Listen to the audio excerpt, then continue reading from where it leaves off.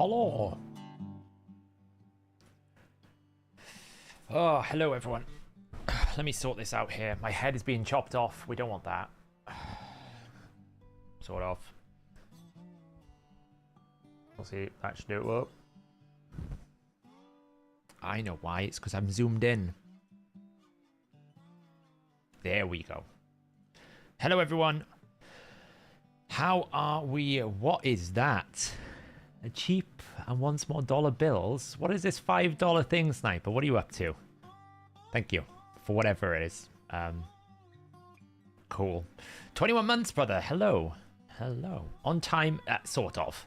I wasn't on time. I started the stream, but I was just answering a few things. Did you like the old... we got a little bit of blues going on today. The quiff is quiffing. Yeah, I mean... I'm debating chopping all the hair off. It could be happening. I know, right? When the new boss is added and everyone hates it, it's all my fault. Let's just remember that, okay? Well, everything in life is my fault. I am the cause of all problems.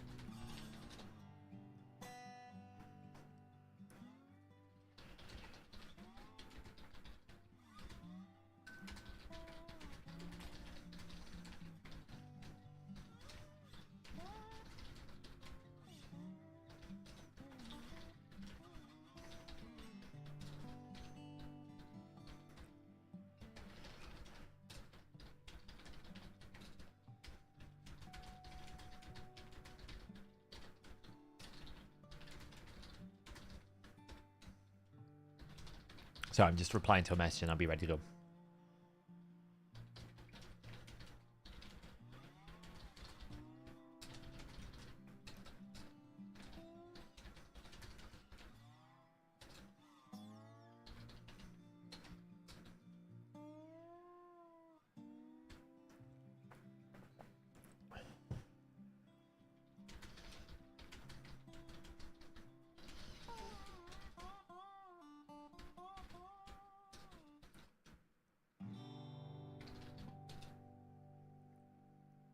So, how is everyone going on? I know I didn't stream last week.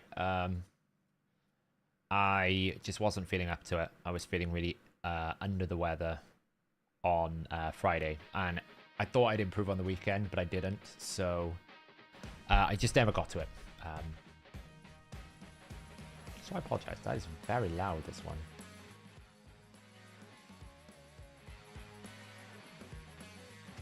Gotta balance the audio.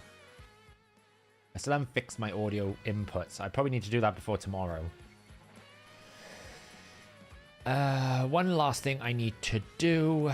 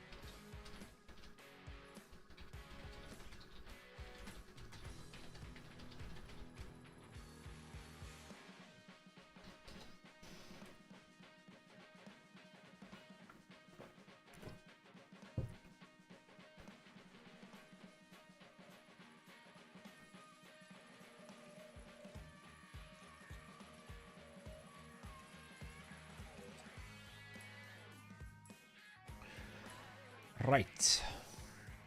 No more distractions. Why do you have Guitar Hero song list on today? I wanted a bit of blues music today, so I put some blues music on.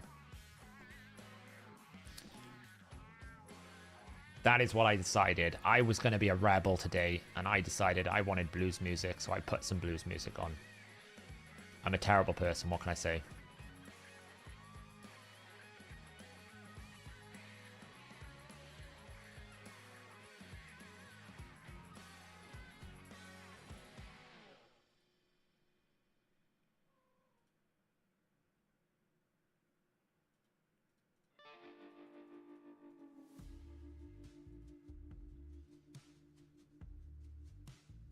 I'll approve it, Chloe, but you got moderated by Google then. They didn't let you say what you wanted to say.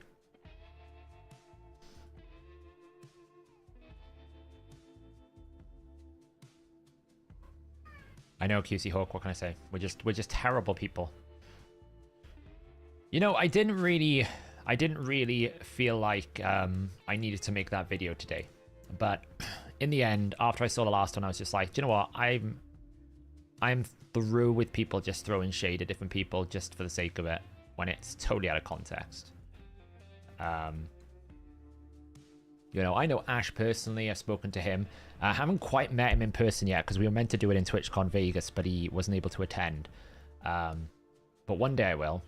And he is the most genuine, like, what you see on camera is what you get. So I don't really see why we have to go after and have negative comments about Ash. I just really don't get it. So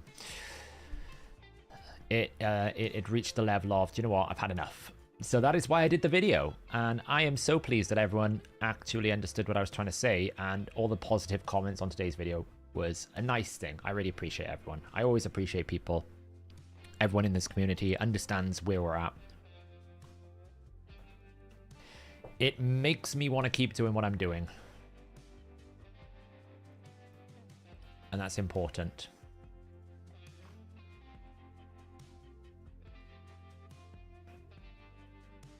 Sorry, I'm also just quickly finishing task syncing Arthur that I haven't had a chance to do today.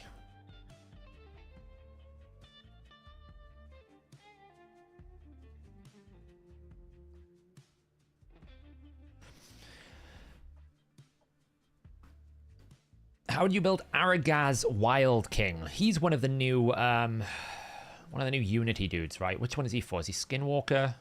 No, he's Bolin. What faction is Aragaz? This dude. What does he do again?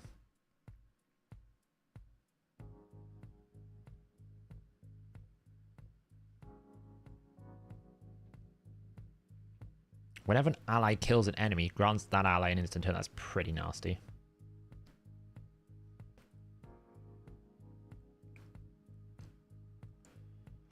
Don't really know.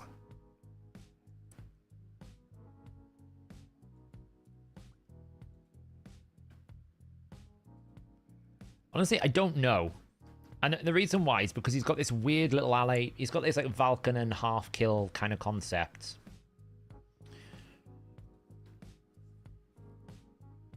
It depends who you pair with him. So, I mean, I think him and Nogdar is an interesting combo. Because Nogdar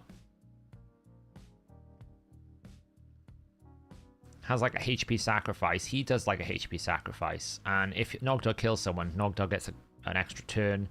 I mean, whenever an ally kills an enemy, they get an instant turn. I mean, okay.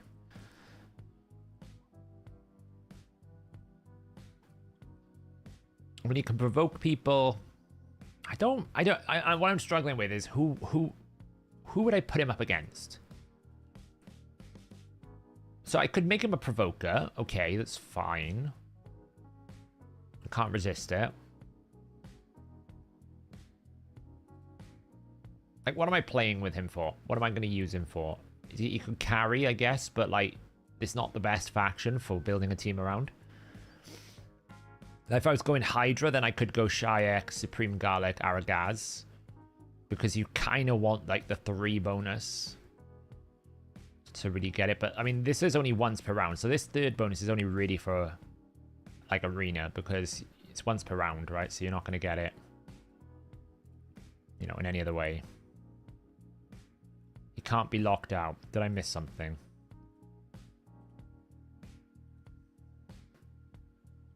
Okay, so he always gets his abilities. But I mean, what are you getting for it, right? So you need 2. So you've got to basically run Aragaz with someone. So you could run it with Warlord. You could run it with Nogdar.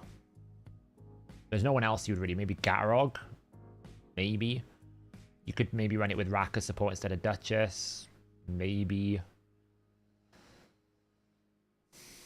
I don't know.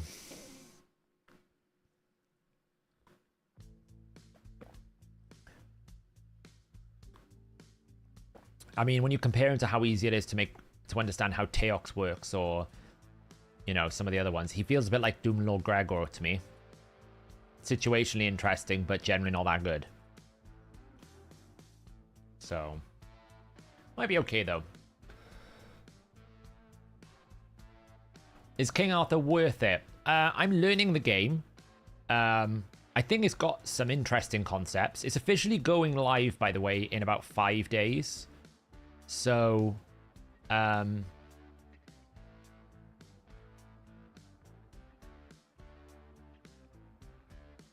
maybe that's the time to give it a go. Honestly, it's got a lot going for it. The summoning system's pretty good. Like, I think I've spent maybe like 150. Just because I wanted to put a bit of, like, we were trying to basically build stuff out for HH Gaming and other things like that. So we needed to get the legendary champions just because of information gathering. So we invested a little bit, but from that, like, 150, I've basically got near enough every legendary in the game. So that tells you how accessible the game is. There are some, like, super pay-to-win aspects. Like, the boss you need to farm to basically get books in King Arthur is effectively locked behind a legendary because of the way that the way that they've designed the mechanisms. It's just locked behind, which is a bit annoying, but I don't know. It's worth a go. I think if you like Raid, it's worth a go. Yeah, and I find at the moment I'm in a phase with King Arthur where I don't quite know what to do. Like, what should I be spending my time, energy, and focus on? Is it meant to be upgrading heroes or not? Is it meant to be farming a new content area? It's a bit confusing, so. Oh, is the artifact enhancement event broken? They had this before. They normally retroactively fix it if it's the case. If it has been an issue, I'm surprised they haven't come out and talked about it already. So. Crouching Grandpa's in the house. If you never bought, say, a Battle Pass, you think Marius would be good in 9-piece Merciless? Yeah, absolutely. Like, Marius needs Ignore Defense. So any Ignore Defense you can give him is going to be useful. The reason why he's particularly good in Slayer is because obviously he's double AoE, which makes it pay off. But it doesn't make him useless if you don't have Slayer sets. Absolutely not. Like, Merciless is a great option. I think even Lethal is a great option.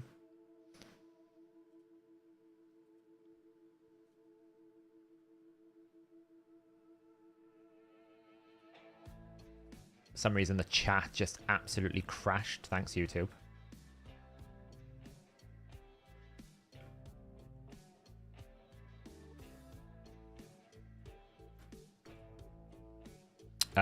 Who do we want to lock out here? We need a bomb, so Mithrala, and then we have to do this and hope we don't get locked out. I am looking. I'm back in the room already.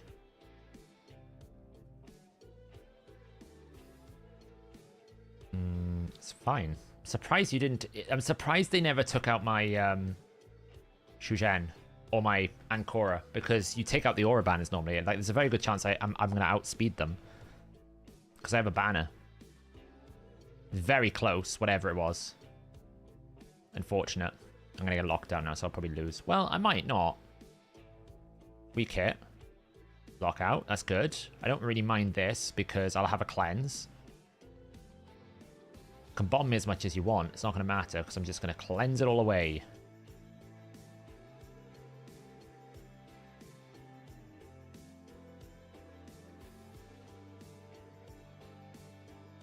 I think all the RNG went in my favor.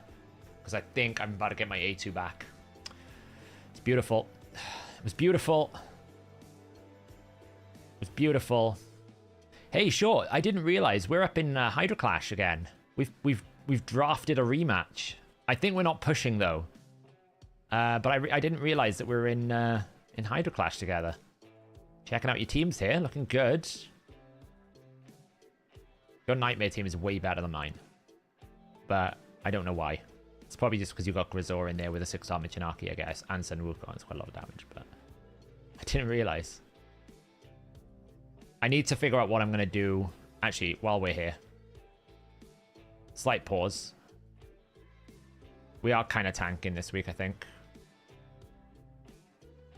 So, I don't need to do much. Like, my Nightmare team is pretty good, but I need to figure out what I'm going to do with my Brutal team because it's pretty much dead in the water now. This team is just not good anymore. I don't know. I don't control YouTube. I don't know why you're getting blocked.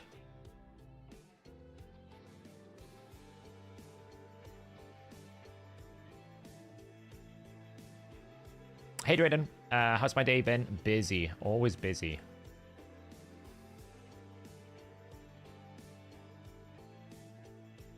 Apparently, I control everything. What can I say?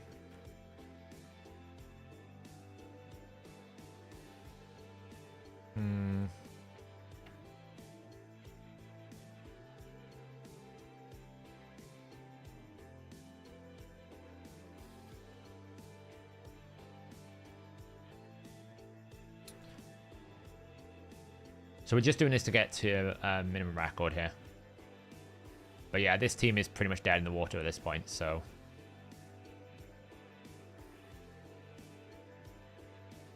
I'll be honest, I don't really think adding, like, only making it so that one serpent's will is not got it. I don't think that's a solution. If you're asking me. Did you manage to get protection on your Pedreig? Yeah, Pedreig's in protection. I didn't get a Shadowkin amulet for Feral. So I'm still waiting for Feral on Riho. I'm really annoyed about it. Like, what do I have to do to get a Feral? It's like the one thing that I'm trying to get, the Shadowkin amulet. So, don't have it at the moment. What's your opinion on live arena awards and DSF when you get time? When you get tired, don't ever get time for us. I'll be honest. I like the 5 a day. What I don't like is he's going to kill himself if he's not careful. So I like the 5 a day. What I don't like is the advanced quest. I don't know why they seem against the concept of just having one additional optional advanced quest. But it's quite frustrating at this point, if you ask me.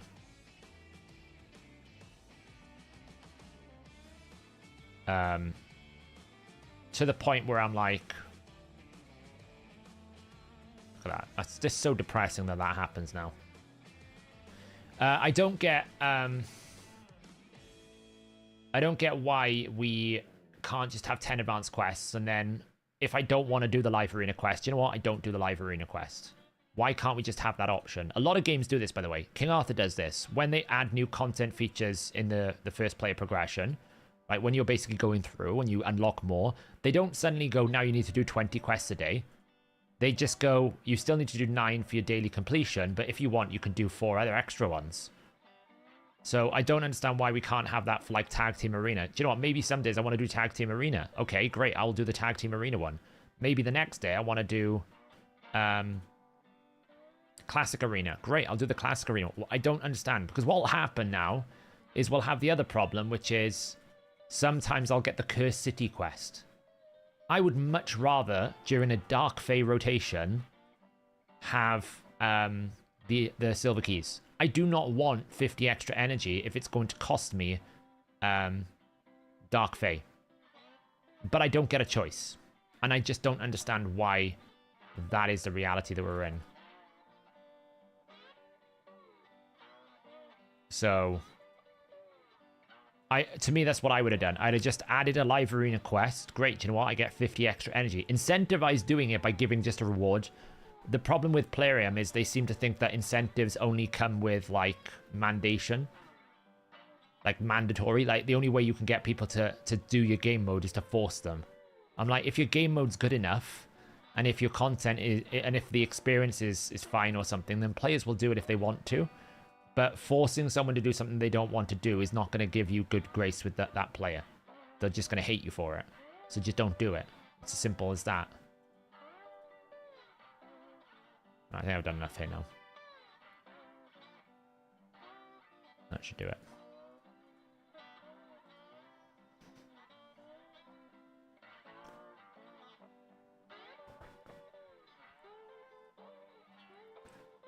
You know, like this thing here, right? We've got plenty of other advanced quests we can get. Do you know what? Just stick 2 more. 50 energy is not going to destroy the economy. Just have win 1 live arena battle, win 3 tag team arena battles, win 1 classic arena battle, and just give 5 gems or something. It's not the end of the world. You're going to buy so much more grace with your people, your players, by doing that than forcing a live arena experience down their throat that they don't want to have. Because that's just going to make people want to not do it. That's my philosophy anyway. So, and I've said that when they added the Cursed City one, right? That was when I first said that this was a problem. When they added the Cursed City chest, where it's like those 2 stages of Cursed City, they took away the quest to give you silver keys in Doom Tower. And their argument was, oh, but nobody likes Doom Tower anyway. My argument was, but I do. So why are you punishing... Oh, man. Did that wrong. So why are you punishing... Am I in the right difficulty? Hard. Yeah. Why are you punishing me as a player that wants to do Doom Tower just because you believe nobody else wants to? Just give both options. If people don't want to do Doom Tower, but they still want to get their advanced quests, then just give them an extra quest for Cursed City. It's not hard. Pretty much basic game design, this.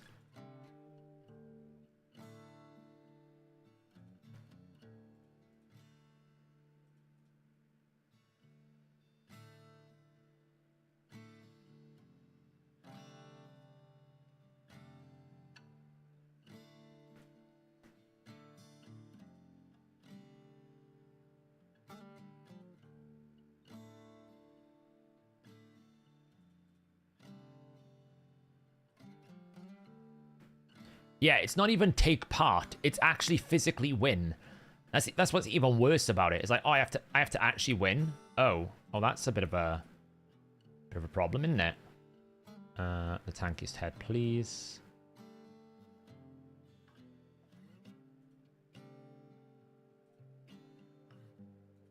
Fresh.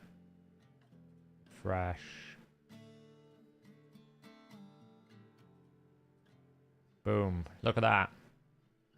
Hey guys, I finished the game mode in 2 seconds.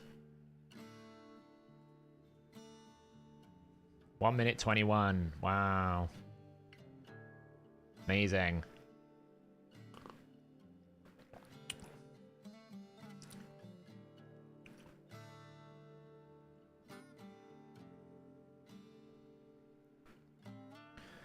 You're gonna fill in your... Yes, I am.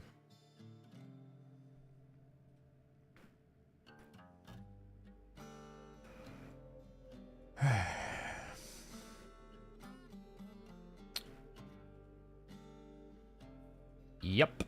But what you got to remember, guys,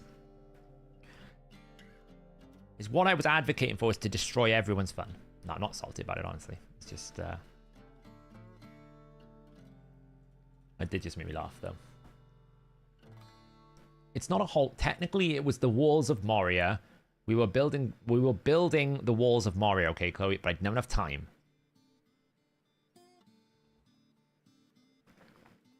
Okay, it's not just some lowly, it's a famed dwarf. It's where during the Deathless formed his first settlement. Come now. Give it a little bit more credit.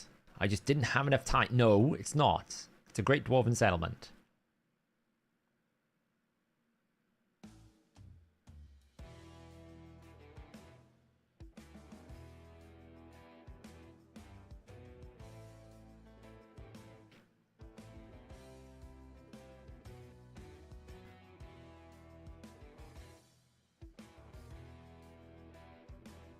Okay, you're getting so spammed by the Google autocorrect.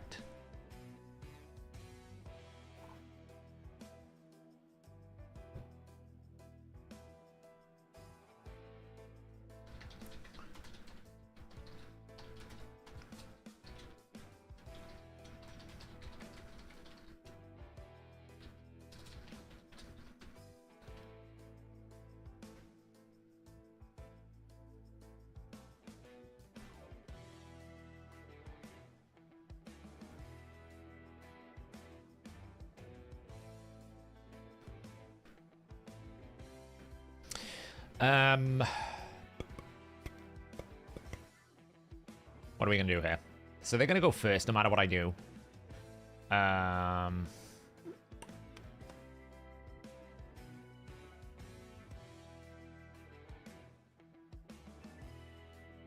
Try a Carnage counter, take that out. It's probably not gonna work. Is Androck any good? Yeah, Androck is great. He's just, the problem with Androck is he's great at everything, but not exceptional at anything. Right? He's one of those champions that kind of sits in that sphere of, he's great, but he does nothing extremely well. And I think the game has got to a point now where people expect Mythicals to do something extremely well, because you've got Lazarius that does Arena extremely well. You've got Commodus that does the whole bomb meta extremely well. You've got Crixia that does the lockout and reset extremely well. He's just a bit of a, where you get everything you need, but not anything extremely crazy well. That's the best way I would describe him. He's very good in Hydra, because you get everything in one champion, right? You're getting all the debuffs and all the buffs in one champ. That's what makes him so particularly good.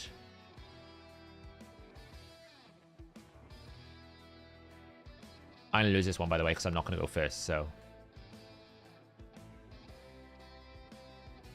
I thought I would. Just more speed.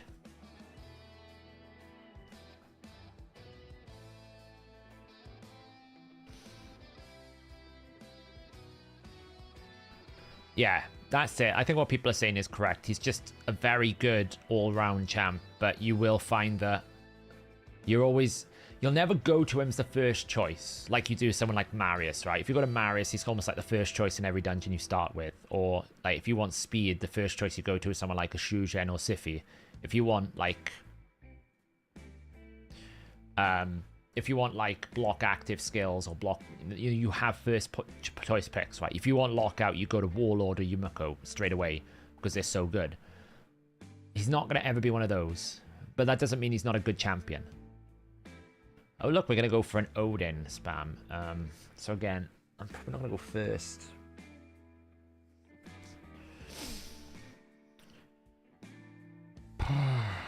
I really, at the moment, I need to rebuild my arena teams to figure out what I do when I can't guarantee that I go first. I don't think my go second options are all particularly powerful or good. I know I'm not going to go first, and I know I'm going to lose because I can't go first. I often go with Carnage. Try this to try and slow him down, but I need to hopefully after next siege, if we win, I'll have Lamassu, and that will trigger a big arena rebuild for my account.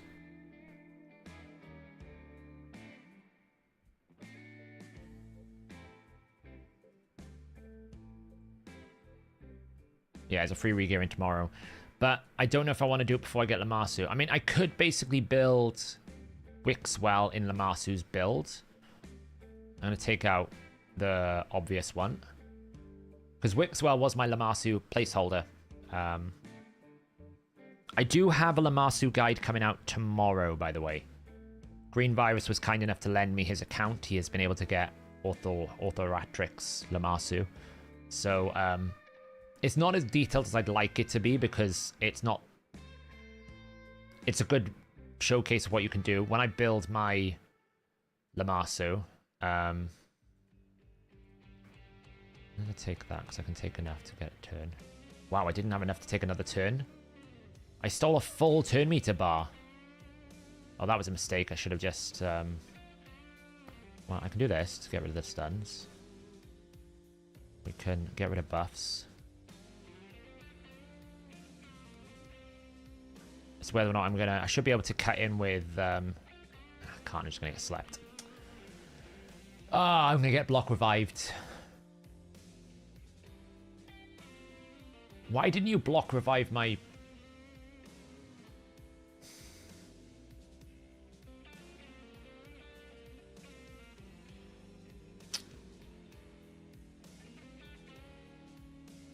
I made a mistake. I should have A3 instead of A2'd.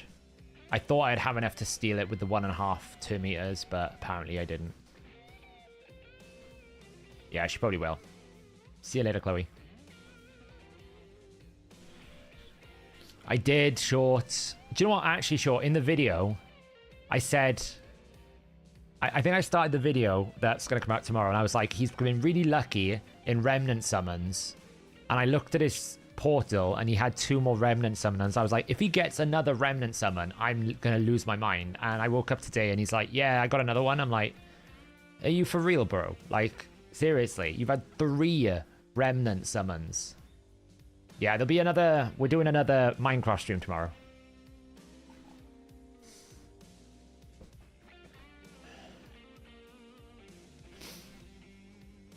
If you can't go first or get blessing 4 IP, it's like 10 speedish to swing you in the right way. Yeah, the banner I always try to get in, but I always have a 5-star banner. I just need to... I haven't really rebuilt my team. No, Marius is not, but I do need to switch his boots over to more speed. I just need to now figure out who my arena champs are going to be.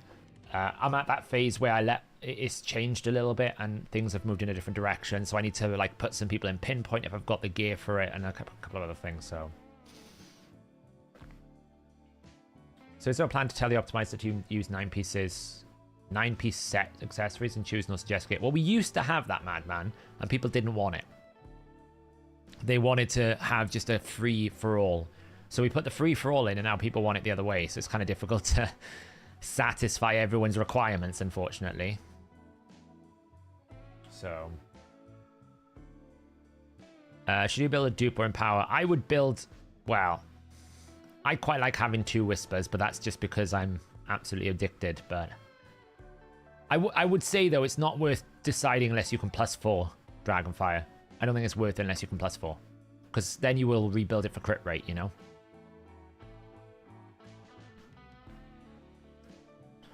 Yeah, Torment I probably need to book and rebuild. I just haven't that's what I'm saying. I need to basically reinvestigate. I need to put more people in Supersonic to counter Siffies, because that's the big thing I'm struggling with. Is I've only got a man's in Supersonic, and it means that when I'm trying to counter people, I'm not getting it. So this is all about RNG. I didn't get the reset.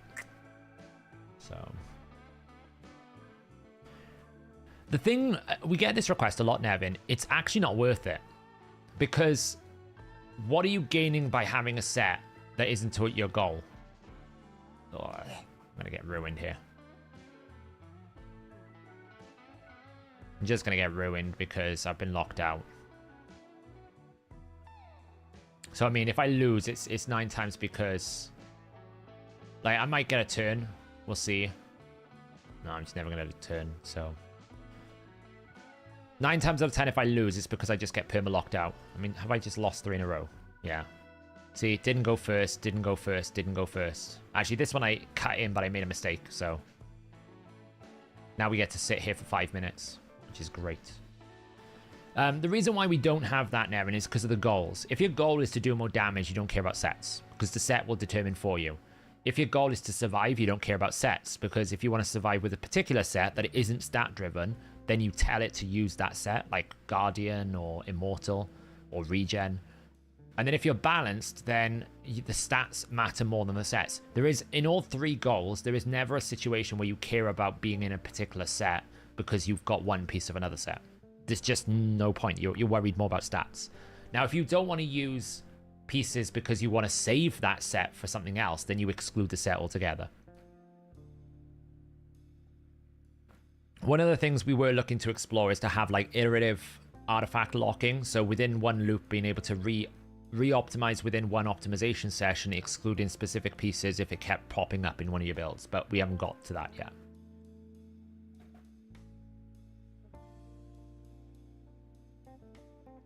Is it worth 35 gems? Not really.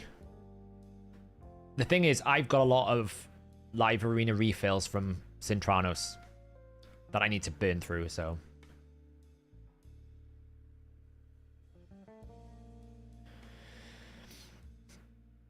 the way that it does it, Madman, is if you pick 4-piece lethal, for example, what it will do is if you then say I want 5 pieces of merciless, it'll assume 2 pieces of those are gear and then everything else is accessories.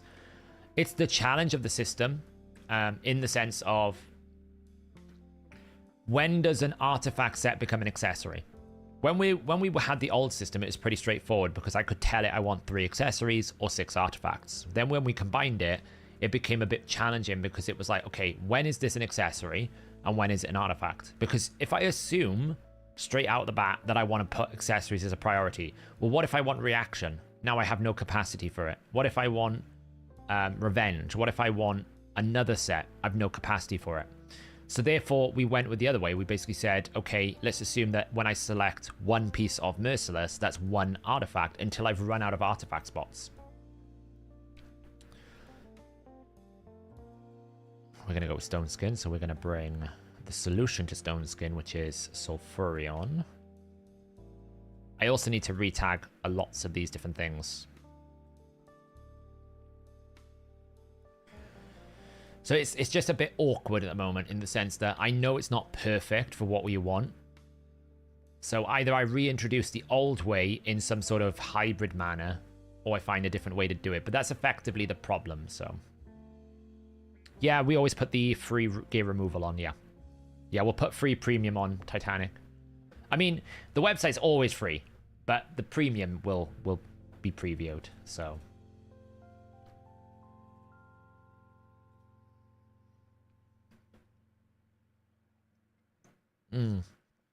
Some people have asked for EHP, minimum EHPs. It's a bit weird in balanced. I think it could work. Basically add a minimum EHP. It's a bit difficult to explain to people what it is. That's my only concern, but.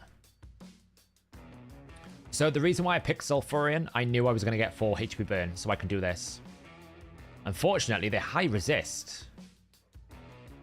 Okay, well, we're just going to try and breach it.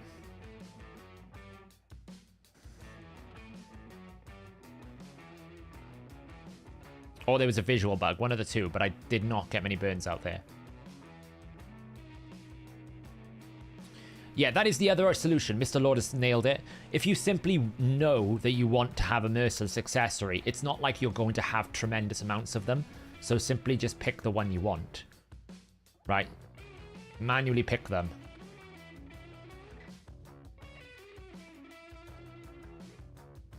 And then exclude the slot.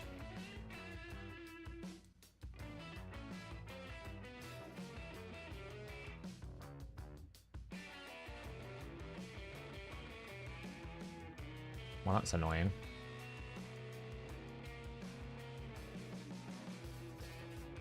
He's for sure got his passive. He has for sure got his passive. The amount of times I've whacked that thing. Okay. So now we gotta see, can we actually kill anything with no damage dealers? Should be able to.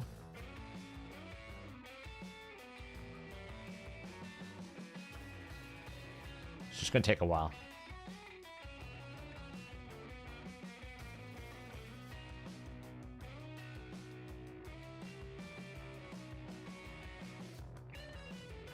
There's not really much this Mortu can do. So as long as I don't attack the Mortu, I win.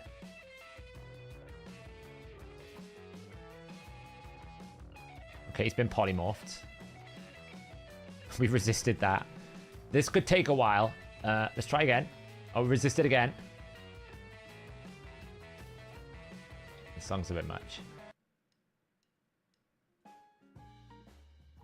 The only problem is he's got bolster. So I don't know if we're going to win this. You still use Sulfur and Hydra. Could you lend a hand? Yeah, I'll show the build after this.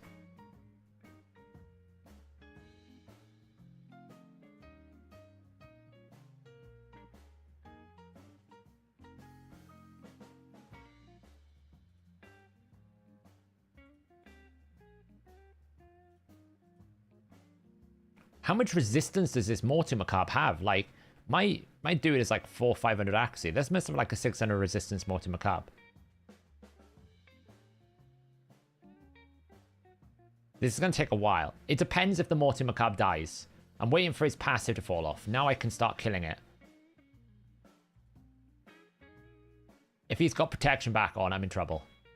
If he's got his A3, he doesn't, right? So now it's just... will 3 champions kill 1 champion? Battle for the ages. Can 1 Necret stand against 3 champions? No, we've already done Hydra and we're tanking, so...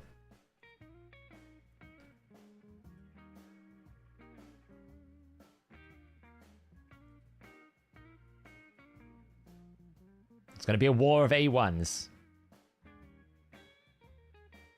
The problem is the bolster set. And also he's got extra turns, which doesn't help the bolster problem.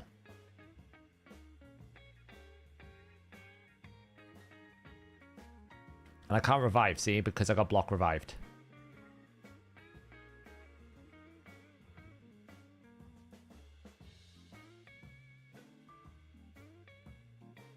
If I can get block active skills back on, then we got a chance. But I don't think I'm ever going to get block active skills back on.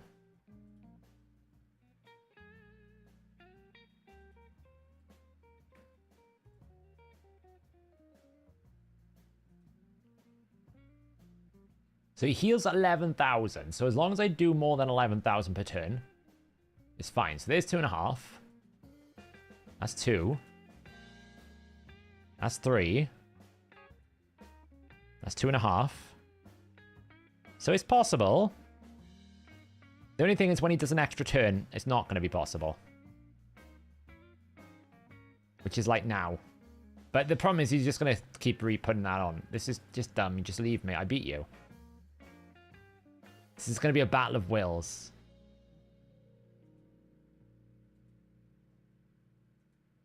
Who will leave first?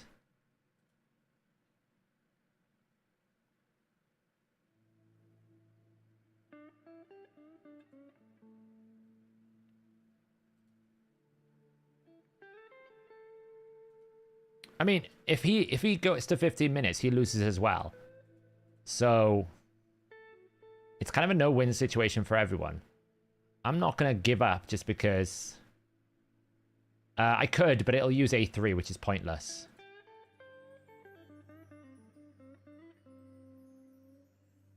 It's the bolster that's doing it.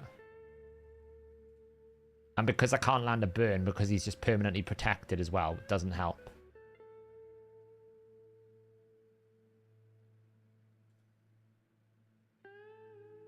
Yeah, if I do auto, he'll do burn, see? I'll never... Well, I suppose I'm never going to kill it anyway, so...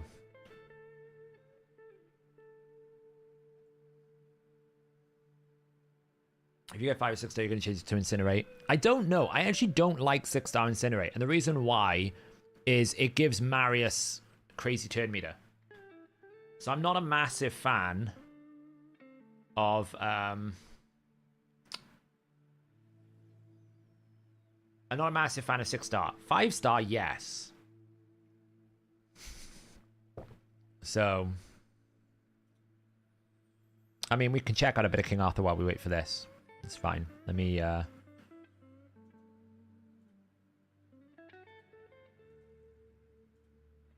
switch to this a second. If he's going to stay around, I'm going to stay with it. We've been doing some... ironically, in King Arthur, the arena is just endless. You basically just repeat. There's no limit. You can fight as many times as you want in arena. Which is kind of crazy.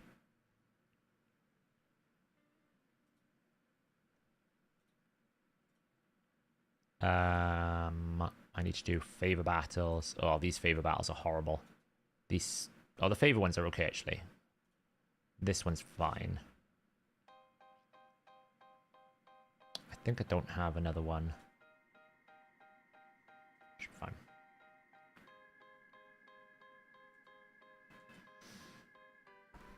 Hello, cat. I should build Freya. I built her for a damage. I'll show my Sulfurion and Freya out after this fight. I should probably manual this, because otherwise I will lose. Let's just bash this.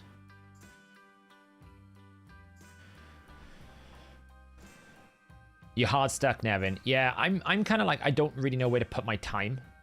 I think that's my biggest problem right now. Is I'm kind of struggling to understand, you know, where's the best place for the time that I'm spending. Well, he died.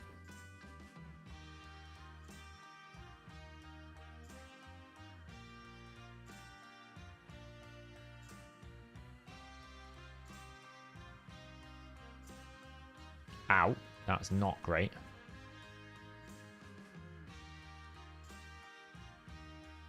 These dungeons are kind of hard, I find.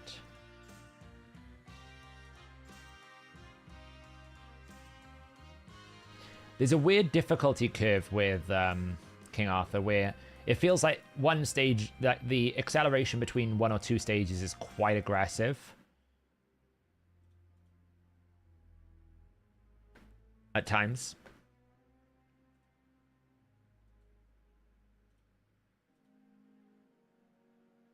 But you know, it's pretty cool looking game. I've got Bedivere. Bedivere is a bit of a beast, I'm not gonna lie. The guy on the left here, this dude, bit of a beast. This is dark, by the way. Look at this. Watch this now. Look how dark this character is. She like puts a bear down and rips it apart. And then sends blood fume. Like, it's not PG friendly. That one is really dodge. But yeah, Bedivere is a bit of a beast.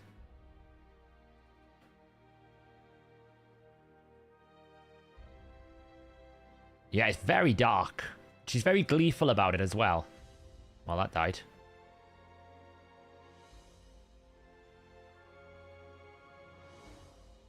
Yeah, they got ×3. And they also have triple... They also have, like, 3 times battle multiplier. So if you basically 3-star or clear the content area, you can go up to 3 times. So you get 3 times speed with 3 times multiplier. And they seem to have plans for faster, which is great. Because you can actually do your dailies really, really quickly. Like, there's quite a lot of dailies in here. Like, this is the example I was saying. I only need to do 9 of these quests, but look at all the different options it gives me. Every single time I exposed a new content area, when I progressed in the game, it basically just gave me more quests, but it never changed the 9. Right? I can do all these if I want to. I don't have to. I just have to do 9 to get my bonus reward, which is basically a uncommon to legendary summon.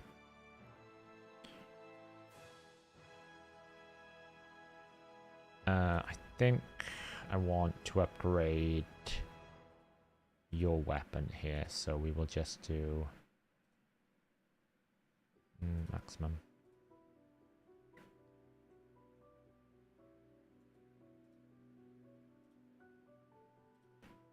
So they have 2 systems in the game, which is hero leveling, and then they'll have this, you know, kind of weapon leveling.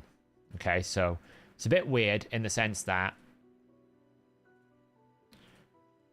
with your character, you have a character, you can level them, right? You level them up, and then you can get them up in terms of rank, similar to Raid. Then you can ascend them, similar to Raid, gives you some different slots. Then you level their passives, and then there's a duplicate system called Chivalry. So you have to get 10 of the same legendary to be able to get all the bonuses. But then you also have weapons. Now, weapons have 3 different elements, like affinity. So if you're fighting a boss that's fire, then you can just change the affinity to be more favorable to you, right? So when we are in, say, this restricted area, say like I was in this burning land, right? He's flame. Now, if I was using wind is negative, so I basically lose damage, 85%, okay? So if I was fighting this dude and I was using wind relics, these are pretty bad. But what you can do is go to the character and go, do you know what? I will change it out to a different element so I don't have a negative effect. So you can bypass affinity a little bit. But when you do that, you also change the skill sets a bit, right? So you can see I've got these 3 abilities: Frigid Haze, Intimidation, Heart Strike. If I change to fire, it becomes Red Fangs. It becomes Twilight Haze.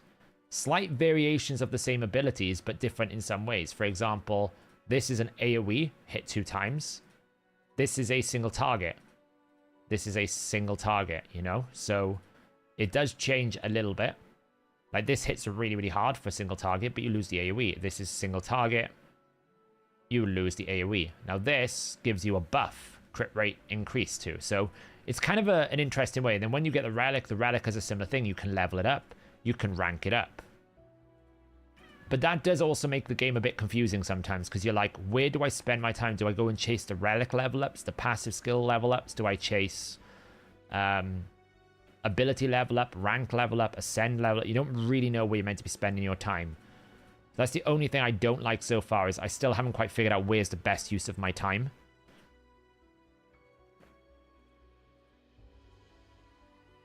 But I'm finding it, you know, there's plenty to do, which is quite good.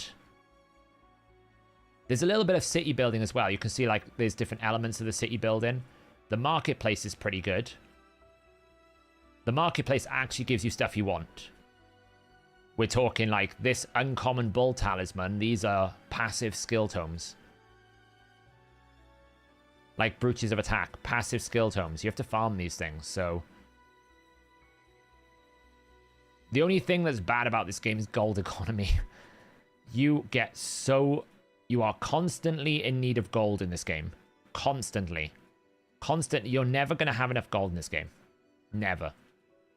It's just a fact. You're never going to be in a situation where you suddenly go, do you know what? I am loving life with gold.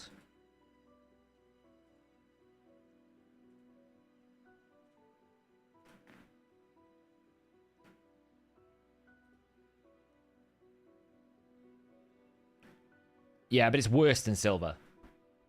It's really bad. Half the game is just trying to find more gold. Oh, no, nothing in there.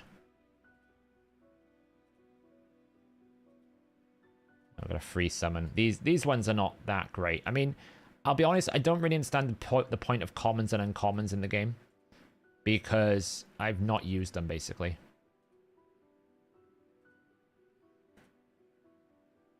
So...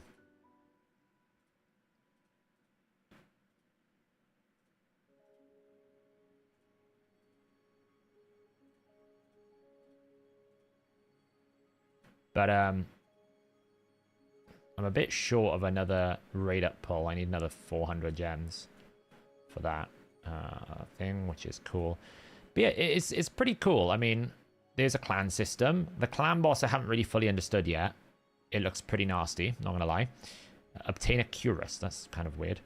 Like, there is a clan raid, which the clan has to fight. And there's also environmental stuff. So it's a lot of stuff going on. But like I said, you get a lot of legendaries. Like, so far... not that one. They just give you... I mean...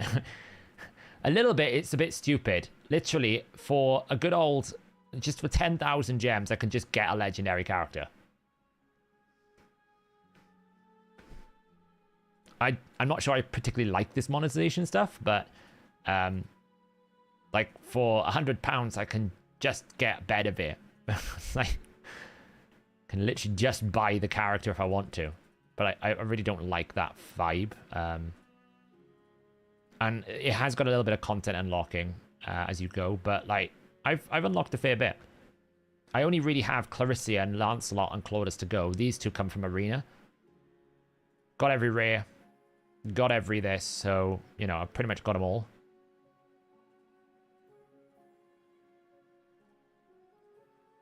And I haven't really spent an awful lot. And I just don't know. I don't know if I actually like that, or if I find that too much. If that makes sense. I don't know if I find that to be like, oh, it's too easy to acquire. I feel like you don't want it to be that easy. If I'm being honest. I don't think you want it to be that easy. Because, and the reason why I say that is because now I'm like, well, all I'm chasing is versions of the same character, which is not as fun. But it's pretty cool. It's like, it's a combination of open world exploration, Like, I'm in the hard mode now, so I don't have the open world, but like they have this adventure mode where you can kind of like wander around the world.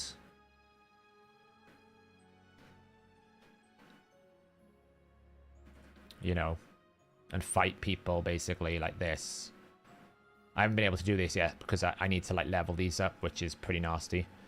But like you can wander around the world a little bit. It's got a few exploration stuff. It's kind of cool. So there's a lot of things in the game I quite like. There's also a lot of things I'm still a bit on the fence about. It is, by the way.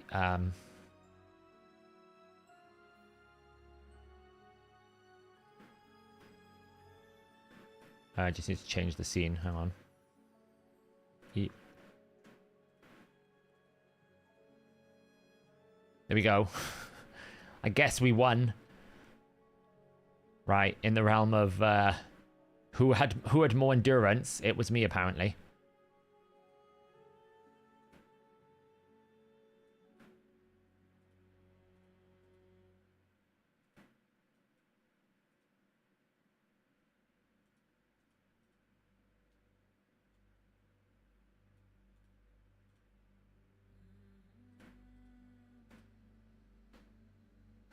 Anyway, that was another win. I'm going to call that not really a win, but we did win. Yeah, he didn't have King Arthur to distract him, so...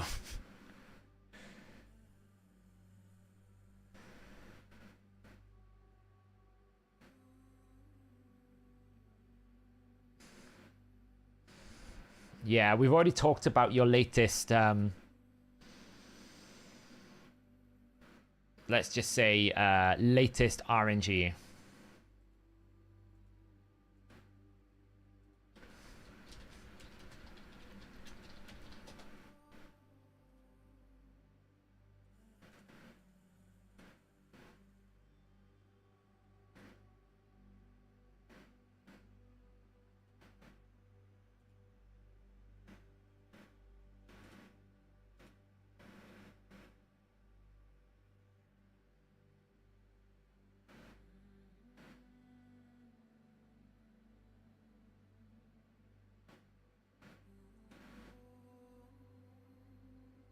Hey, Akbar. What did he do? Well, Green Virus has had quite a lot of luck lately. In the old Remnant summons, what did you get, Green Virus? You got...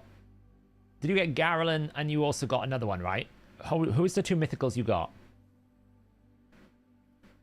And then you went and got friggin' Galathir today. Or Tashiro. Then you got Garl, and now you've got Galathir. And I'm like... I know when I open mine today, I'm basically going to get... horrific. Like, horrificness. I'm gonna get, like, an epic that's terrible. So...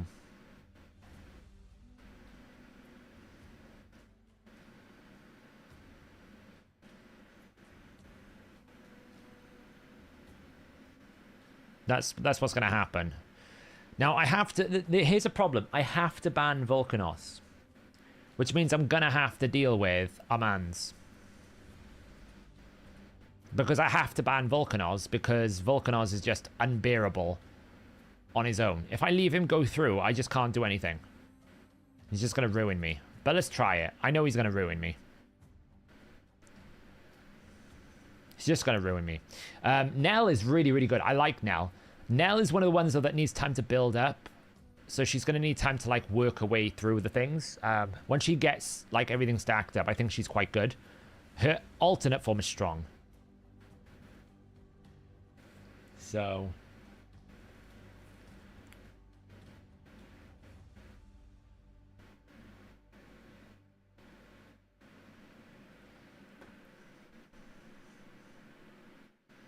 we know what's coming. Let's do it. Oh, man, he's got full stone skin. I can't do anything. Burn. Burn.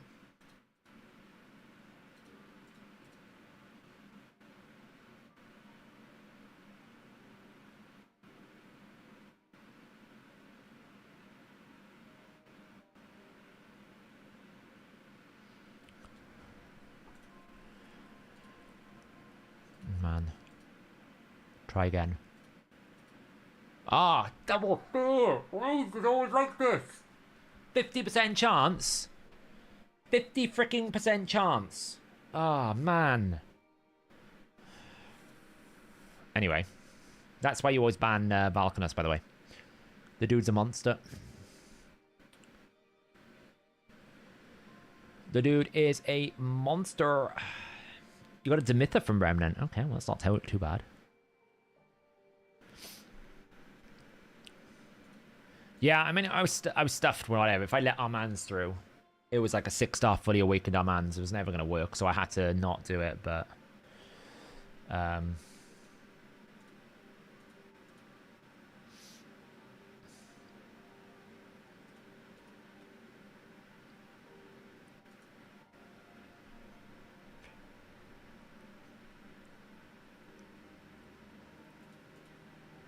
It's going for a speed team.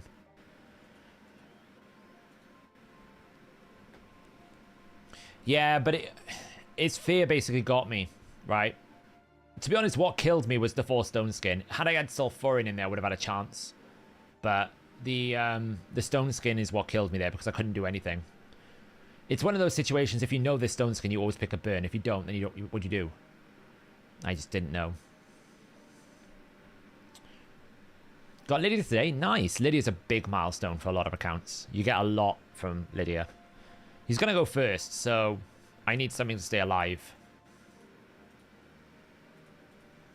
There's nothing I can do. Let's just hope for the best. How do you beat Amius? So there's 2 ways. Either you one-shot it, like using some sort of Fushang ally attack, or the other way is you basically need to get a lot of healthy, tanky people and use Brimstone. And ideally, you have a heal reduction, but you don't necessarily need it. The key thing is you need someone who's got at least a 5 or 6-star awakening or something to basically tank the damage. Yeah, I knew this was coming. There's no way I'm going to win because... I mean, I might because I got a banner advantage, but I doubt it. He's going to be in Stone Skin as well.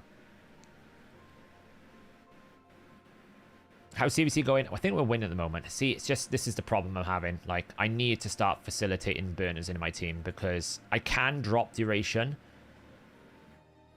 Oh, that was strong, but I didn't reduce the duration of Stone Skin over here. I'm gonna get slapped now, and someone's gonna get blocked revived. I might be okay though because he can't kill me all. He can't kill all my team, so I can just kill. I'll probably be fine because I'll just kill Eva.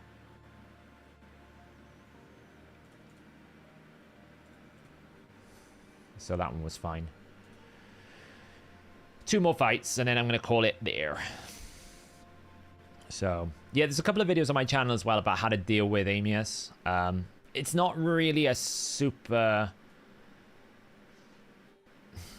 It's not really like a one-team-fits-all because of the restrictions, but I do have a video that kind of breaks down what is going on. Effectively, you can't have Merciless or Reflex. You can't have any sort of ability reduction at all.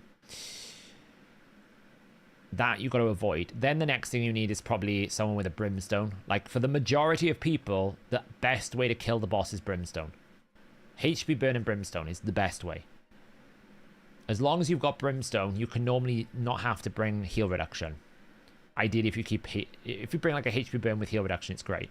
Once you have that, then it's about staying alive and following the rotations. You need someone with block debuffs because you basically need to stop the stun on the A3.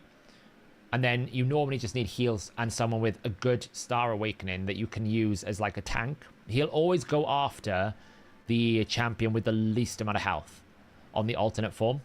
So as long as you do that and tank it up, you should be fine. It's difficult though because he just does so much more damage than, you know, you can't put increased attack on him. The biggest thing you got to understand is you can't really debuff him. R-Tac is great. R-Tac's really good because of his passive.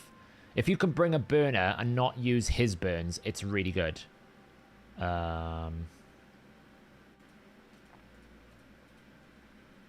the reason why I say that is you want his passive to go to 50% because then you get raw damage reduction, which really helps. Do you have fun in your account? It was good to see all the craziness you've got on there.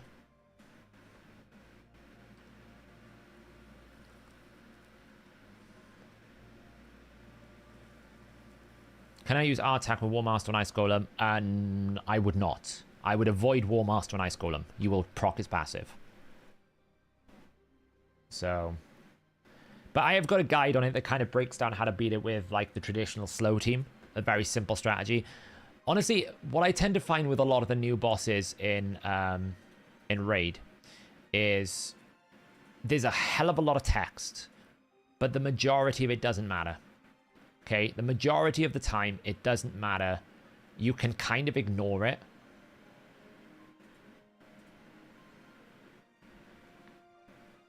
And just go with basic fundamentals. Don't debuff it. Bring a block debuffs. Bring a lot of healing. And just bring a brimstone. It's all you need to worry about. You can get involved with like trying to deal with various different mechanics that he has, abusing his skills of it. It's a lot of noise, and a lot of it doesn't mean anything. Right? Most of the time it is just 3 basic principles. Don't die. If you die in the alternate form, you've probably lost. Bring enough healing and bring a brimstone and kill it that way. But they try to overwhelm you with tremendous amounts of text. And I think we're going to see it with the new boss, by the way. I'm pretty sure the new boss, we're going to see another similar thing where it's like overwhelming amounts of text. We can see like there's a passive on every boss, and it makes me laugh. It's the, what I like to call the, how do we stop the game from being exploited passive. We've seen it a lot with the new boss, right? It goes, this is what poisons do. This is what this does. This is what that does. This is what this does. And they're basically accounting for every different mechanic. That's really frustrating.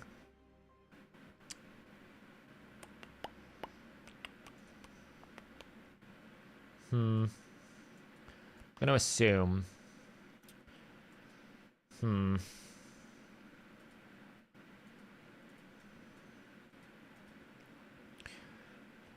Yeah, I minimized, sorry. I was finishing the last things I have to do in the daily stuff of...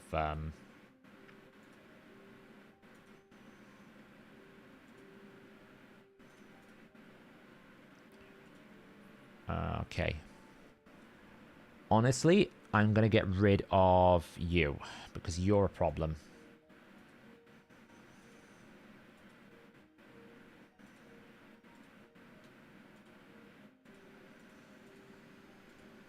Because Ancora will protect. I gotta remember who's got more crit damage. I think I'm gonna guess the Narcissus, now that he's got the Awakened Soul, will have more crit damage.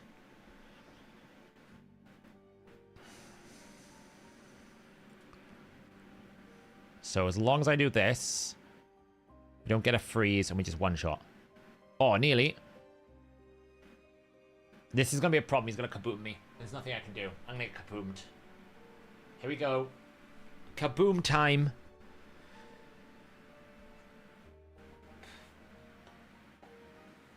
Oh, I lived. Extra turn. Honestly. Gizmac is the most broken. See, this is what I don't get right. People will tell me, oh, Commodus is the insane one. Gizmac to me is the most insane. He gets like 4 extra turns. Right? To me, Gizmac is on a whole nother tier. I know he's polymorph-centric, but Pinpoint solves that problem. Like, to me, Gizmac is the monster. Gizmac is the one that I am most afraid of. I lose to him near enough all the time if he gets a turn.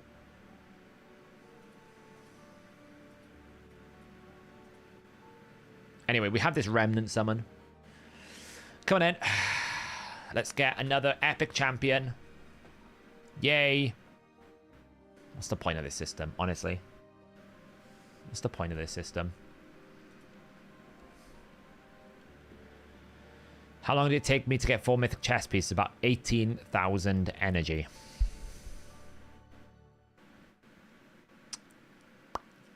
There's a Mercy. Yeah, I'll hit it in 24 years. Don't worry about that. The system just sucks. I'm sorry. It's just like... I have played Centranos since day 1. And I've got nothing out of this system. You're literally telling me, like, the system gives you so little rewards. How can you motivate yourself to play the game mode? You just can't. It's just frustrating. It really is.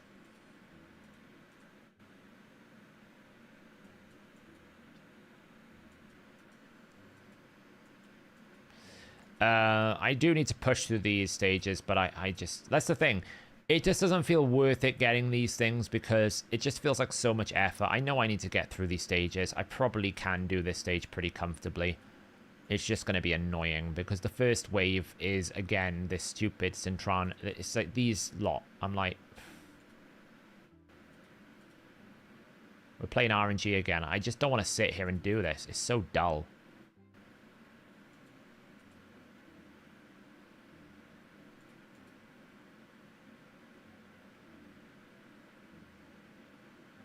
Boof. Just so dull. So I simply just don't want to do it. I did actually have to take some crit damage off of her. Let me just put that back on.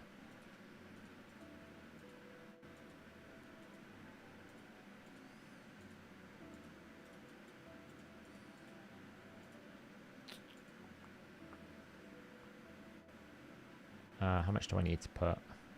10%.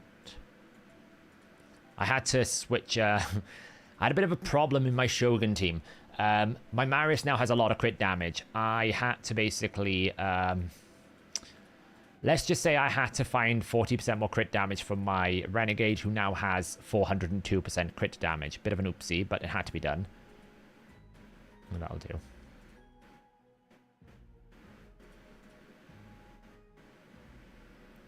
It's a bit lame, but that'll do. I gotta remember how I did this. And I believe it was a bit awkward. I mean, I've got another Dythe, but I haven't built him yet. I could just basically bring another Mistrider Dythe in. But... I mean, it's not about easy, Lusa. It's not easy. How do you define easy? Easy means I don't have to think about it. This is not easy because I have to throw RNG at the wind constantly, right? So I have to basically play the game of this.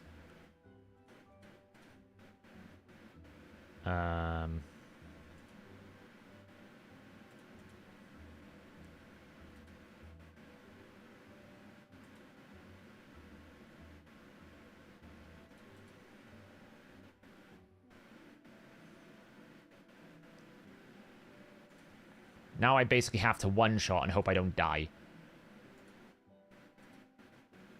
That's going to help. Because he is going to get absolutely destroyed if I don't one-shot this. Nice. Let's equalize the HP. Okay, might stand a chance here. I got a feeling there's Hegemons on this wave, though. We'll find out now. Oh, no. Oh, it's this wave, yeah. So I kind of have to... We didn't get the 3%. We missed the frigging...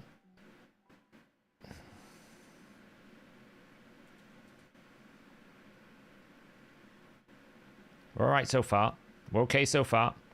We're not okay. We missed the frickin'...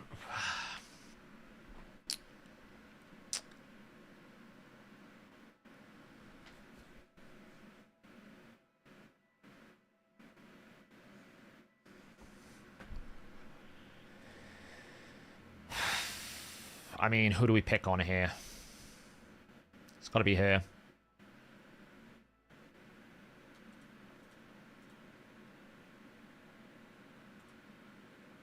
Just stack up all the continuous heals. It's great.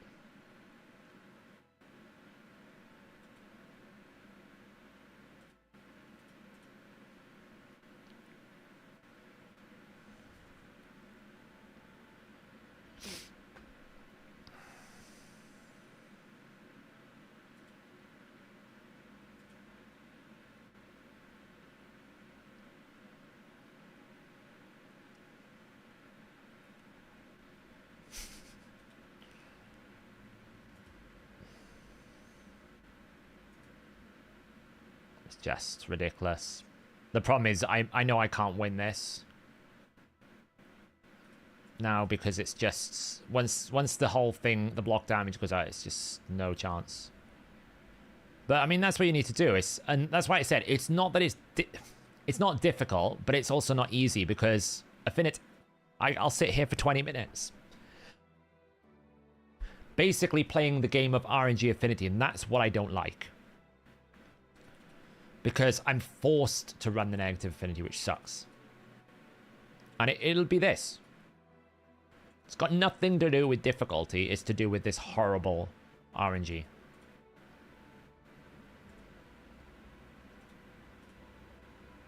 So I could do this over and over again, and every single time I'll fail the moment I don't get the 2 decreased defenses.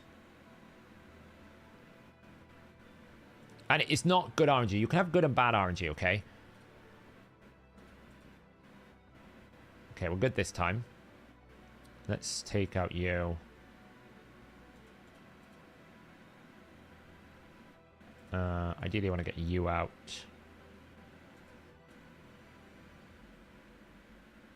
And I lose the moment this happens as well. See?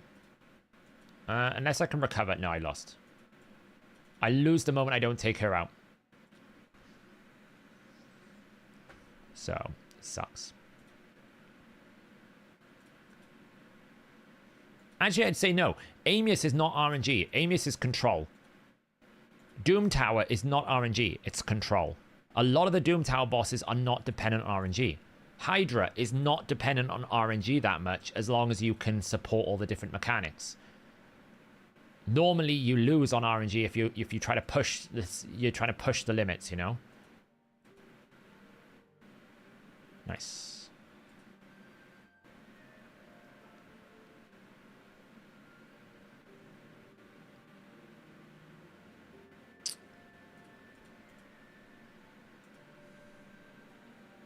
And then what we're relying on is crit, is basically either a provoke or a stun, because once the ally attacks, we got no chance there.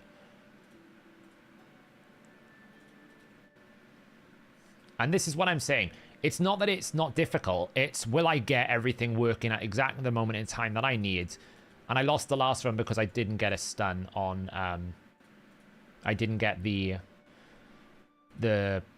decreased defense on the 1 weak affinity, which meant I couldn't land an extra turn to kill the cleanser, which meant it just didn't work. So...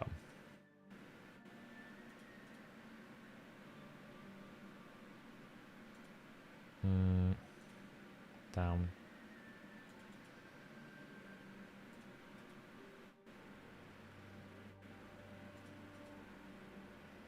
I just didn't get enough kills. I'm just gonna put debuffs. Sucks.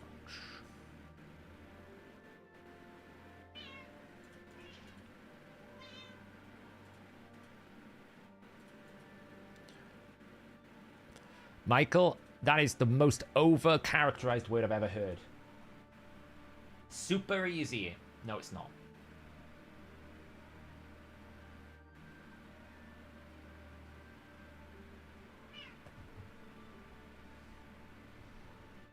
If it was super easy, I wouldn't have to think about it.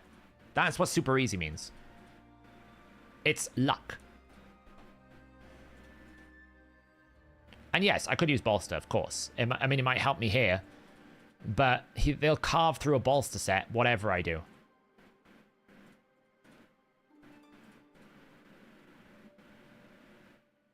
I don't actually need that right now. I'm going to pump you full of damage.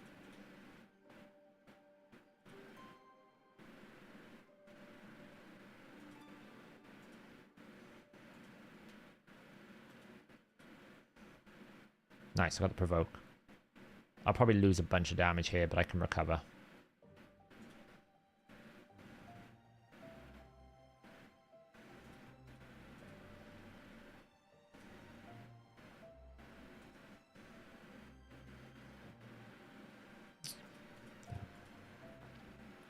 Okay, look. It's like, who am I going to put bolster on? What? Her. It's not going to make much of a difference. I don't even have bolster to put on these people. This is what I hate about Centranos. It's like, oh, well, you've got to use one thing this and one thing... Like I could put Dwedan in instead of, like, her, but it's not really going to make a difference. Like, I don't need you right now, so get rid of you. I'll put you and I'll put Dwedan in. Right, we've got a bolster set. Let's see how...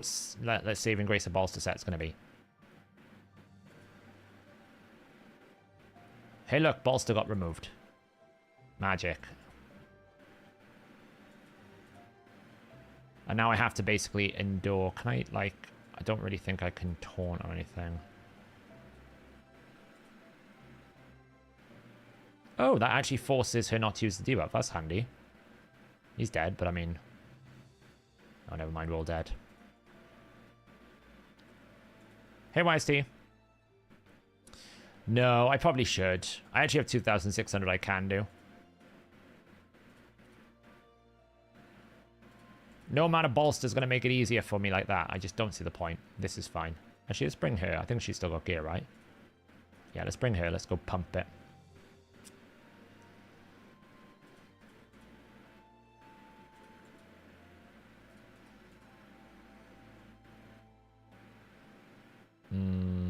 Let's go to you.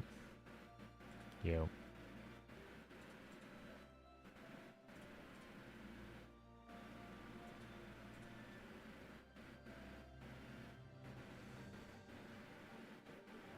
We gotta be a bit careful here.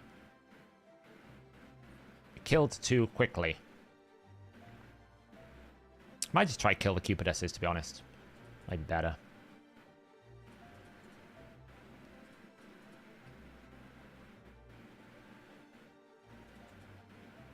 Oh, we didn't even land there. Do we all appreciate, by the way, that effectively I've done so many AoEs and I've not got a single stun yet? It's like, it's kind of annoying.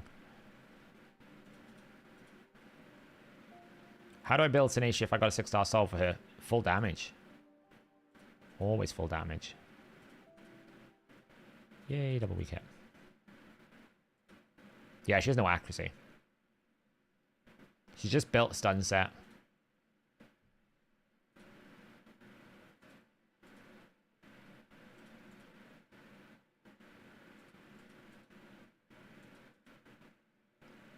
Do you know why I've been killing Aethel, Mattis? You know why I've been killing Aethel?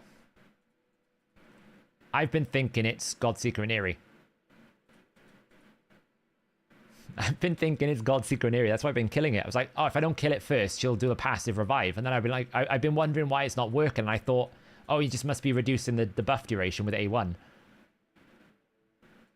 That's why I've been killing it, because I thought it was Godseeker and Eerie.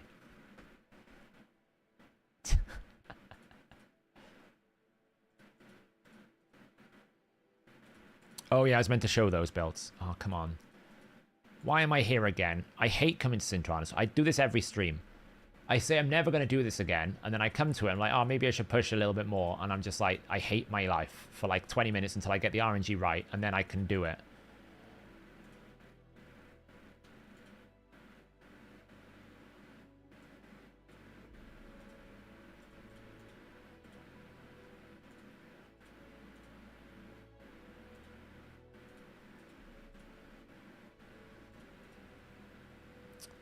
Oh, come on.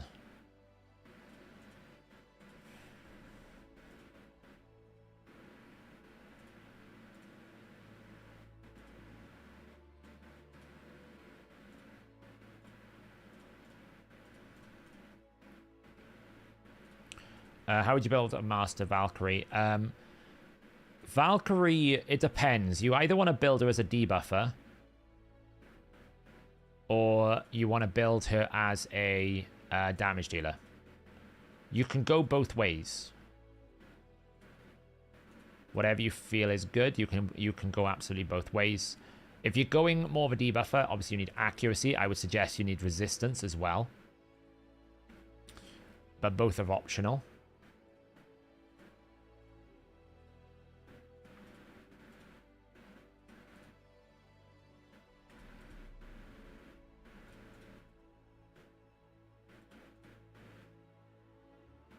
Oh, come on.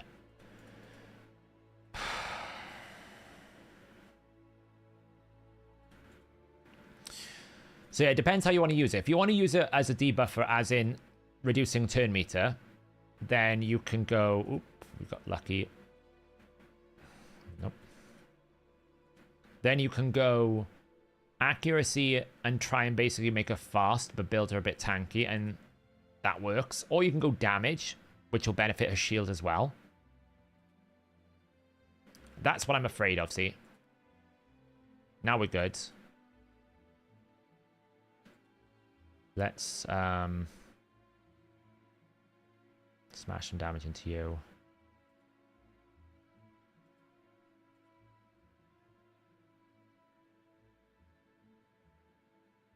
This ally attack's gonna hurt.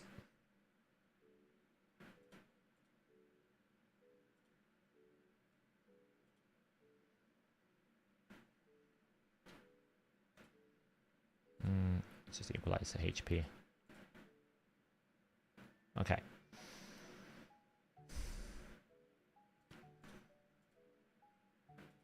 Don't RNG. Nice.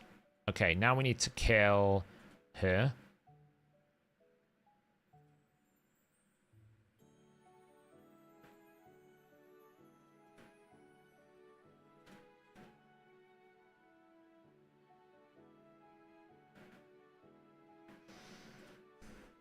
Al's go, man.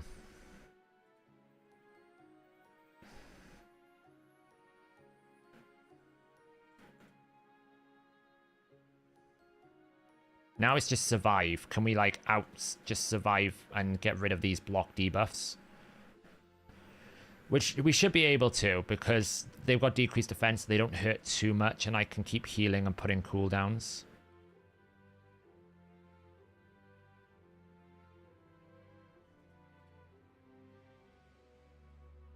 It doesn't. The decreased defense will.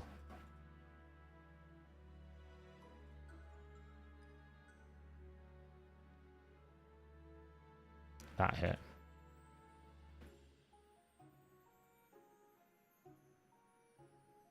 It's fine. We don't mind losing her. We can bring her back.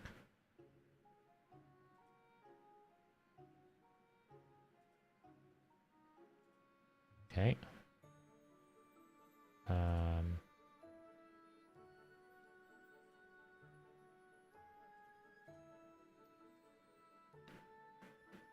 That sucked.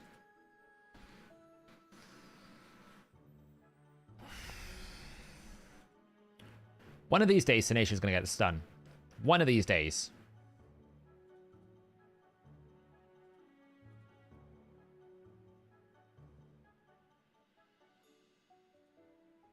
Oh, come on. I shouldn't be attacking her now. She got... He's dead. I need to revive.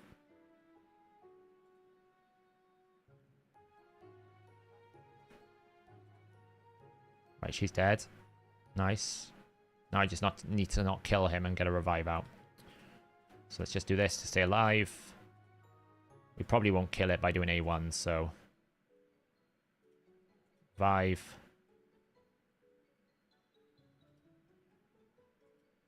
Heal. Lovely. Okay, so... I cannot debuff. Which kind of sucks until we get rid of you. Can't buff, because if I buff, I'll die. Right, now I can buff.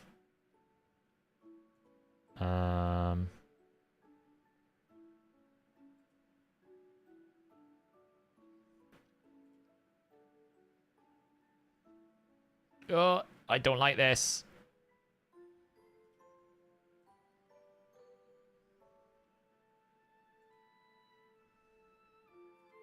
I have to do this. I need a heal. Oh, that was super lucky. That's fine. Normalize my HP. That's good. Okay, now we just need to get rid of the last of these. We'll bring her alive. She could be a punching bag.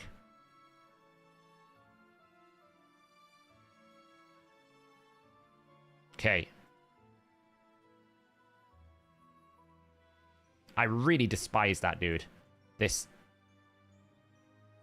crazy dude.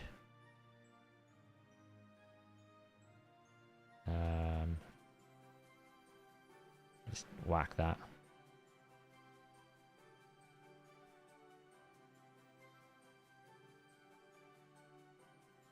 Okay, fine. Really? Right, no more. Punch a hole in him. Yes! We did it. There we go. 1 down. Quillen actually was quite good. I'm not going to lie. Quillen kind of was able to punch a bit of a hole. That was pretty good. Right, someone was saying before, I didn't really show some heroes. In terms of Valkyrie, Freya, sorry. I've got my Freya at the moment built in a protection set. Because I do like having these all protected. I got her in a protection set, but she is full damage. I actually think she does quite well in damage. Full damage for the protection that I've got. High defense, good speed. I'd like more resistance if I'm being honest, but I'm limited by the accessories that I've got here, right? And I can absolutely like throw in some glyphs here to basically improve it. That's how I've got her built. In terms of Sulfurin, I have him built exclusively for Hydra. This is the best way to build him, I think. Reflex, 1 piece of impulse. The reason why we haven't gone Merciless is he only attacks on the A1. He doesn't attack with the A2. So most of the time you're not hitting something. So you don't want to actually use Merciless because Merciless's cooldown directly is tied to like attacking someone, hitting someone. If you're not hitting someone, then you're not getting any benefit from it.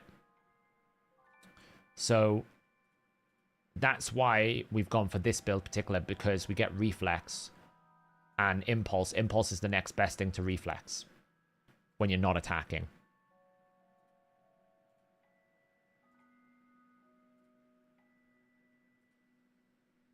And then I've got 1 piece of Supersonic just for some resistance. And then I've basically gone for fast. But in Arena, he's got... If you were to build him more for Arena, I'd put more accuracy. If you want to build him more for PvE, I've got enough resistance here so that I can use a resistance aura and put him into Ice Golem if I wanted to. If you wanted more, like... If you wanted Arena build, you would absolutely go Pinpoint. Pinpoint. Why Reflex over Relentless? Because I actually don't want to take more turns. Michael. I want to take more A2s. I don't want to make more turns. We're limited on turns. I don't want turns. I just want to be able to get back to his turn and use his A2 every single time. Right? That's what I want to do. So this is better because I reset the A2 more often. And if I do need to use a revive, it's a quicker way of resetting this as well. So turns are a more valuable resource spent on damage dealers. When I get back to his turn, I don't want to do an A1. It's not that good. It's okay. Around 2 impulses, it 2 times 12% chance to 24%. I'm pretty sure the way that it works is additive with self. So I'm pretty sure if you add up all the impulse, it's 12, 24, 36%. It's one roll because it's the same effect. But because reflex and impulse are 2 different things, it's one roll of 40% and one roll of 12%. So you can't proc them both at the same time. Where with impulse, you can only proc it once because it's additive. So you add it up. That's the basic principle with Raid. Additive with self, multiplicative with other things. So if you have Defiant and Stalwart, they're 2 separate effects. They multiply. They don't add together. If you have 3 Defiant sets, they all add together. That's the way to explain it. Additive with itself. Anything that is its own thing always adds together pretty much. Unless it says it doesn't. Someone asked for Carnage. Carnage's problem right now is I'm kind of waiting for his soul. Right now, I'm waiting for his soul, essentially.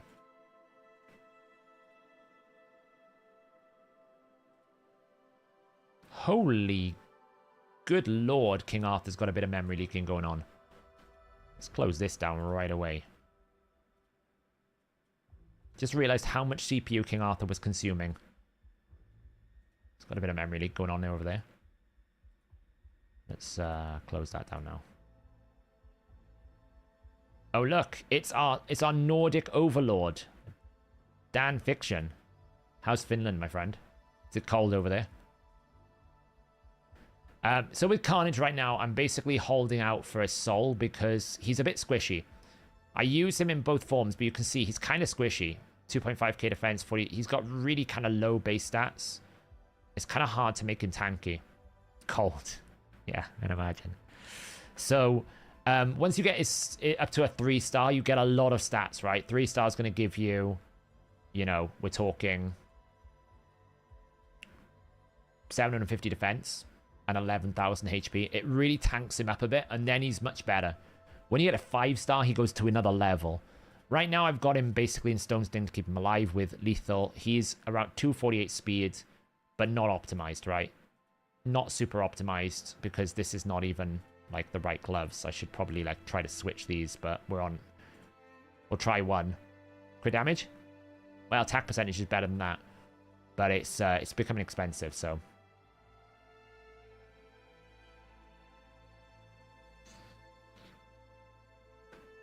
Yeah, Dan's away for an event in Finland at the moment, so he's enjoying life. So, have I seen the second form? I've seen the ram head. Now, I personally think we've only seen the first form of each head or each opponent, because it's like I think it's a chimera. If a chimera, it's got a venom snake tail, it's got like a lion's body and a goat's head. I think that's the chimera.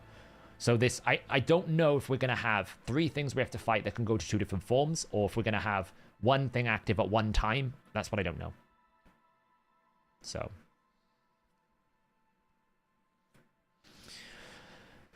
Appreciate it, Daniel. Right. So, now we've got this horrible boss, but we have now got a 4-star Phenax, which makes this so much easier. And we do also have a newt, so this boss shouldn't be too difficult. The key thing here is we absolutely have to kill the spiderlings first. Whenever you do this boss, it's kill the spiderlings first. So 9 times out of 10, that's what we're going to do. We're going to put this up.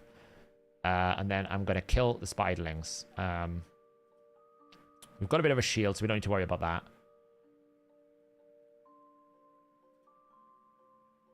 We are going to put counterattack up straight away. And then kill a spiderling. Didn't quite get there yet.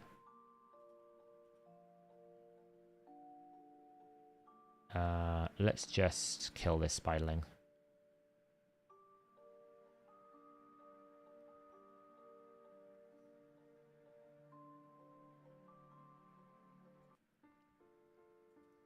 Because we have to kill the queen first. That's the point. If we can't kill the queen, we have no chance. Because she's just really frustrating to fight. Look how much freeze she's already put out for me.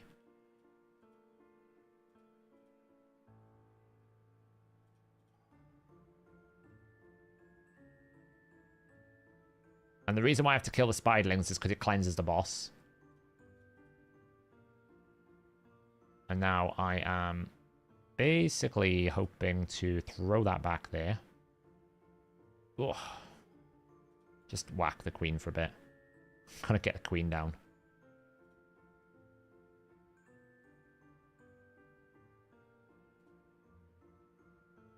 Phenax should kill that off. Right, no more spiderlings. Don't know why they're in T-pose, but they are. Now we've basically got to try and stop the boss killing me here. So we've got to take down some of the boss's shields because he does more damage for all of the individual stacks that he's got available. That's bought us some time. We can throw this back at the queen. Now it's Operation Kill the Queen.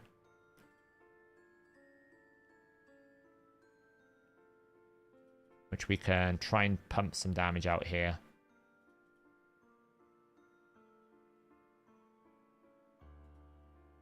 Melga's basically just here to try and anchor the team a bit. I'm going to put counterattack up. I'm going to get smashed here. But if you can't kill the queen, you just have no chance because you get dumped with so many debuffs that it does become a bit of a problem. Now, we don't have any burn, so that's what Phenax is here for right now. Phenax is here to basically put a block revive on the queen when we go for it. If everyone can stop getting frozen, that would be great. The one champion that I've got that's able to burst the boss right now is frozen, which is brilliant.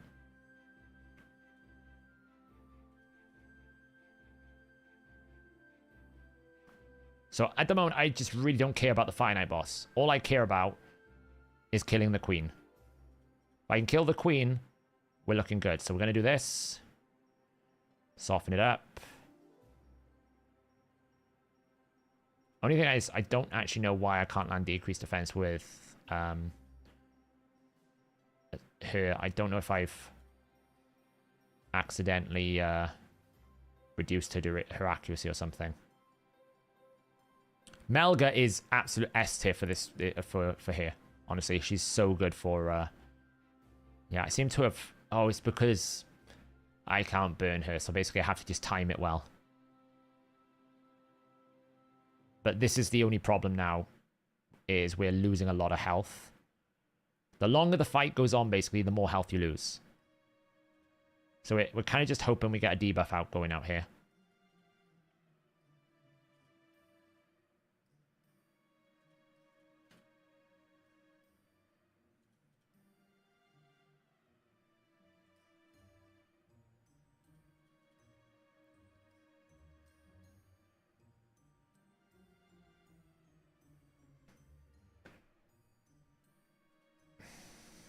The issue I've got is I don't think I can do enough damage. Now I will probably have done too much damage. And will I ever get a debuff back on the boss? Because I have to kill it with debuff, right? Actually, I think I just need to A1. I don't know what I'm talking about. I just need to A1. That was a mistake. I should not have done that. Just wasted my debuff. Oh, it's so close. I basically cannot kill that queen, otherwise I'm dead.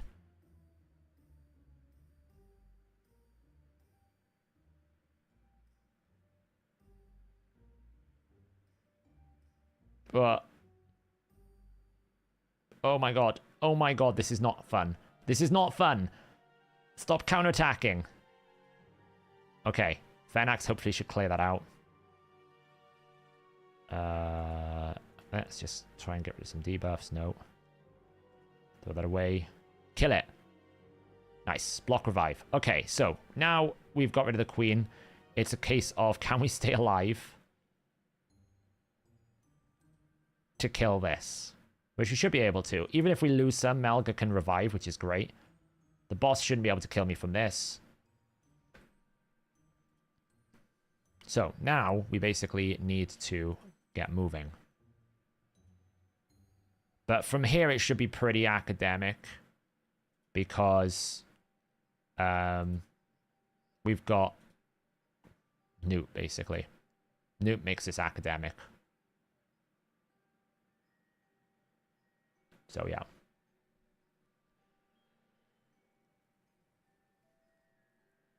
Yeah, it was a bit close, that, but we got there.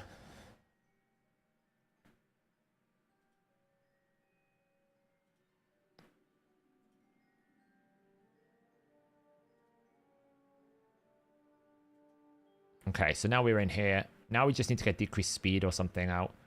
This is now just a game of will this land decreased speed? We got decreased defense, not quite what we wanted.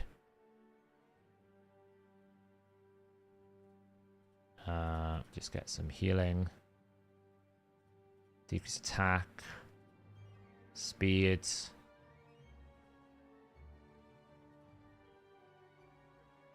Didn't quite get what we wanted, but this works.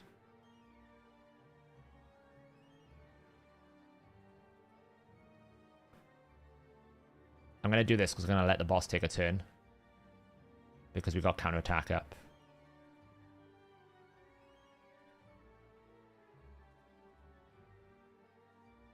He will put debuffs on me, which kind of sucks, but it is what it is.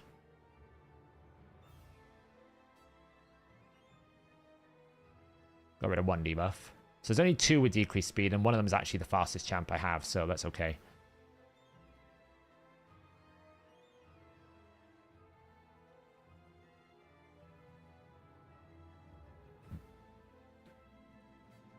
Bum.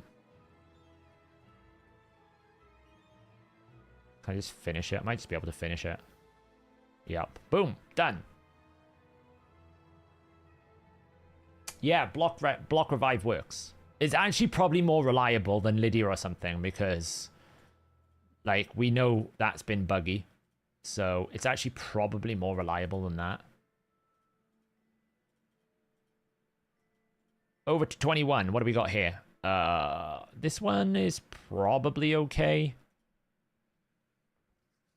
This one's probably okay. Just basically set up a bunch of things, try to kill her. She's the biggest threat.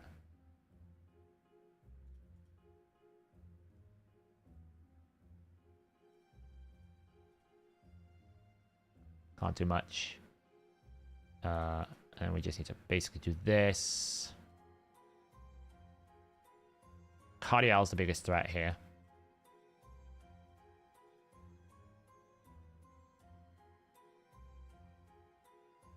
I think I need to speed her up. I don't think she has enough speed, but we'll find out.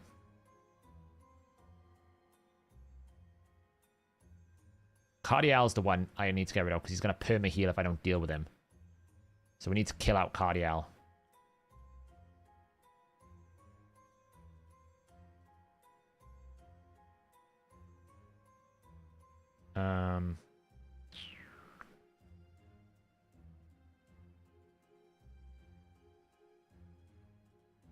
Oh, I forgot I can't reset her lockouts now. I don't want to do that just yet. Do I? I need more buffs up for that. Take that out. Okay.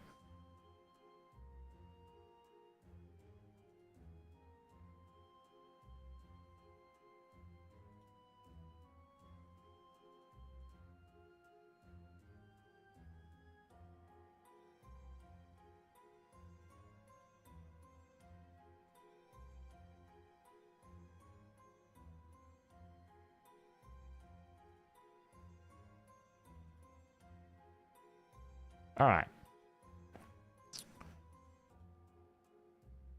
Raka Viletide. That's the one that needs to go because she's the reviver. Should have A1 there, not A3'd. Oh, Say's getting... Okay, never mind. I actually need to check. I think I've taken all my gear off of... I know she is. She's just a bit too slow. I mean, I could just use Eileal as well.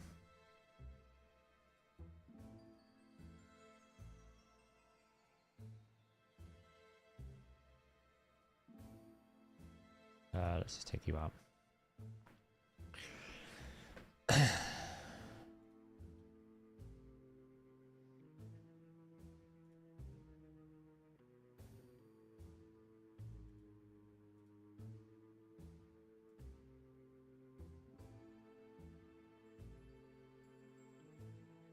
I don't think it was buff Garrog. I just didn't have any, I didn't have any skills left.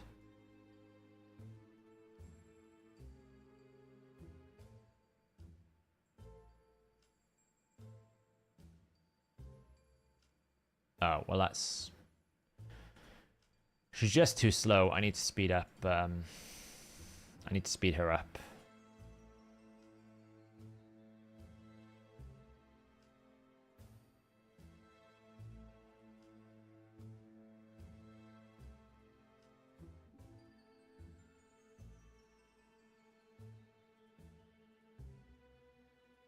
I'll do. That's fine. I just need to speed her up. She probably had a piece of gear. I probably took it off. She might still not be fast enough. I don't know.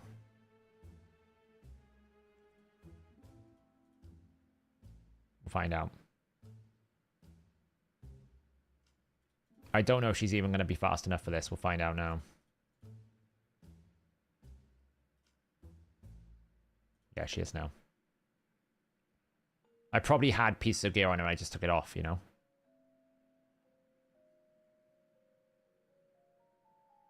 To be honest, I might have to put Krutraxa back in.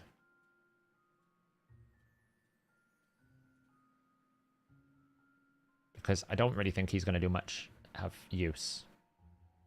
Whereas at least Krutraxa was doing damage.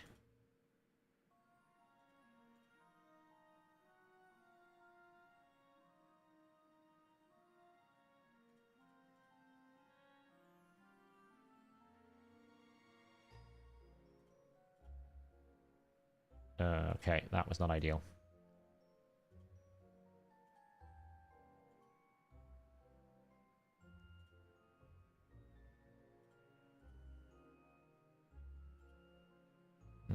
Need to kill him off.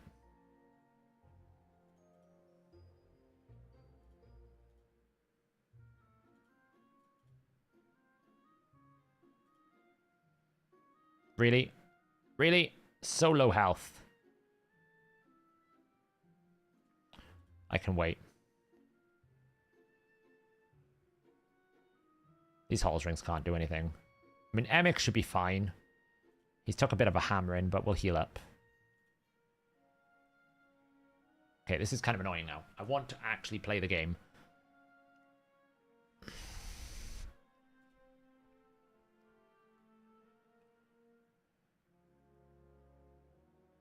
She might be dead. Emic. Reset.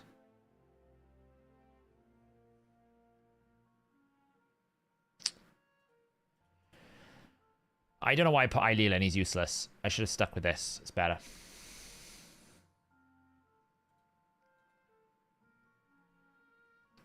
That's the point of her ability. She's a really old champion for it. The point of her ability is she would basically provide a 2-turn provoke, but you wouldn't be able to do anything with it, basically.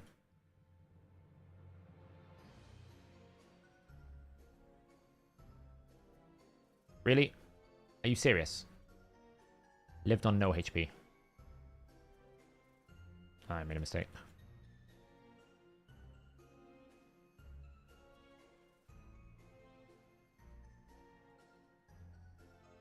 So will I continue playing it? I'm playing it at the moment. I haven't quit yet.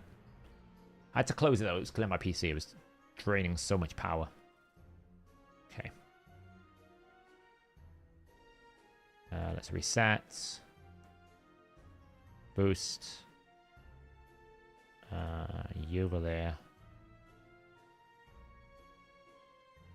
Control them all.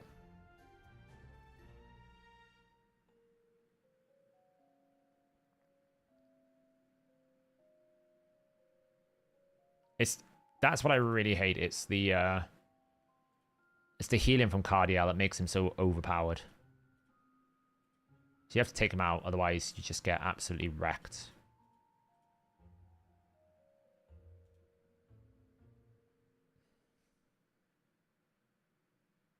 Because look how much he's healing back.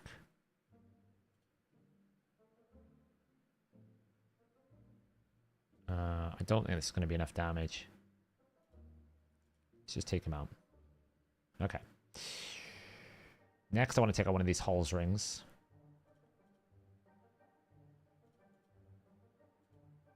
Force Taunt.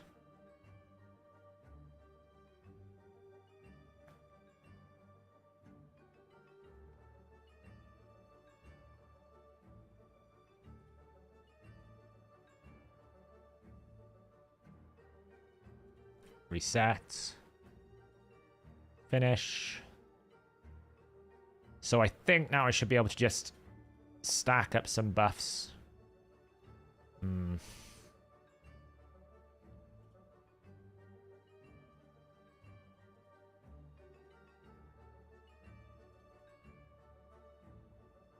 Oh, I did have it. I wasn't sure I had it, but I did. Emic makes this insanely easier because of his A2. Like, I can just put Unkillable up on everyone. It's so much easier. Let's just get rid of you. No more buffs.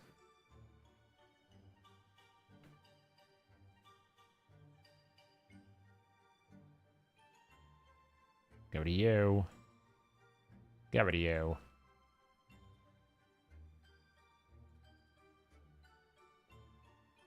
Boom. Done. I cleared the Cupida stage, yeah. I got past stage 14. Once you get past that line, right? Let's call this the blue wall. Anyone who knows what I'm talking about is kind of laughing right now. Let's call this the blue wall. If you get past this line, the rest behind this line is a lot easier than this line. This is the difficult curve. 19, 18, 20, 14, right? We got Wisconsin, Michigan, Pennsylvania, and Ohio. These are the blue wall. You take this, you're president of the United States. You take this in raid, you can do everything else. If you can't do this, you get stuck. Okay? That's the idea. That's the way this game works. This becomes insanely easy.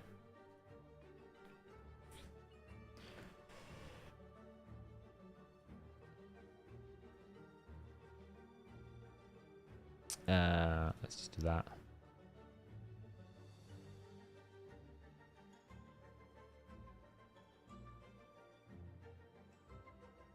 Let's put some decreased speed out on you.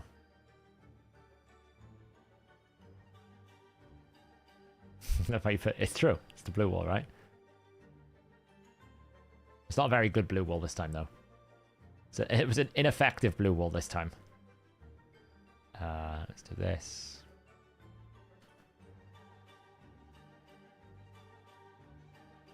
Hellcat's counter work through passive. What do you mean through passive? He will basically counterattack anyone who...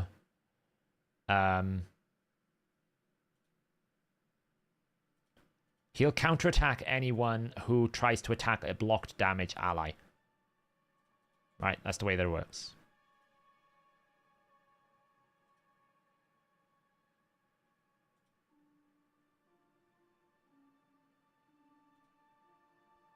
Yeah, but they call it the blue wall, politically speaking. Because it generally means if it goes blue, that you win the presidency. If it doesn't, you lose the presidency. They call it the blue wall for some reason. Well, I mean, I know why they call it, but that's what they call it that. Like, this boss is such a joke compared to the other stages. It's not even funny. I just rinse it. Let's get this one down. Do you think people are going to get salty because they don't have Alatrian? No, because I think there's protection sets. Like, me saying Alatrian is like me basically saying, in order to beat Hydra, you need Shamael. It's like, okay, well, I've solved one thing, but have I actually solved the whole thing? Probably not, right? So, what I'm saying is, Alatrian, the fact he doesn't lose his block buffs, is that you can't take his block debuffs is very strong. But that doesn't mean there isn't going to be a Hydra head that can also do it somewhere else, you know? Okay, well, this is a bit awkward.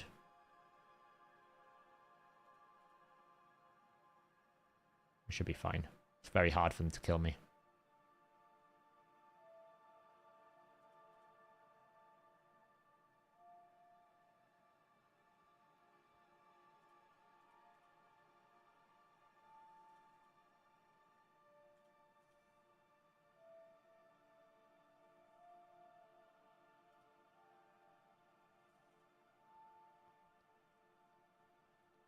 Let's go pump some damage into you.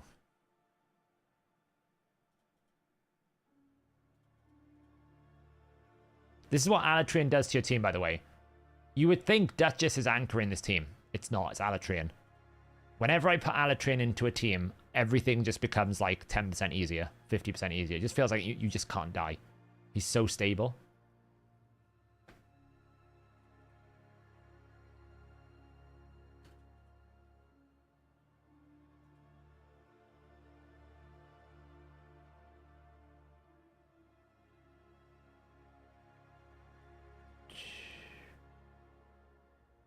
You're getting further, Kevin. Nice. That's what I want to hear. Yeah, don't listen to all my negative whining about Affinity. I just despise some of these stages the way they've been designed.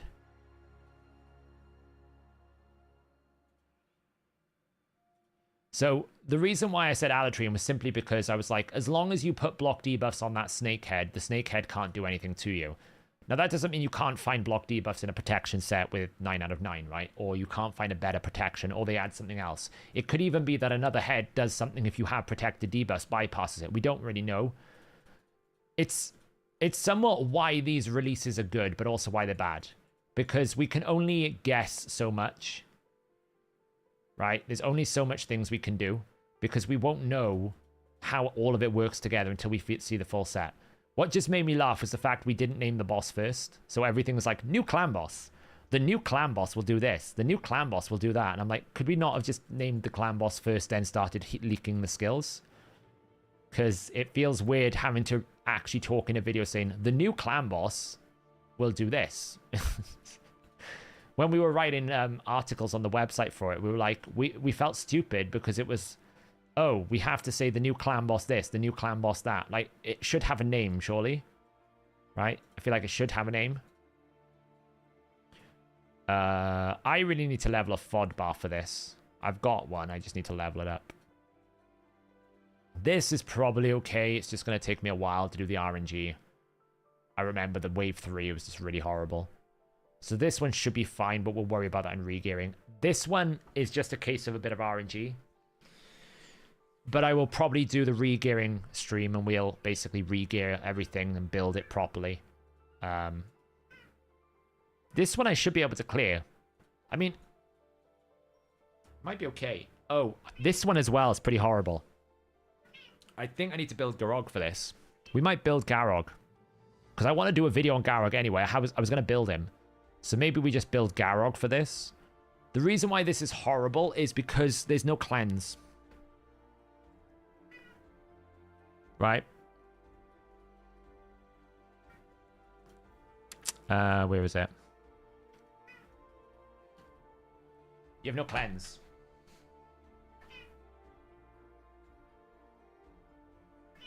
Hello, cat.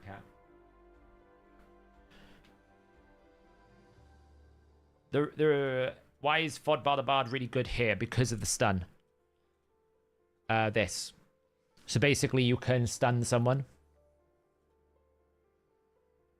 You'll probably see all the teams use Fodbar the Bard. Or double Morag. But a lot of the time Fodbar the Bard is used for a stun. This will be the hardest one this rotation for sure. It's really hard, this one. I don't even know if I'll be able to do 19. I don't know how good this guy is going to be for it. You always want to check the newer ones.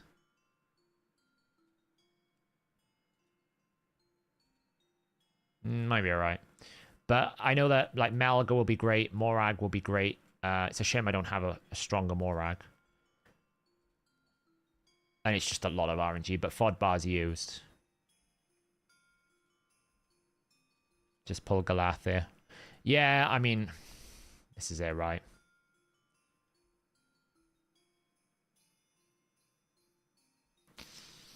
It's easier with mythicals. But that's the only thing that's horrible about this, is you just don't have any, like, cleansers. So, like, you can see that Ball's basically just brute forced it. And I can absolutely just brute force it.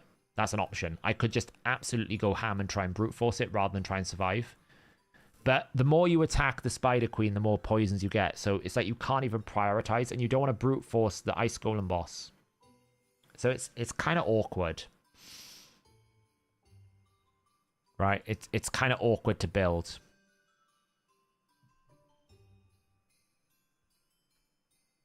But I might build Garog. I don't know.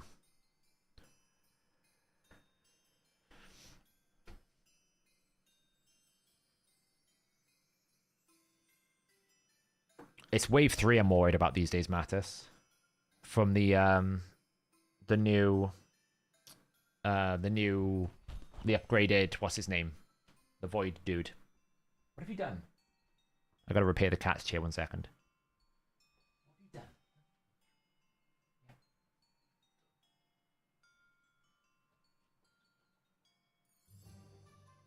Come on. Come on. You're not helping.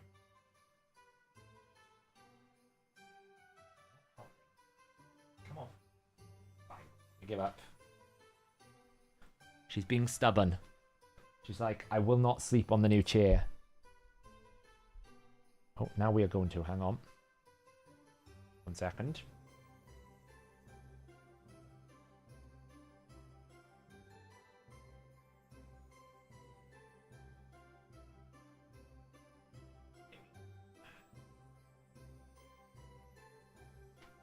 Honestly, cats. Seriously. It is a child, sometimes, believe it or not. She knocks the pillow off, which is really frustrating. How do you build Gwendolyn? I think Gwendolyn is one of the ones that benefits from Relentless a lot. But you still want to make no defense, so Merciless would be the way to go. Yeah, so this one's a bit awkward, is all. It's doable, it's just awkward in the sense of I got to get rid of Agreth as quickly as I can. So I could absolutely just bring a single target Garog. The only problem is he's multi-hit. You really don't want multi-hit. Some people will use this because you can transfer debuffs back to try and cleanse. We could use her. I think she's still got a build somewhat as well. Very, very old build. Like, Packmaster will cleanse himself. So he could be used as a tank. Doom Priest we'll build as a cleanser.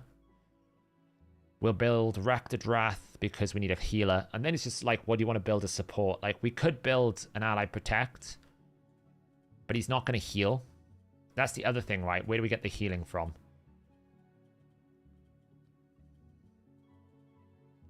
quite a lot of sources. We could put Leech out.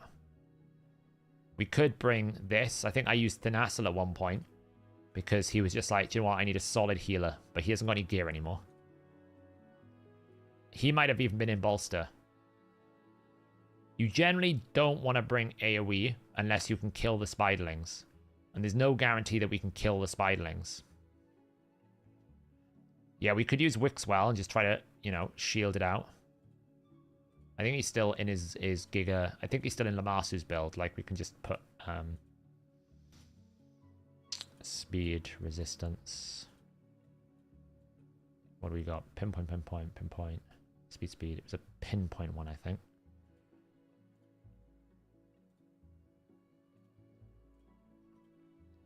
Finish off that.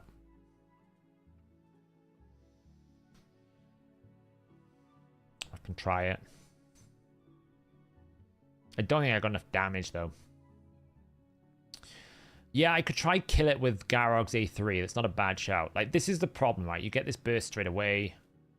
And then it's like, right, now I've got to try and survive. How do I survive? Well, I do this, get some healing. Then I would get a shield.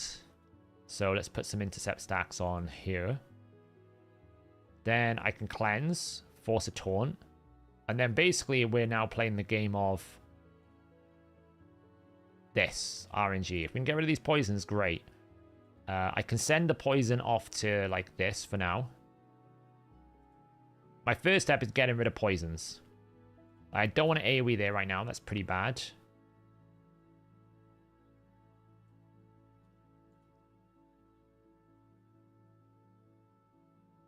Now we got rid of poisons, I actually can do damage.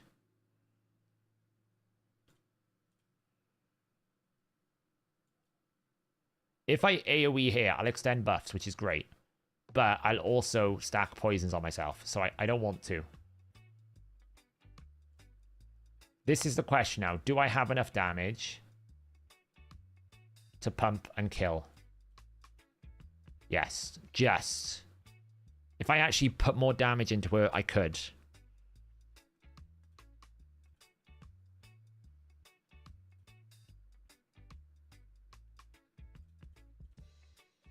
But now we got to cleanse.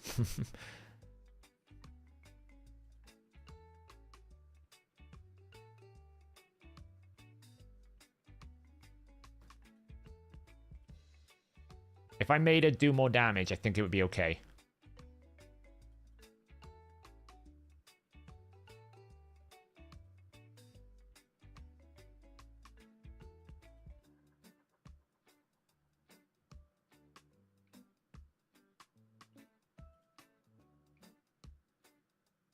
I really need some more healing, though. But the problem here is I'm just going to get more poisons out in a second because the spiderlings are back. So, yeah, I mean, I think if I basically load her up with more damage, it's fine. What is she in at the moment? Oh, she's missing an attack ring. That'll help.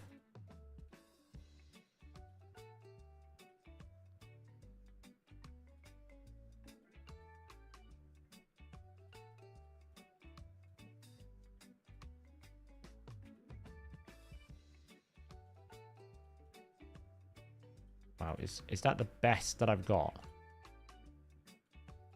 We're really struggling for attack rings here.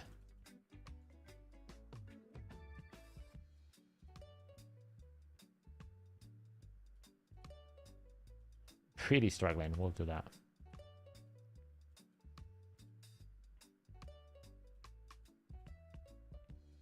What champion should you build Supersonic in? Oh, that's actually great. Basically, champions that turn meter boost is ideal, or someone you want to get an interruption in. If you can interrupt the flow, that's where it's really valuable.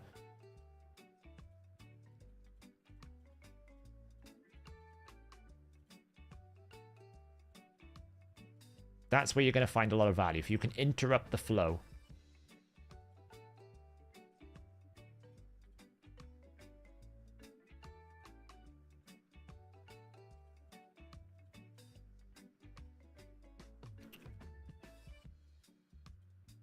Just make some space.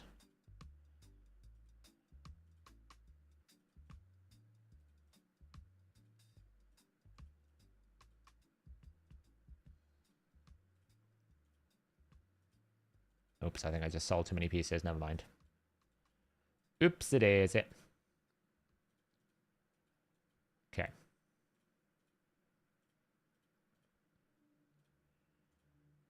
She's literally rocking terrible gear. If I just improved these, would be a happy bunny.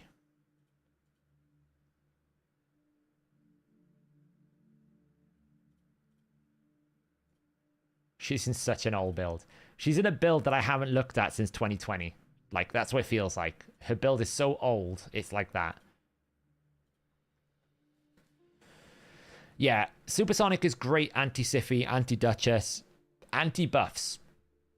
Right, if you have an enemy that's going to buff a lot, she's super good into that.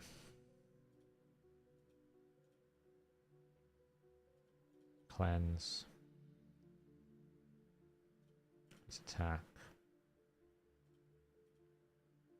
Oh, not quite. Okay. Not quite. Still need a bit more.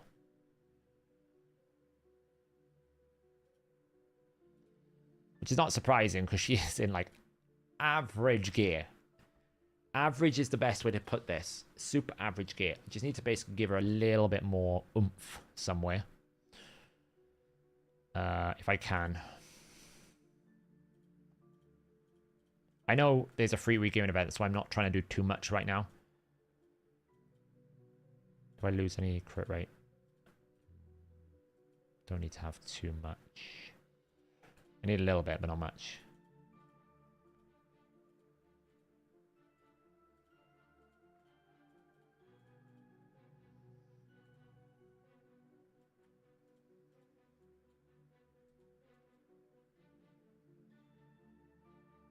That'll do for now.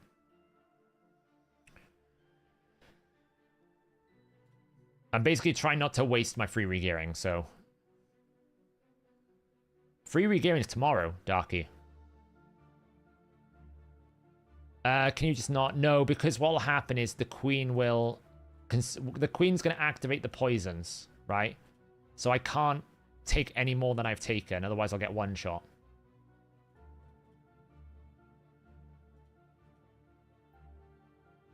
That's okay, I can take one poison.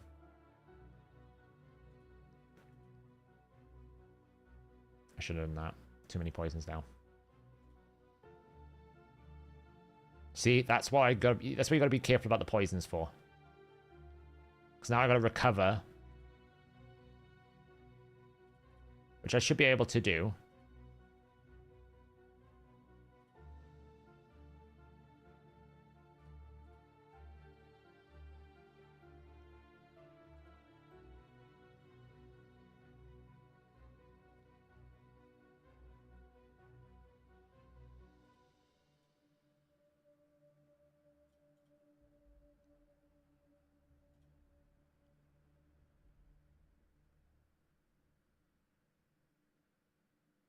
So now I have to kill the queen, basically.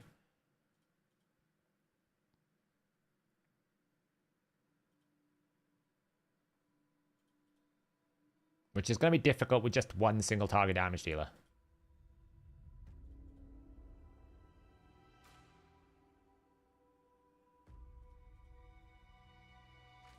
We'll try a volley now. It's better just single target, I think.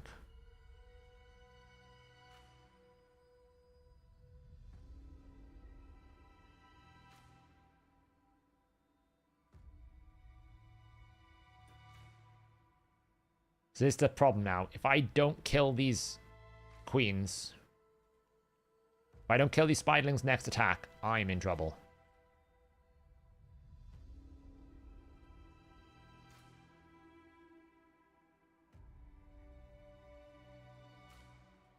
Because it'll heal the queen.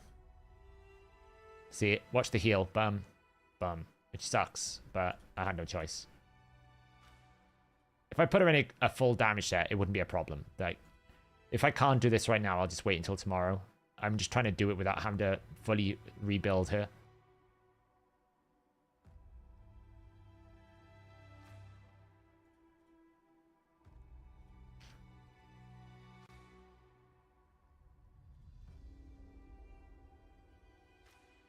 It's just Rectodrath is getting a bit pummeled right now.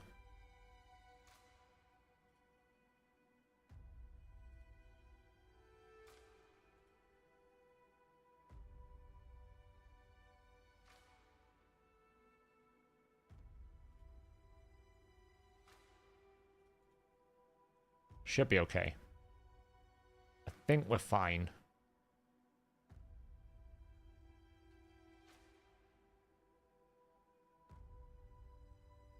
As long as we don't activate the passive. That I shouldn't have done. I should not have put a poison on here. We're going to get the spiderlings back in a moment. Like now. Doom Priest got a bit of a beating.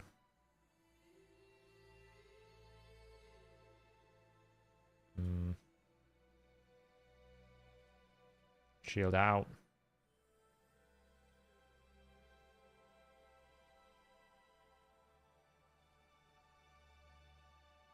Oh, 2. Oh, we got a freeze. It's okay. I think Rectodrath will die, though, from this. Oh, that's helpful. Okay. We'll hold off on that because I don't want any more healing. Oh, Doom Priest. We're okay. We're okay. She's alive. She's got no health, but she is alive.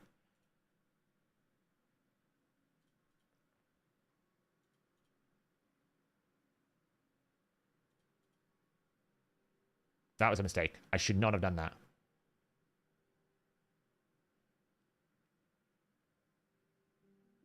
We're at the edge of our seats here to try and stay alive.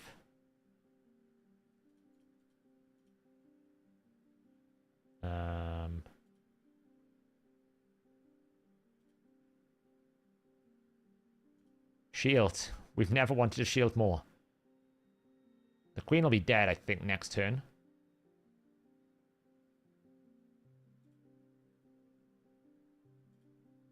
Okay, Agreth is down.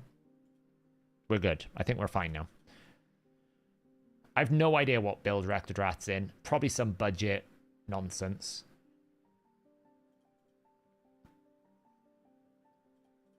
The 6-star Doom Priest is kind of helping. I think as well as Packmaster's turn meter control. Like, this will just be awkward because we're going to proc his passive a few times before we've got it stable.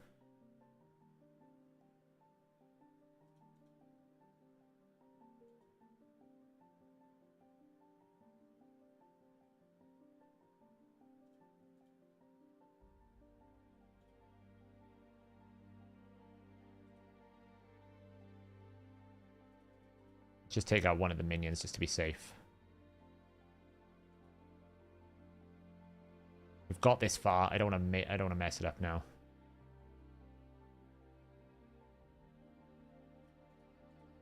Right, he's no more. Boost.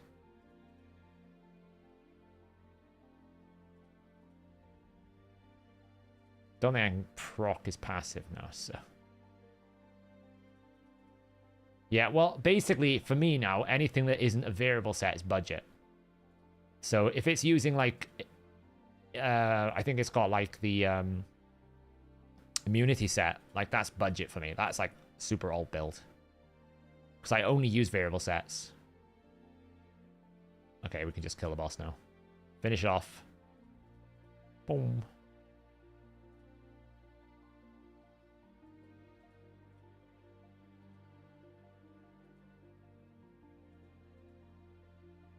There he goes. Got there in the end. What do we got here? Speed. We'll take that. That one's pretty naff. That one's terrible. That one might be okay. We'll roll it. If it's not good, we'll sell it. All right. So we got the 4 horrible ones to do there. What have I got left here to do? This one probably because everyone's not got gear anymore. Can I put gear on people? You haven't got gear. Don't think you've got gear.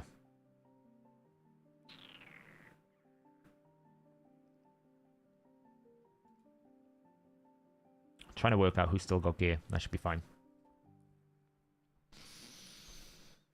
Yeah, there's not really an awful lot of incentive to farm dungeons anymore, is there?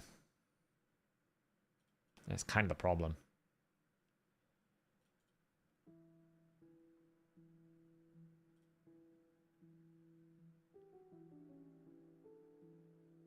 Oh well, Sinatia's dead. Did she just die to Gaius or something? Probably. Doesn't really matter. I cannot get whispers. I've been trying. I have been going at them. Like, I've been pulling void shards just to get whispers. I can't get another whisper. It's painful. It's actually painful at this point.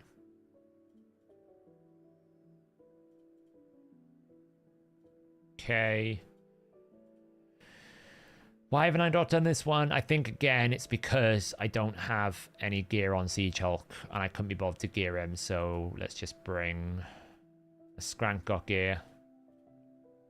Yes, no, he hasn't got crit rate. Gambo's got some gear, so Gambo can come. That should be fine.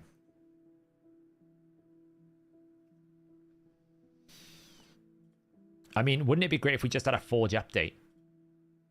Like, there's only one set I care about in Forge now. Well, two. I care about Perception, and I care about Dark Lethal. Otherwise, I don't care.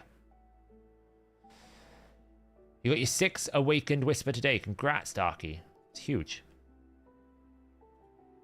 Once I get my 6-star Whisper, we will return back to the Church of Whisper, and we'll make the world's most strongest Whisper, right? Once we get there.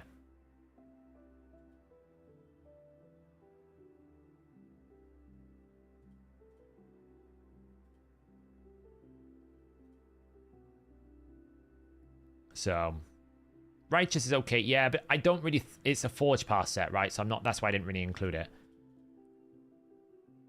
You know, like, there's things in like Slayer, for example. Slayer's a really good set, but what I meant is like the Forge, as in the traditional Forge passes. It's not that many there.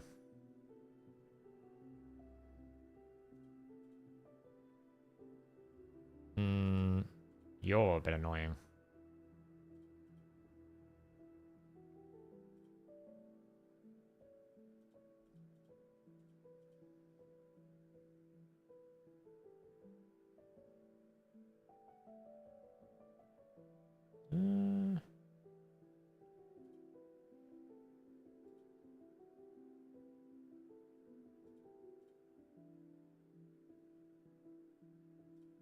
Should be okay.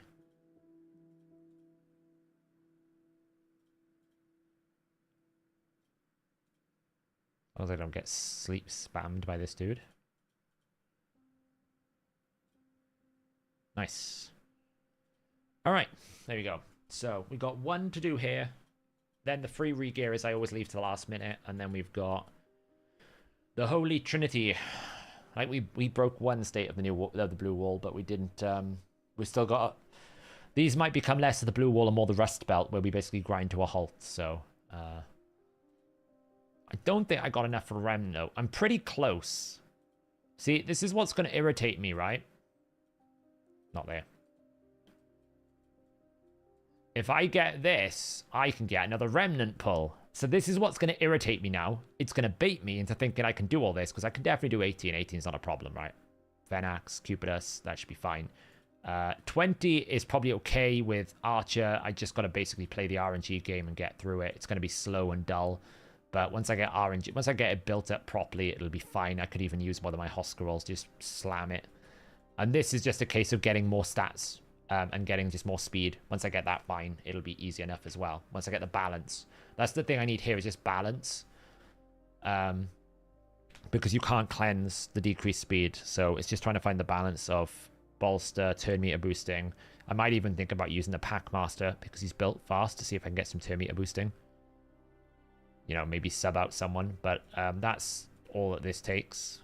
Once you get the balance right, it should be pretty straightforward. Like 2 Hanorak and that would help because it's a cleanser. A lot of the fast teams use 2 Hanorak or Raka to basically remove debuffs.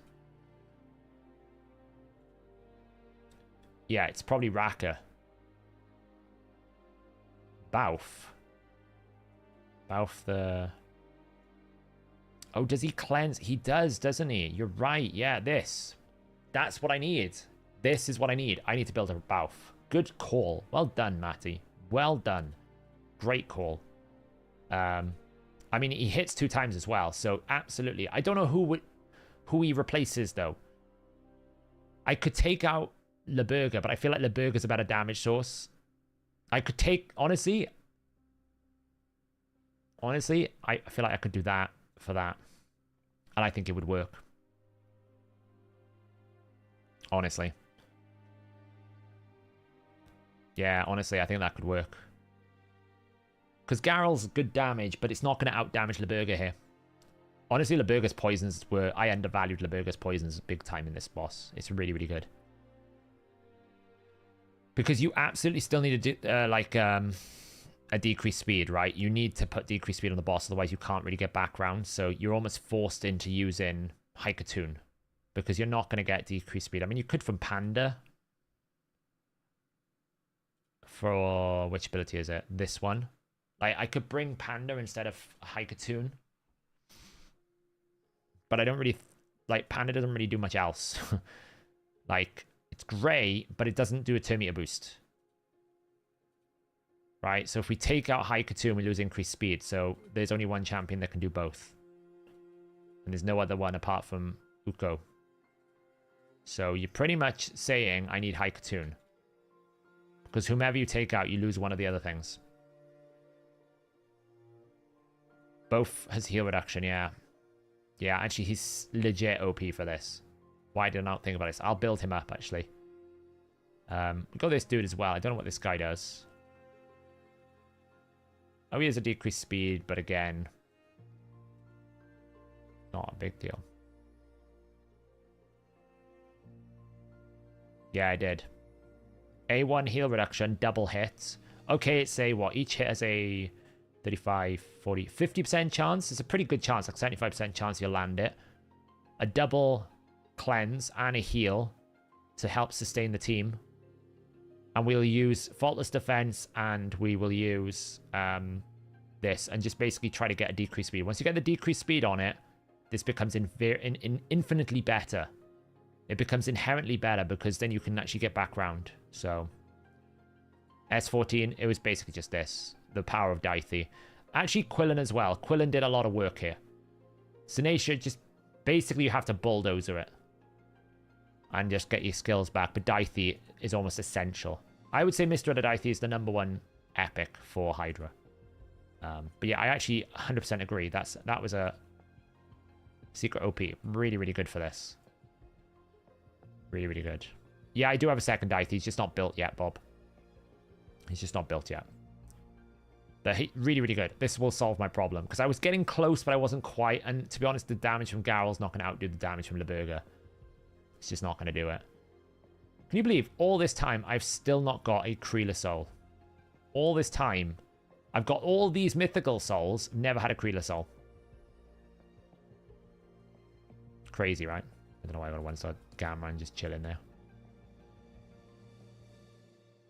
Crazy.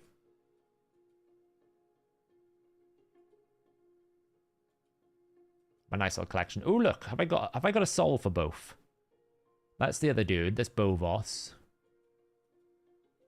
Do I have a soul for... I don't know why I've got you.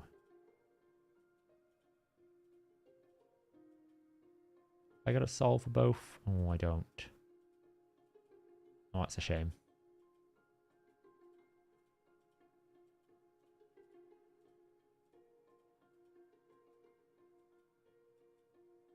That could have been fun.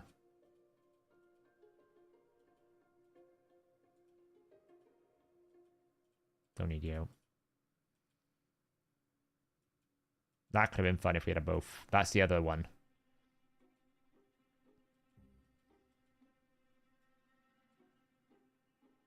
Both.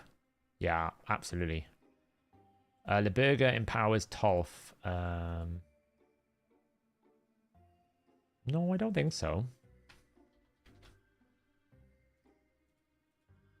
Oh, she does. Oh. I don't have any Tolfs. Do I? I have 2. I should probably start doing that. Get her empowered up. She's quite useful. Whisper goes in Merciless once you get it to 6-star.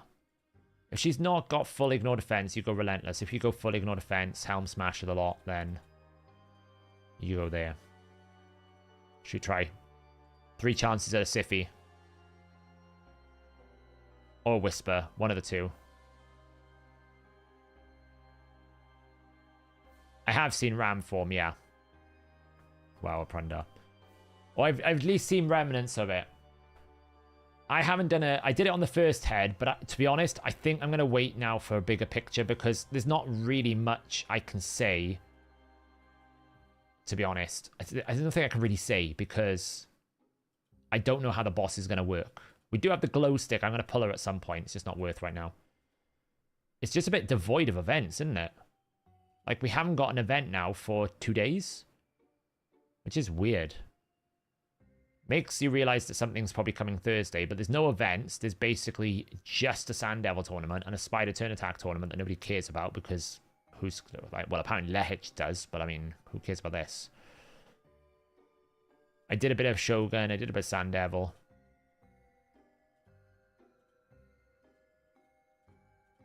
Yeah, I never have any space.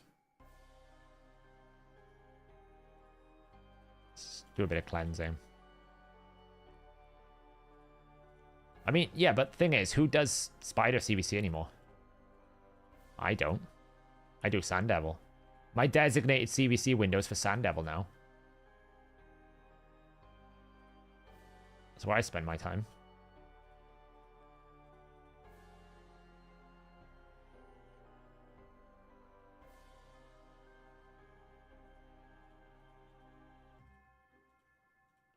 All on crit damage, please. Come on. Yeah, I suppose it's still good for silver. Yeah, you're not wrong. You're not wrong there. But then I would do... That's why I wouldn't do it in Sand Devil. I'll keep it because I don't know. Why I wouldn't do it in CVC, right? The reason why I wouldn't do it in CVC is because... I'd rather farm stage 20. It's more silver efficient than stage 10 hard.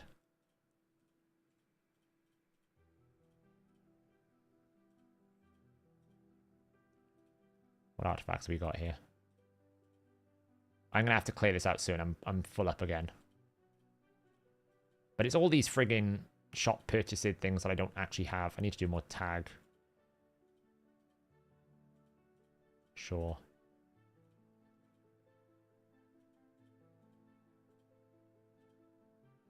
I need to do a full accessory cleanse, but it's so much silver. I almost feel like I need to spend about 3,000 energy farming enough silver just to be able to clear out my accessories at this point. It's awful. It really is.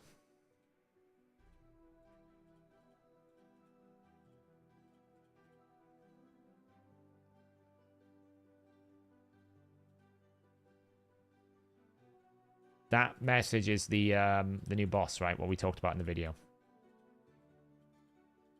No, did not everyone get that message? I thought everyone got the message.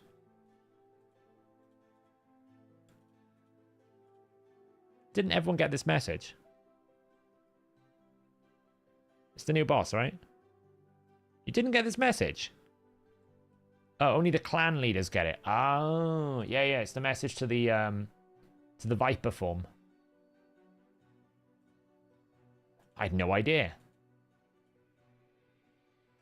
There you go. You can read it if you want. I had no idea.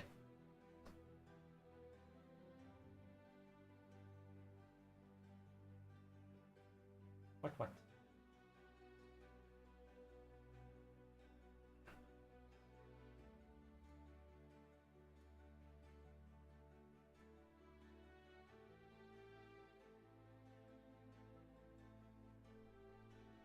Yeah, it's the Viper skill set.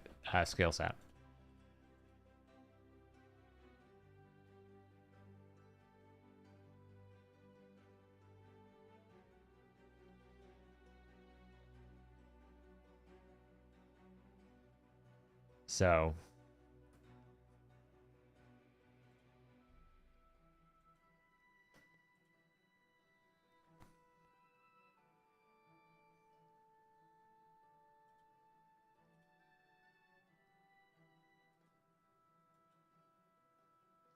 It's just the Viper skill set. It's what the images were posted around.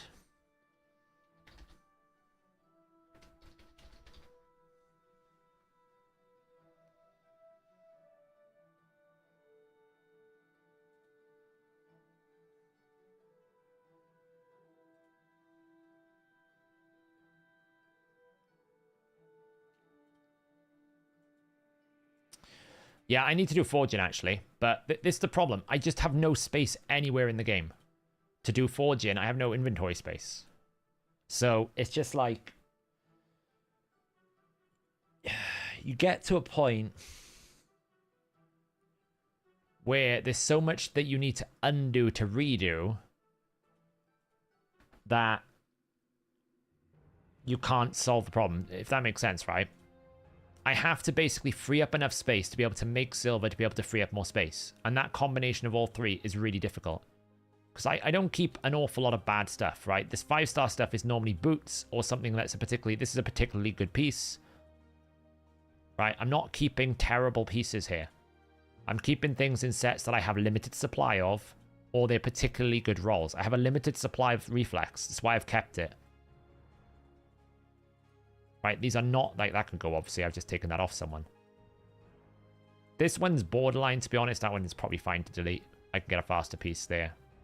Like this one as well. That one's good. I'm going to use that. And the other annoying thing is, sometimes the new... You get new pieces, and it doesn't show you the dot anymore. The nice thing is with the new impulse set, it's a bit easier to get impulse now, so I'm less concerned about keeping bad pieces. Where before, you can see, like, if it was a speed boot, I'm like, I'm keeping it, because speed and impulse is so hard to get.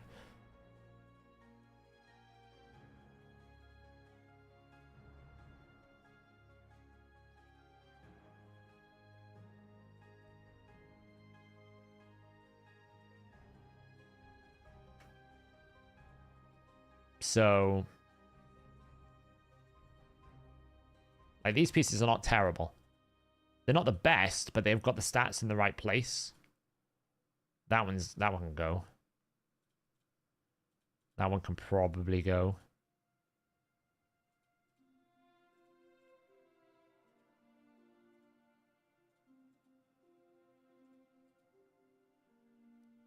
That one can go.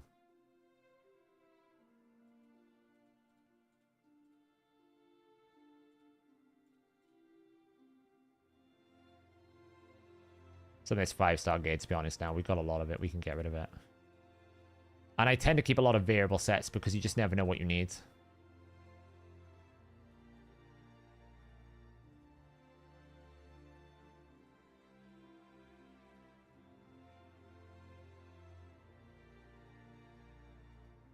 I am getting better, though.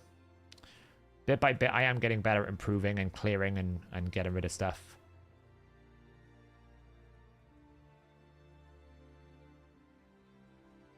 So, what's my sand devil team? It's this. It's pretty much subjective if rehope. Now, I really need Shadowkin Amulet from Feral, and then I can make a rehope Feral build that's going to be, like, amazing, and that obviously will happen. It fails if there's a 3% anywhere. That's the only thing. I can't really stop it. If I don't get all the debuffs landing, or I get no sleep at the start, it'll just fail. But it's still more energy efficient to run this fast team than it is for me to not run it and basically make it not fail. This is just faster. Because everything's based on turns, so it's better that I try to run 6 turns and 9 turns than try to avoid the 3%. It's just better. Because it'll cost me more energy with the 50-turn Godseeker rebuild. So... You got Marichka, Turvold, and Warlord. That is insane, Novazite. That is a crazy pull. Sify would make it 100% to some extent. Once I get Riho with Feral, I think Riho with Feral with Sify is 100%. Because if Riho doesn't land some of her debuffs, then Teox's damage goes down. Naturally. When I get a 4-star Teox, it'll be even easier, so... So yeah, but you need like double newt or something.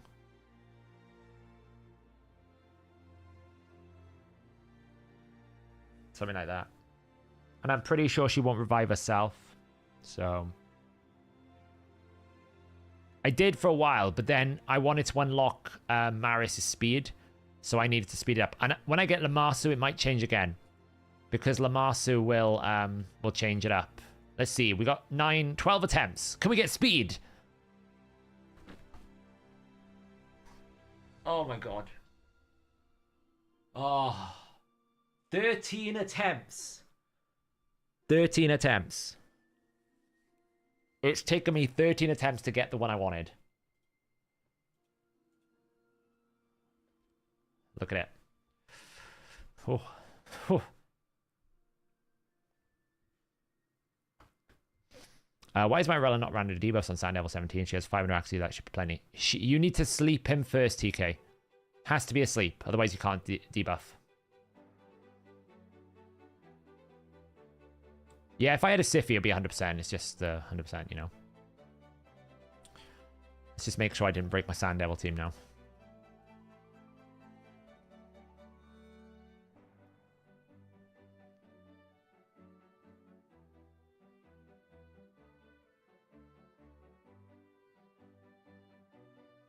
Boom.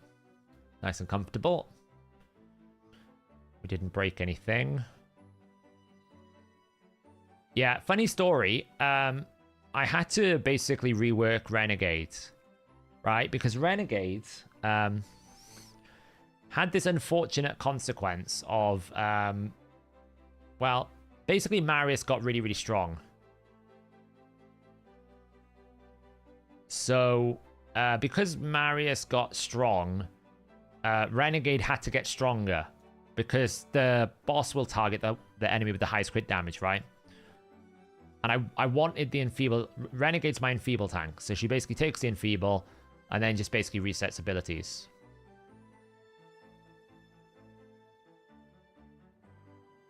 Once I get a +4 Whisper, this will be like guaranteed 10 seconds. Funny story though. Because I had to make it stronger, let's just say we currently have a 402% Renegade.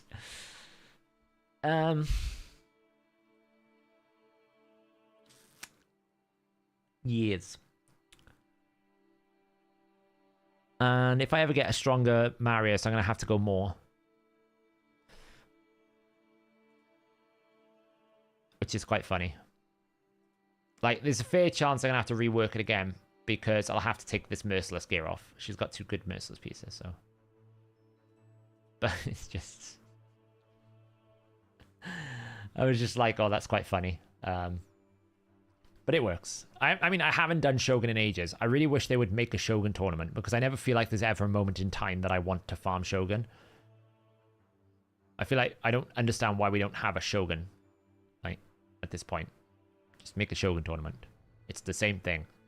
Like, you can alternate with Sand Devil. I don't really mind. But I just never feel like there's a moment that I should be farming this. So the reason why I'm saying, by the way, is I'm waiting for Riho. Riho puts 1, 2, 3, 4, 5, 6 debuffs because she's 6-star. That's 30% from Feral. So all of my damage from Whisper will be doing 30% more damage. It will guarantee that I do it in 10 seconds. And it's the same for Sand Devil. It'll be the same in Hydra. If I use her in Hydra, it'll be the same thing. I might try to reuse her in Hydra and take the Teox away and try a different team or something. I'm not sure. But, yeah, so... But I'm just struggling to get the Shogun, the Feral accessories. I've been stuck here for ages. I need an amulet. I need an amulet and I never get one, so it's kind of frustrating. And of course, you can only get it from victory chests, right? So I have to win every single time we don't win in Siege, which has only been once so far. It delays my entire progress on that one build by a month. It's horrible. Yeah, Marius is king. Marius basically runs it. So there won't be a Shogun tournament because Shogun has no turn count. What do you mean? I mean, they can add a turn count in. I don't know what you mean by there's no turn count. There's no turn count in Sand Devil. Boom.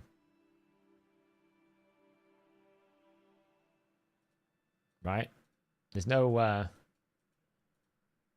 turn count over here either. I mean, I know there is actually, fair enough. But they could add a turn count. It's not that hard, is it? It's not that hard.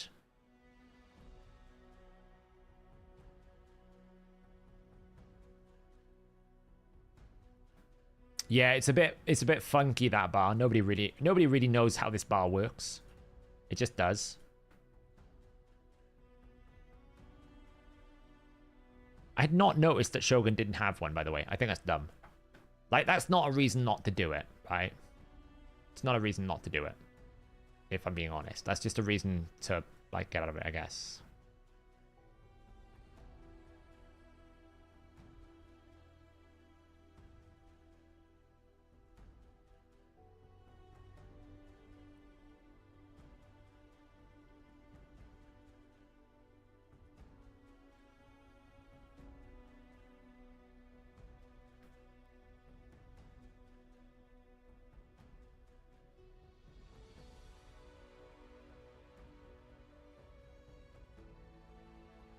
Now, the only other reason why I think they haven't done it is...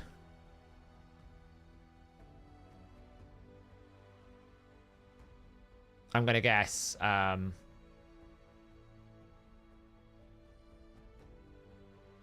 because it's accessories, people don't farm it as much, maybe? Could be it.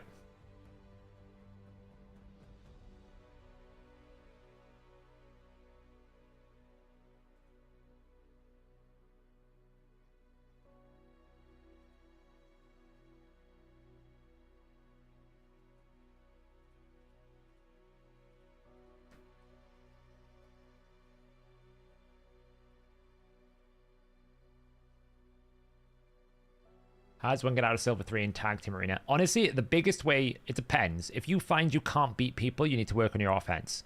If you find you can't keep your points up, but you're beating people comfortably, you need to work on your defense. And normally with defense, it means because you're probably running obvious defenses that can be countered.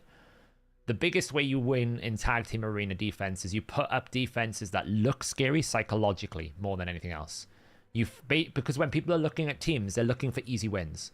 So normally you will put legendaries, right? Why? Because gold is scarier than purple. If you have epics in your defenses, immediately it draws my eyes, right? Because that immediately feels like it's going to be an easy team to beat. So you want legendaries, and normally you want to avoid building speed teams unless you know you're going to go first. Like Armand's is different because it's Armand's, but normally you don't want to put your Arbiter in there because it's so easy to beat like the standard old-fashioned speed team.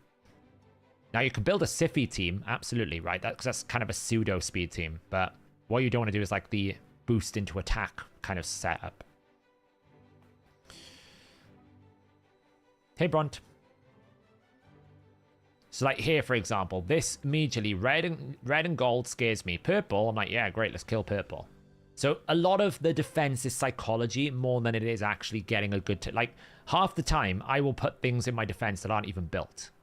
But they look scary, right? I'll put Morty Macabres in there because people go, oh, I don't want to have to fight the Morty Macabre or Ultimate Death Knight and Helicath. They might not be that well built.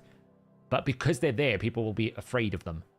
If you've got someone that's a 6-star Awaken, that automatically scares people off. It's basically, how can I make people attack me less? But that's only if you're finding it really easy to win, but you're not promoting. That basically means your defense is not that strong. It's too easy to beat. So, yeah, Ultimate Death Knight, exactly. It's annoying. Psychologically, people don't want to have to endure it. If you can basically make it awkward for people, they'll just pass on and they'll fight the next team. Because you got to remember, there's 10 options for them. What your goal is to make your option the least desirable. You're never going to be able to win a lot on defense. You always want to make sure one of the 3 defense is really, really hard. Whenever I'm advising people about getting out of silver, it's normally like, make sure that one of your defenses, just one, is giga strong. The best you can make it. Why? Because so long as you don't lose 3 in a row, your point tally is pretty even, right? Because if you lose 1, then you'll gain, like if you win 1 but lose 2, you'll lose about 7 points. If you lose all 3, you lose like 30 points. Because you didn't gain, like it's a 10-point game, right? Normally the way that it works whenever you're fighting these people, it'll be average 10. So if I win, lose, win, I gained 20 points, I lost 10 points. So overall, I've gained 10 points.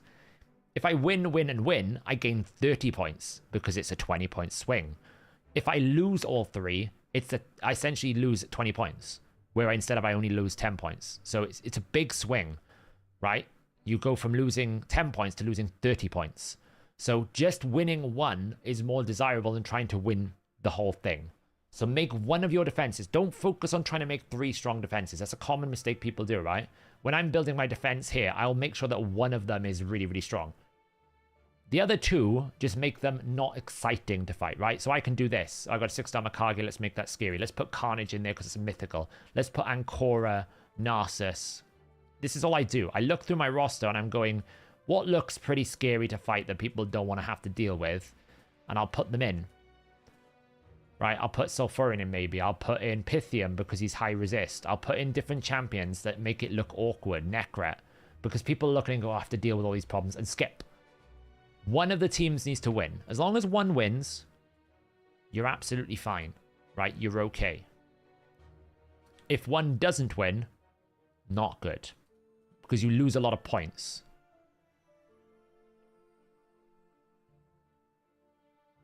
So defense, Arbiter, Elva, Gaius, Armans. Bombs are not great on defense. And I'll tell you why. You're giving your win condition away. Right? All I have to do to beat that team is go first or cleanse your bomb. Now the Armans makes it more harder. But that's the only problem I have with bombs on defense. Is you effectively show your hand. And it's very easy to counter bombs. Like, it's super easy to counter bombs. Bombs work offensively, right? If you look at a team, and you look at... If you see a team that's like Ultimate Death Knight, Pythian, Harima, and I don't know, another Force Champion, you probably know they're not going first. They probably have Stone Skin. That's when you go, do you know what? I'm going to use my bomb team. Why? Because I'm going to fight Stone Skin. I'm going to go first. I can ensure that my bombs work. If you put it on defense, you're basically saying the same thing to the person on the other end. You're going, oh, so I effectively... Oh, man. Missed. Are you serious? He just misstepped that. It's annoying. I could easily lose this because I could get Wukong spammed. It's a very high risk. I get Wukong spammed, but we might be alright. That was a mistake. Never mind.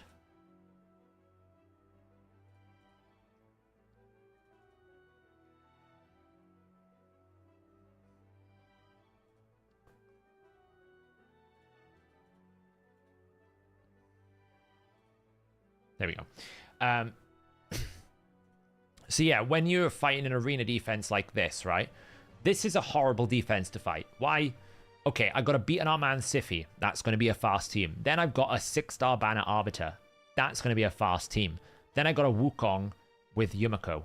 Again, this one's actually easier to build. So what am I going to do to deal with this problem? So I've got 3 speed teams. I know if I go first on the first team, I probably win. So I could either put my speed team up. Probably going to lose. Keep note that this banner, okay, the Inspiring Banner, its big breakpoint is 5-star.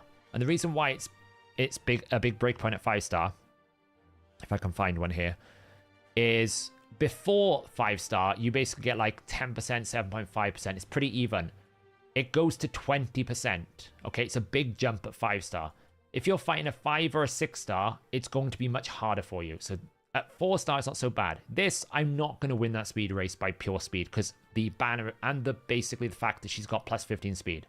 Right? What you got to think, Arbiter's going to be the fastest champion because she's got, we know Arbiter always goes first, right? She's also got a 6-star Awakened. That's plus 15 speed over me straight away. And she's got a 35% aura. I'm not going to win that. So how do I beat it? I either have to go second, but then I am up against a 6-star Aragaz and a Freya. That will hurt. Or I trick the system and I basically try to use my Teox passive to jump ahead. I can basically beat any speed team with a Calvalax Teox setup. It's pretty easy to do. I have been doing this lately as well, putting Sulfurin in the team, basically to try and avoid Stone Skin. Now the second team, I'm more likely to go first. Why? There's no Aura Banner, but I can put my Aura Banner in here if I want to, right? I can basically take Riho out. I can put an Aura Banner in here, or I can try and find someone who is with that Aura Banner. Now, it's very hard to filter in here because it's not going to tell me what I've got. So I can just filter by rank and see if I've got, like, I can bring a Gurgo, because I can use that Aura Banner in my favor to try and drop them down, right? That's what you're doing. You're kind of going, okay, as long as I go first here, I probably win. Again, because I can use Marius to break speed, I can break thing. But these two are not great for that combo. I would be looking for something like this, because I've got temporal chains if I don't go first. And then Armand's, or the other way is I could bring Armand's myself. Right, this is the other alternative. So if I didn't want to try and win this speed race, I do this, right? The reason why I would do this is Armand's is in Supersonic. If Sify buffs, this Armand's here is going to have to be somewhere in the region of 350 plus speed. And I'll still probably cut in, right? Because this will put my Armand's at 400 speed if this Sify is really, really fast, give or take. So as long as I can cut in, I should be okay. And we can do other things here, like we can build high resistance. Again, we can build an aura. We're going to punish them. We're going to have an aura advantage. So then it's looking at this team and go, okay, we've got no banner, but our base is going to be built extremely fast. So we need to put a banner in our place here to make this work, ideally. We're going to use Marius as a strong nuker. Okay, how do we deal with this? Well, we probably need something else to go with it, which can be any combo. It's probably not going to have Stone Skin, but if I get locked out, I'm in trouble. So anti-lockout's an option. I could go for something like a Necrat. I could go for something like a Rhoda, so I can't get one tapped. Rhodas into Wukong is very strong. Let's do that. Okay? And that's what you're doing on offense and defense. You're thinking, what problems can I present to the enemy that's going to do it? You'll see here. Actually, this is the first time I've ever seen that. That must be a very fast arbiter for that to have happened. That's a very fast arbiter for that to have happened, because normally I will breach any turn meter. That's like a 420 plus speed arbiter. See what I mean? Supersonic. Supersonic against Sify is incredibly strong. Now, the only thing is I've got a 50-50 on a bit of RNG. We took most of it, which is great, and then we'll just take out this to do it, right? And now I'm pretty much going to win this fight. It's very, very difficult for them to beat me because I've got full control of the fight.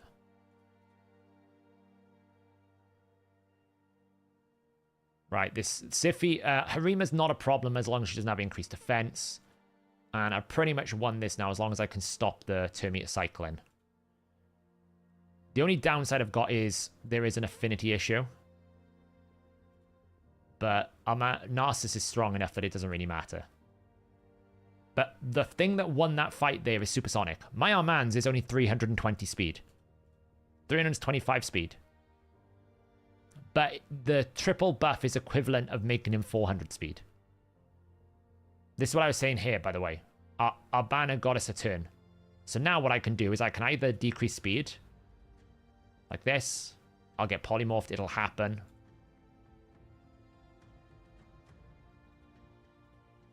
Boost. Nuke.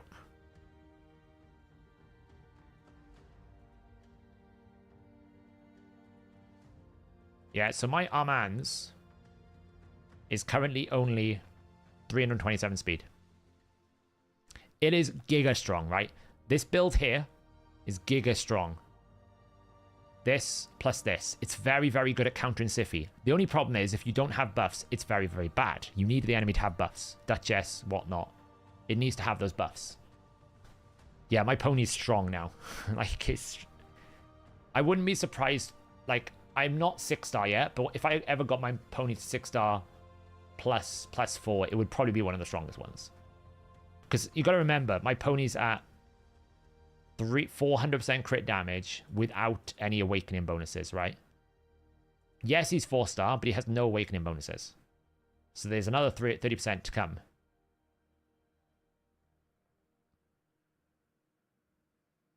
Yeah, it takes a long time to get supersonic gear.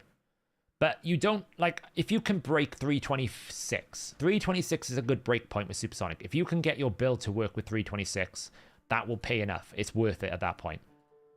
Because that will normally make it so that a Siffy that's running around 400 can't do it. Yeah? It's the equivalent of having him at 400 against a Siffy. And Cora's in full resistance. She's in one of my best. She's basically got all of my best resist gear because as long as she doesn't take debuff, she anchors every team that I put her in.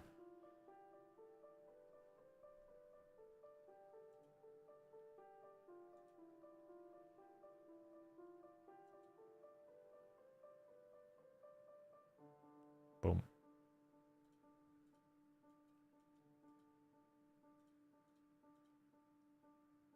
$305. Yeah, you could do it faster. Like when Lamassu video comes out, Green Virus, you'll see that I'm also saying like I think you need to go much more heavier into resistance with Lamassu. Green Virus also got a 6-star for his Marius as well, which I'm not happy about. I want to know where Green Virus is farming all his luck at the moment. Just got your pony to 6-star. It's amazing, isn't it? 4-star is the biggest break point for Marius. Once you get Marius to 4-star, you're pretty good. The 6-star is egregious. Like, you don't need it. The ignore defense is helpful, but you don't need it at all. Yeah, Rend. I mean, I will be honest, Russian. Rend is only needed for Hydra. It's the only place you need it. Because he'll hit cap everywhere else. Hydra's where you need it at.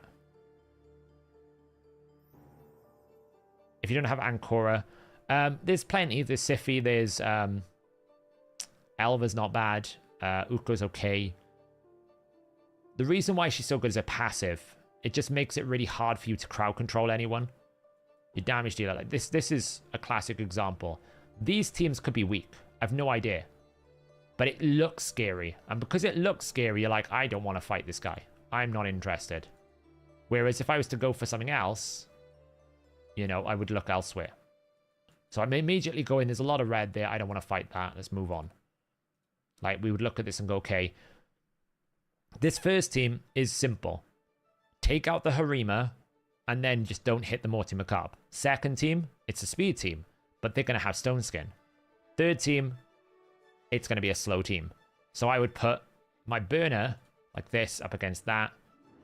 Probably put that against that and that against that. But Marius is not going into Mortu.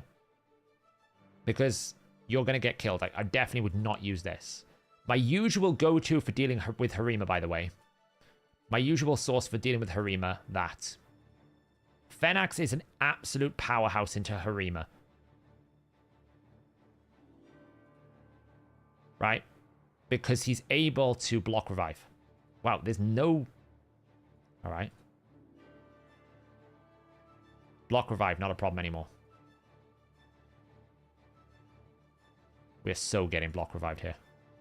Oh my god, it's got unkillable.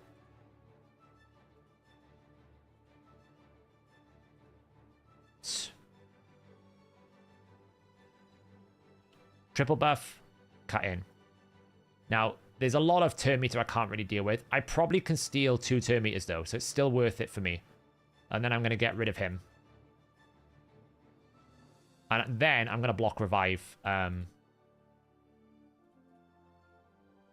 Siffy. Block revive, and then double tap. Boom. All dead. I love Sulfurion. It literally does nothing if you can't burn. That ability is like useless if you can't burn. What do we got here? Let's see. Galathir. Now, Galathir, a lot of people will say is scary. I don't think Galathir is that offensive. I think he's okay. Like, he's strong, but he's not obnoxiously strong. Now, how do you deal with Taras? 2 options. Option 1, Carnage, if you have him. Block passive skills, take his passive away and just kill him. Option 2, if you don't have it, is Rhonda. Similar situation. Block passive skills is king against Taras. And against both of these, to be honest. So I would probably take this.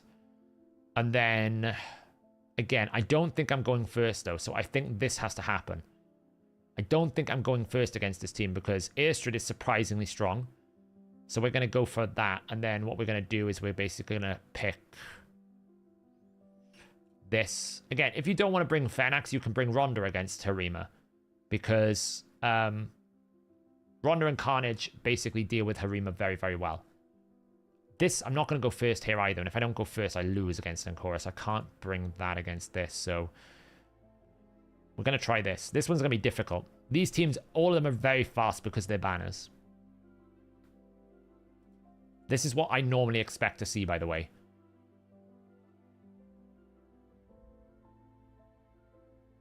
But you normally are okay. Look at this, ready? Bloop. Nothing.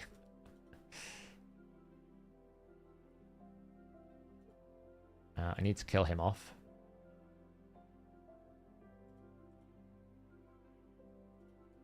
Bloop. By the way, that is the value of that reflex set you just saw there. He got his revive back instantly, near enough. Right, so how do we deal with this? We've got a block revive. First problem. Okay, so I'm going to just basically get turns. Then I'm going to try and kill this dude off. How did I put block? Oh. It's like, how did I put that? Now, easy solution here. Swap. Why? Because we're going to block revive.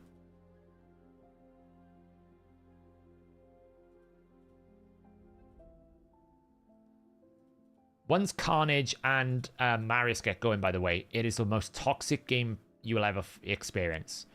If base Carnage and base Marius and normal Marius get going, you have no chance. Because they'll put Enfeeble, they'll block active skills, block passive skills, they'll put Seal on it, you can't do anything.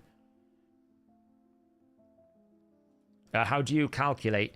It's difficult to do, but I know that 326 is a big breakpoint in speed tuning. 326 drags you into a different division.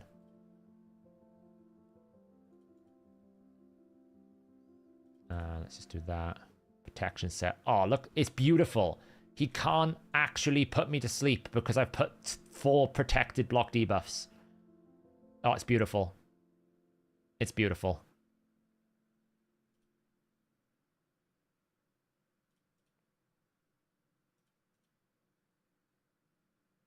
That's why I like protection set on her, to be honest.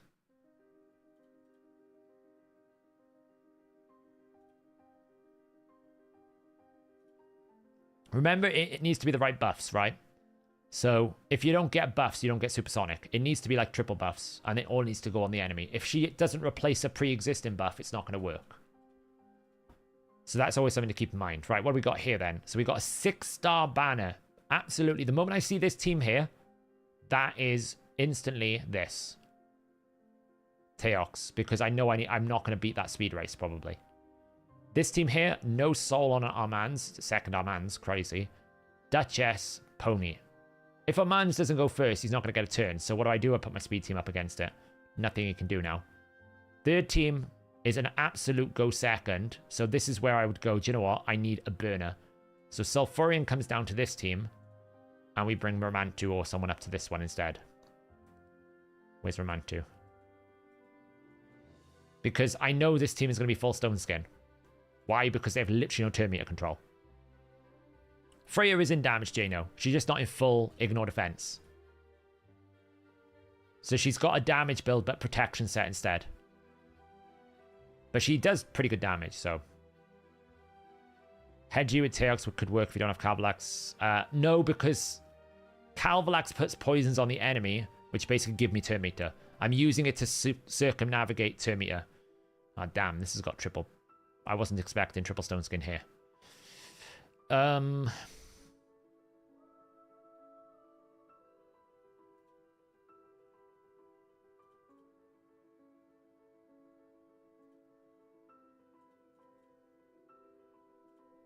Right, we got rid of some Stone Skin. Maris is going to go next, but... Oh, nice. We stole it. Beautiful. That's a 50-50 every time that happens. It's always a 50-50 whenever that happens. Will I steal the stone skin? That was kind of lucky. This one, see, I thought this one would have stone skin on it. It didn't. It's kind of annoying. I have to just do that to get rid of buffs, but there you go.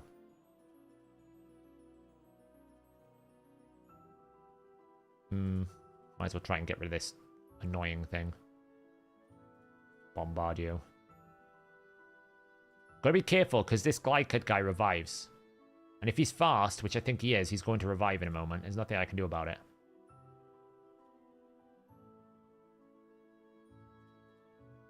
Which is kind of annoying, but... So now what I want to do is I want to just basically block revive you. Throw it out there again. Boom. Should we try this crazy team? Let's try it. All right. Let's think logically. The bottom team is going to want to go first. We're going to get burnt instantly. So the top one's going to be slower. So I think I'm going to do that. I'm going to put that against that, and I'm going to try that.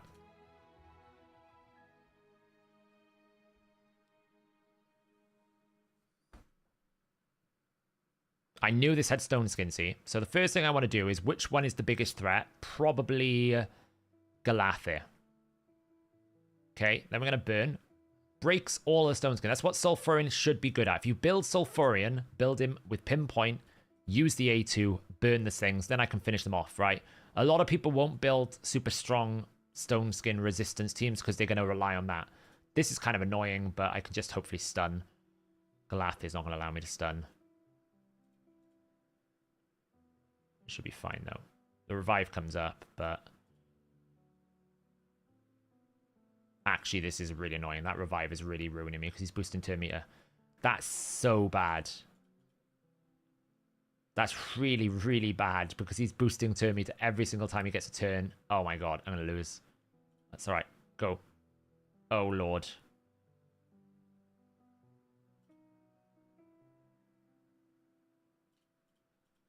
It's Armans versus Mythicals right now, and the affinity is killing me. It has no gear, though. Like, why are they not dying? Like, I got blasted. They must have no gear. Like, they just did no damage to me. Okay. Now, this team has no revive. So the simple solution here, what do? Get rid of the Wukong straight away. Wukong's gone. Now, we just got to watch out for Gimli. Angry Gimli can absolutely one-shot us. So, what we try... I'm going to try and get rid of the stone skin. Nice. Now I'm going to basically switch form here. Angry Gimli is really slow, and that's cost him.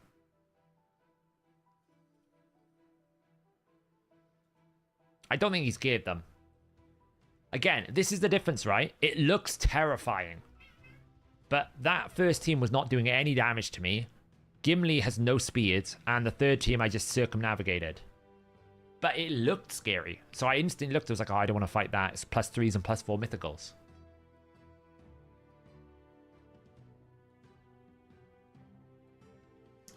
We've decided, Hamo, it's Bauf. Bauf the dog is really, really good. Well, it's because normally it's Ultimate Death Knight. Ultimate Death Knight will take the block passive skills. And also, if you kill him in the first hit, XC, BC, and ST. I said that really, really quickly. If you kill him with the first hit, the way that the damage ordering will go is it won't put the block passive skills on before he kills. You attack, block passive skills. You attack, block active skills. You attack, steal turn meter. So the problem is, if you kill him on the first attack, you haven't applied block passive skills. So you need enough damage that you don't kill him on the first hit, but enough damage you kill him on the second hit. That's why it's not working. Yeah, you probably just killed him in one hit. And obviously, if he's against Ultimate Death Knight, the block passive skills goes to the first target because the first hit goes to the Ultimate Death Knight, which is really annoying. Is an E3 good scare and defense? Only if you can keep him alive. If you can, then yeah, he's fine. Right? Because if you put him in Stone Skin and you can still get a good Stone Skin Savage kit build out of him, he's pretty good. Because all you need is the RNG that he counterattacks or does something and kills someone. That's all you need. Once you block revive, it's really, really strong.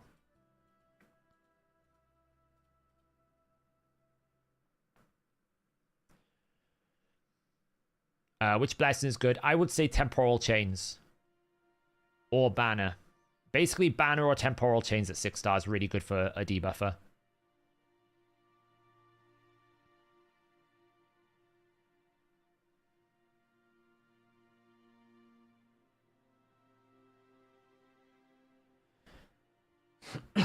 What's my Carnage's accuracy? I'll tell you now.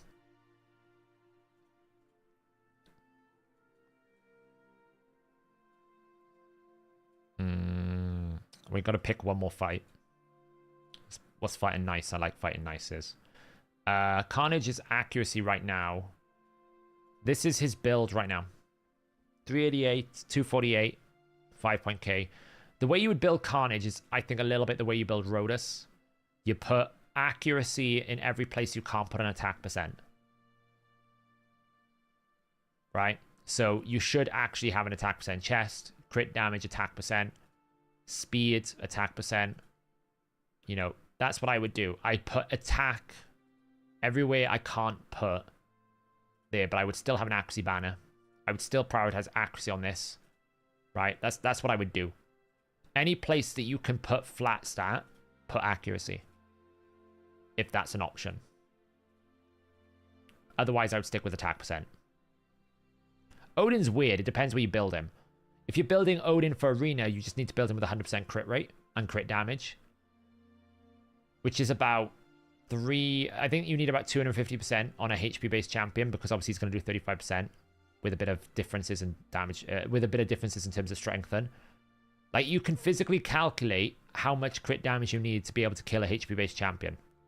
If you exclude all the parameters about flat reduction, because he ignores 100% defense. So outside of strengthen or any passives that flat reduce damage, you just literally need 200%. Right.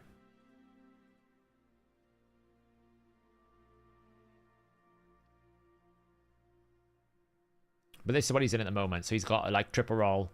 The banner is not ideal, but I don't have a better Stone Skin banner at present, right? So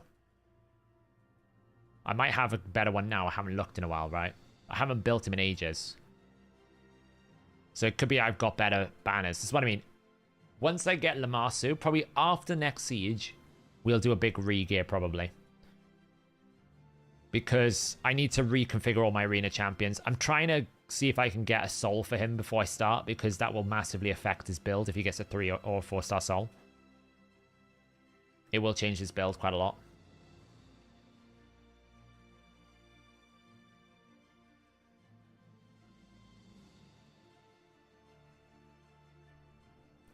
Can you give him one feral? No. I cannot. I've actually gone accuracy and eagle eye as well.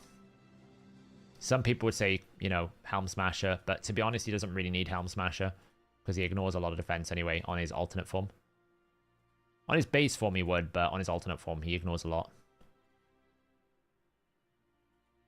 Him and Riho together are a bit of a menace as well. So yeah, I'm saving silver. So what blessing would you consider for Sulfurion 5 or 6 star? Sulfurion's an awkward one. Like, if you're going to use him for Arena, I would say Sulfurion is best served with a Temporal Chains or a banner. Any support champion in Arena, you want at least one banner in your team, because we're in a speed meta. Speed aura is really, really good. I don't like Incinerate at 6 star. Maybe 5 star, 4 star, 3 star, for sure.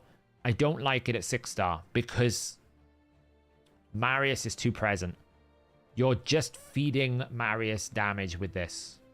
It's really, really bad. You basically want to get him to 5 but not 6 star. You put him at 6 star, you can't use him against Marius ever. It's like basically putting a shield against Narcissus. It's a bad idea. right? You just get ruined.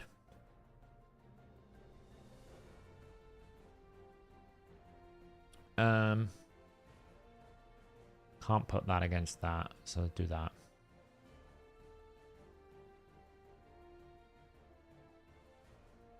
No, I've already had quite a number of chests control. I think I've had 3 chests since I've had Carnage. 2 or 3, so it won't be much longer. Let's just get rid of her. Burn. Boost. Try and get rid of him. How did he live? How the hell did he live? Someone... Oh, Freya. I was going to say, how the hell did he live? I forgot Freya's passive. I was like, it's impossible.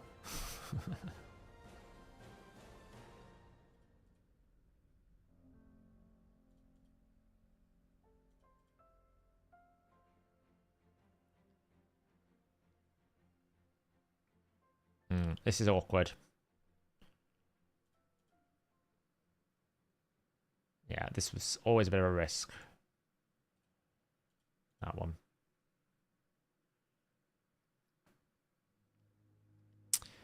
Now, I did a bit of an oopsie here because I did not see...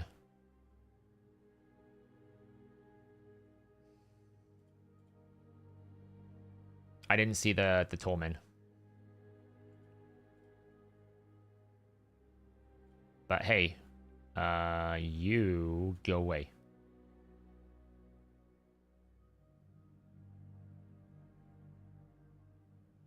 All right, not great. That could have been okay, but we got unlucky with the sheep on Marius. Damn. That could have been okay, but we got unlucky on the sheep on Marius, so... I don't want to get another refill because I won't have time to use it. Unfortunately. Before reset. Oh, tell you what I haven't done is my dailies. That's kind of bad. We need to speedrun dailies. We have 15 minutes to speedrun dailies. Whoops. Is Faultless Defense good with Alatrian? No, and the reason why is shield. There's no guarantee that your shield is going to get broken. This is the thing I've realized with Freya. Freya's great, but her shield is so strong that you can't really leverage the value of that Faultless Defense because he never breaks the shield. It's very, very difficult.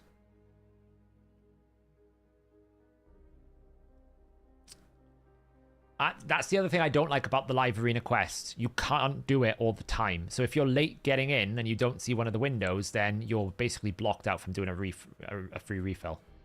Unlock a mastery. Who's got a mastery that needs a mastery? I think I was doing a bit of Giath.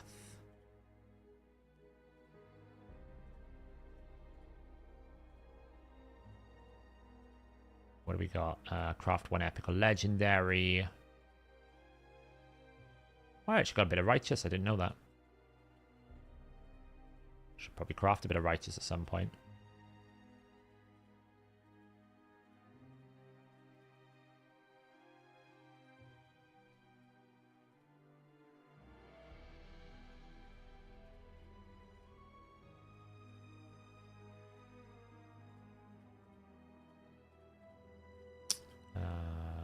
That could be quite good, but no accuracy. Ooh, we better check that piece out quickly. I know we haven't got much time, but that sounds juicy. This looks great. Don't ruin it for me now. Come on, don't ruin it for me. Okay, you kind of ruined it for me. Damnations. Could have been so good.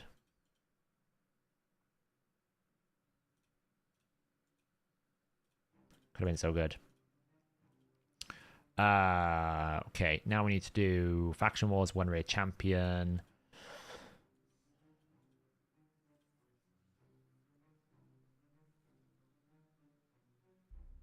Got to do this super fast. 15 minutes, and then I don't know if I'm going to get through all the Doom Tower.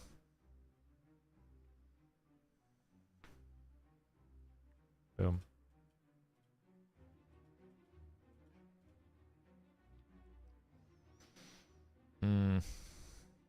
Man, do I even have a rear?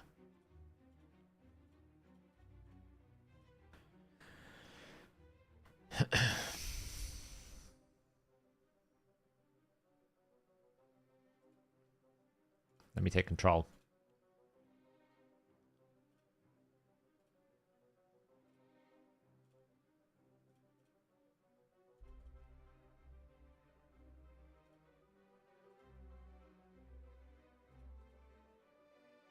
Okay, go.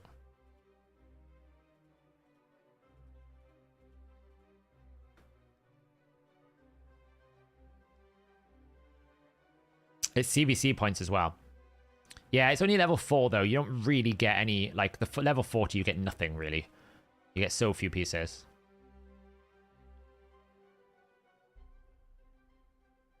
Yeah, watch how fast this dies.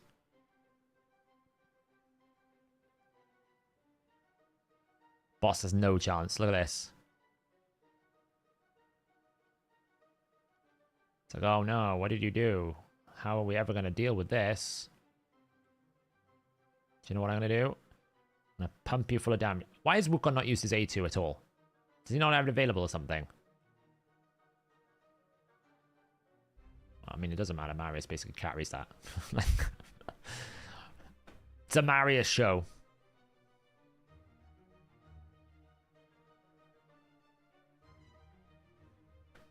I could probably do it in 20 seconds if I'm being honest. If I actually took control and managed the fight.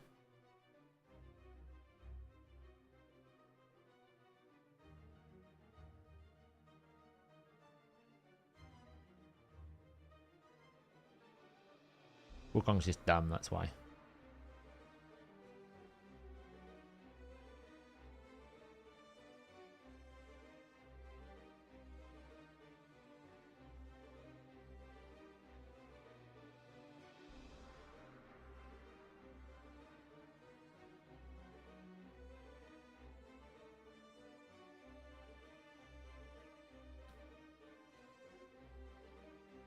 Boom.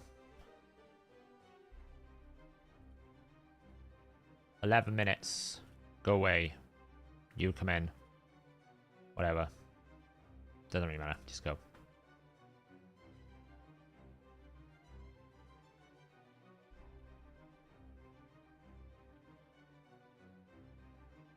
It's a bit single target heavy. Do you know what? Actually, I can do this quicker. Zenogre.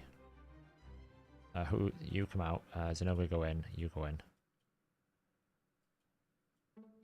Cool.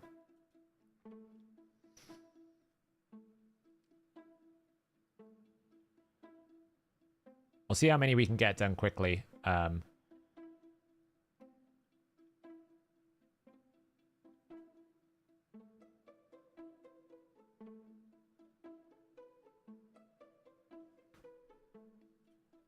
Really don't want to deal with this.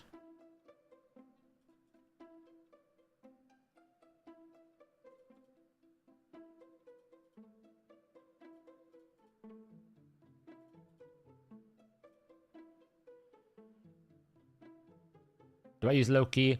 I think he's okay. My biggest problem with Loki is I don't have very many good Veil options to put with him. I think if you have Loki and Firl, very good. He's great, but he's so burdened by the need for Veil, it kind of puts me off using him, if that makes sense.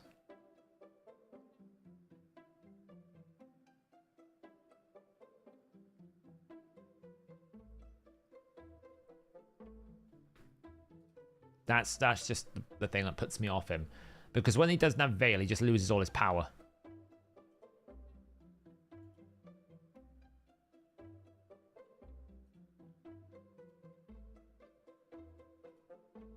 You switch form.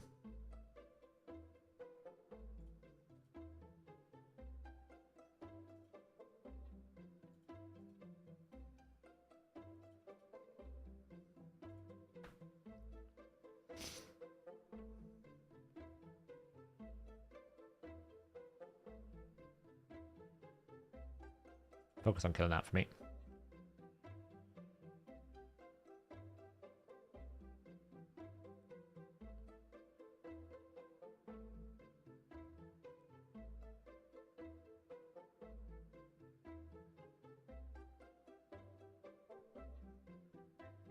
10 minutes. I know. It's actually 9, probably.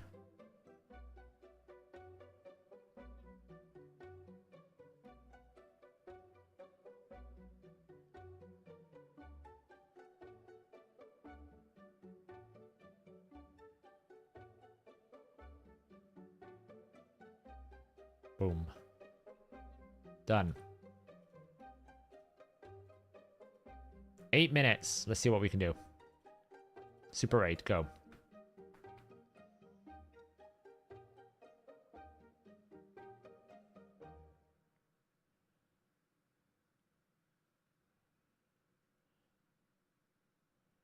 Man, these Daywalkers are just nasty. Yeah, but this team does it really fast. Like, this team's a fast team.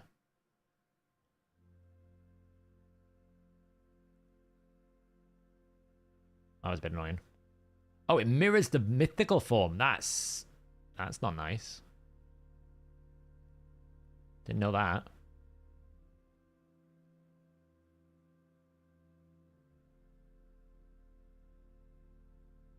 Actually, just need to open with A2.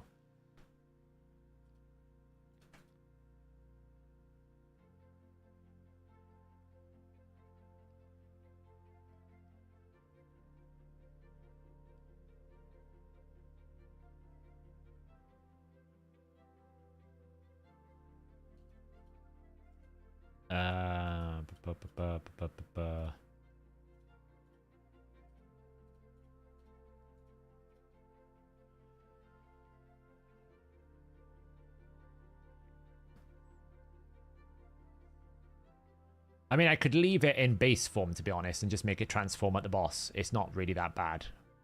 I don't really need it for this because I got Marius. I might just do that after this run now, just change it out. Because I don't need her to go this crazy on the waves. I can do it with Marius.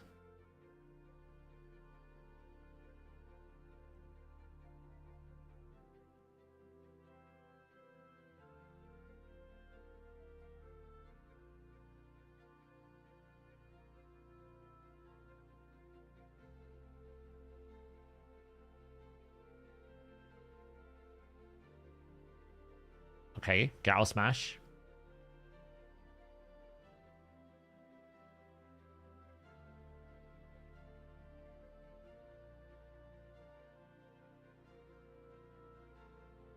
And nothing gets a turn in this. It's fast. Boom. Right, now we need to speedrun and see how many keys we can get before this is over. Go. We have 7 minutes to do 4 runs. And we'll lose 1 key, but it's not the end of the world.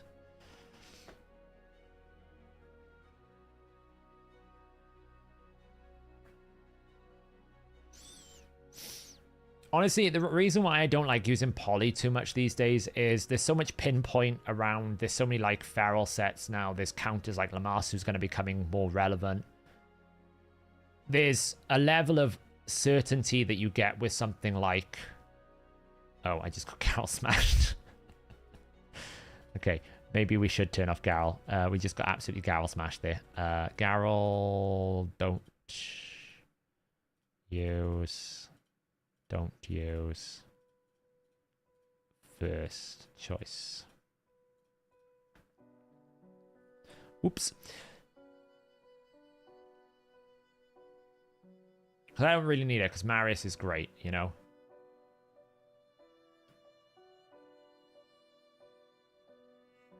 Cruelty.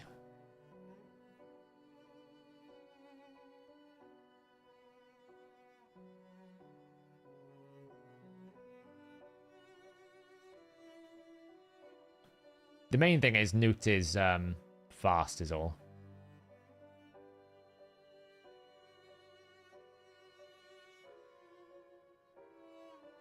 This does create a bit of a... There we go. See, it's still fine.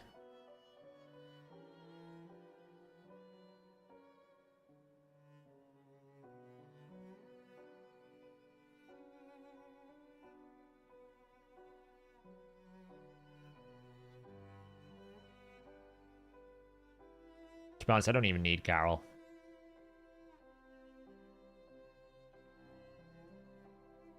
What do we got? 5 minutes. Yeah, Dark Fate Rotation is the only boss I really super care about these days. I do farm a bit of Agrath, but eventually I'll create the stuff, but...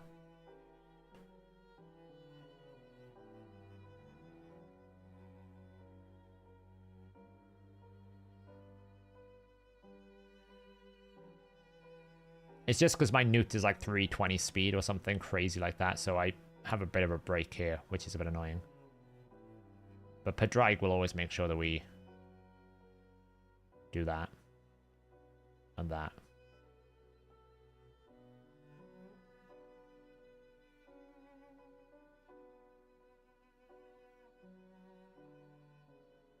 Did I get Hansel? No. I got Gretel, but I didn't get Hansel, no. Can Faultless Defense proc Warmaster? No, it can't. It's going to be close.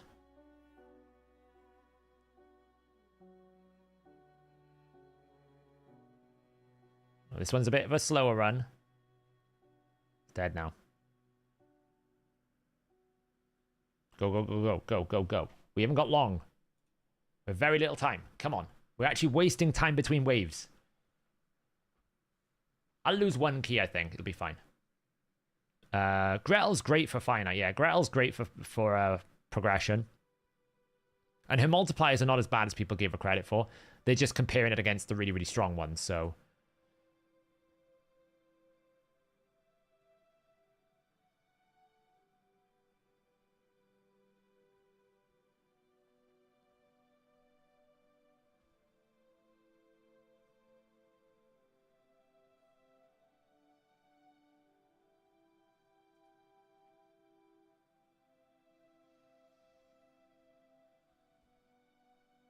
I don't think you'll have a use for Hansel and Gretel, Green Virus. You've got too strong an account.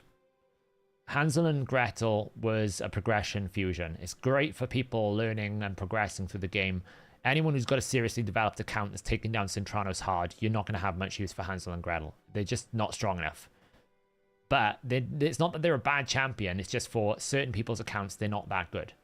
That doesn't mean they're terrible champions, right? Because there's champions for different parts. A Bess is a classic example. If I would pull a Bess in the early game, she's a great champion. AoE decreased defense, double AoE damage dealer, transferring debuffs, pretty solid. But once I start getting to a point where I've got Trundas and Teoxes and mythical champions and Garrels and Marius, there's just no place in my roster for someone like a Bess. That doesn't make her a bad champion. That just means that I don't need her at the moment. Now that doesn't mean I won't have a use for her like I just did in Agrath. Cintranos opens up more doors for these older champions. Hansel and Gretel might be one of those where, in the right situation in Cintranos, might be really, really good. She's not going to be a better damage dealer than Marius or the ones you've got anymore. It's just the case. She's just not going to have the punch. But again, that doesn't make her a bad champion. That's the key thing to remember. It just means that right now, there's no use for her for your level of account because you've progressed quite far. I need to kill it before the time's up. Come on.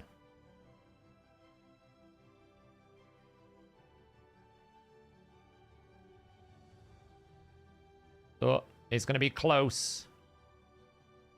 Come on. Newt. Why didn't you have your max HP? Someone have a max HP. Come on. Oh my god.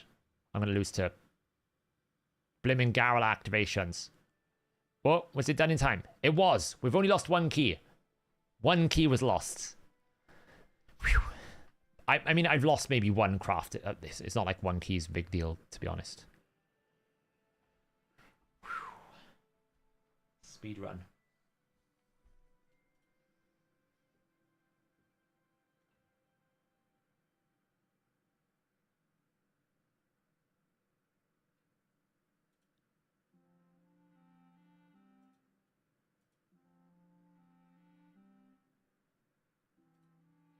Now we're going to wait for the spam.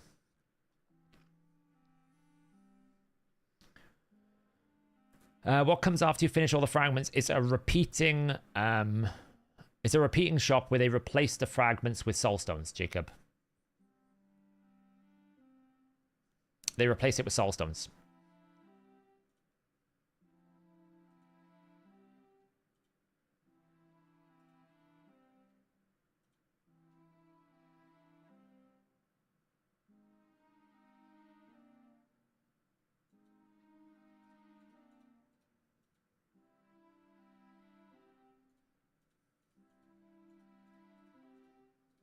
So, for example, you see this? I get Soulstone and I get Soulstones.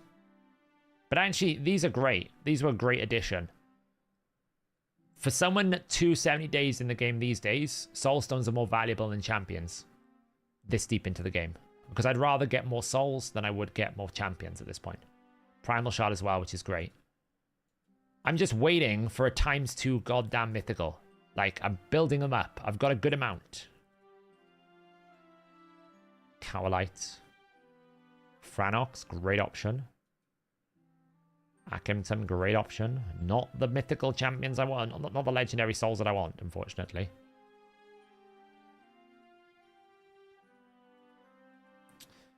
Not the souls I want.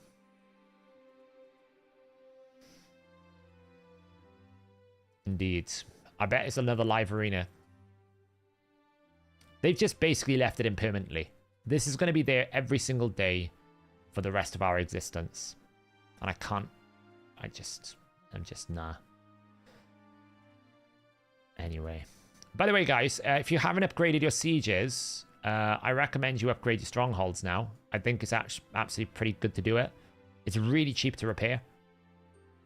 This just shows you how bad the economy was in Siege. They effectively nerfed the repair rates, right? The repair of this by 95% universally. 95%. That's how out of touch the economy was for repairing. 95% is the nerf. Insane. It's basically now cheaper if you upgrade your entire stronghold, your entire base, right? If you upgrade every single base, it is now cheaper to repair your entire siege defense than it was to repair a level 1 stronghold. It's now cheaper to repair pretty much, I think, all about the same price. But basically, to repair everything, if everything was fully upgraded, it's cheaper than just upgrading the stronghold at level, just repairing the stronghold at level 1. That's how crazy the economy was out and how much they've nuked it by. 95% across the board. So it's now worth it. Like, we've donated all our florins and we've fully upgraded our stronghold. Boom. Worth it. I don't know what we're going to do after we've done that, but we kind of just hoarded all our materials and just decided now it's time to pull the trigger. The only annoying thing, which I don't like, there's two things I really hate about the system. Once you get this upgrade, you don't automatically get defense scrolls, right? So once you upgrade a building, you have to wait until the siege resets to the prep phase before you then get the defense scroll allocation. So we effectively have 66 defenses, which doesn't make sense. How have we got 66? We got 18. We had 12. Oh, you only get 2 more. That's a bit weird. Anyway, you get 4 and then 6 on 2. I don't really know why you don't get 4 and 4, but there you go. You basically don't get 6 more defense scrolls until the next prep phase. So I essentially have to either have 6 reserve teams or sacrifice defenses, right? I can't fully defend this up with defense scrolls. That's dumb. Problem 2. You probably have upgraded another building, Das. You only get 6 here. Right, you start with 12, you get it to 18. We haven't upgraded anything else, that's why. The other thing I don't like. You can't control who gets attack and defense scrolls as a leader. In order for me to prioritize who gets the extra defenses and who gets the extra attack scrolls, they have to be someone in the leadership system. Which means that in order for me to prioritize my best defenders, they also have the ability to kick members. They also have the ability to accept members. I'm like, they're not the same roles. Like, we might have someone who's not a very good PvPer that wants to do a lot of the admin stuff and things that a clan needs. But they're not necessarily the person that I would want to put the pressure on of having to put another defense in. Because you probably upgraded... You probably upgraded before the prep phase, right? Big Pops. What I understand it... Yeah, that is also a case. If you're a player down, it'll redistribute it as part of the leadership. as part of the leadership, it'll redistribute, right? So if you're at 29 out of 30, the leader will get 3 defense scrolls, I think. That's the way it works. Or you upgraded a building in the previous siege, and then when it comes into prep phase, you get more scrolls. You upgraded Stronghold, but you only got 65 slots, not 66. Then you've upgraded something else, because we have only upgraded Stronghold, and it went from 12 to 18, so we got 6 more. Right? We got 6 more. But yeah, that's the biggest issue I don't like. The 2 big issues is you can't control, you don't get it straight away, and you also cannot control. Yeah, so basically, your extra defense scrolls came from the previous upgrade. You got 4 attack scrolls, Brissinger, probably because the clan was low levels, or the enemies upgraded their stronghold. So the way that it's going to prioritize it is going to go, okay, if the enemy's got a level 2 stronghold, there's 4 more defenses. That way, we're going to give you 4 more attack scrolls. What we're going to do is we're going to go, the leader gets an extra attack scroll. The deputy gets an extra attack scroll. So I might have deputies that are not my best hitters, but they now have the responsibility because you don't have much space anymore, right? You don't have much space because the way it goes is you get 60 base, 5 extra, and then 1 for every upgrade the enemy gives. So if the enemy puts out 66 defenses, you only have 71 attack scrolls. So you don't have the capacity you had before to let a couple of people not use their attack scrolls, right? It's not possible. So I need to make sure that the responsibility goes on people who actually want to hold the burden of that responsibility as a leader. I don't want someone who is a deputy having the responsibility to win 4 times if they don't want to. What happens if they're no officers? I think it just distributes it based on player power. Right? I think it's just going to distribute it. Because they said members, if there's multiple deputies, they'll do it based on player power. So I'm going to guess they're going to do exactly the same thing on normal members. The members with the highest player power wins. Like, you're introducing so much complexity. Just make a system that I can pick. In my clan siege window, put a button.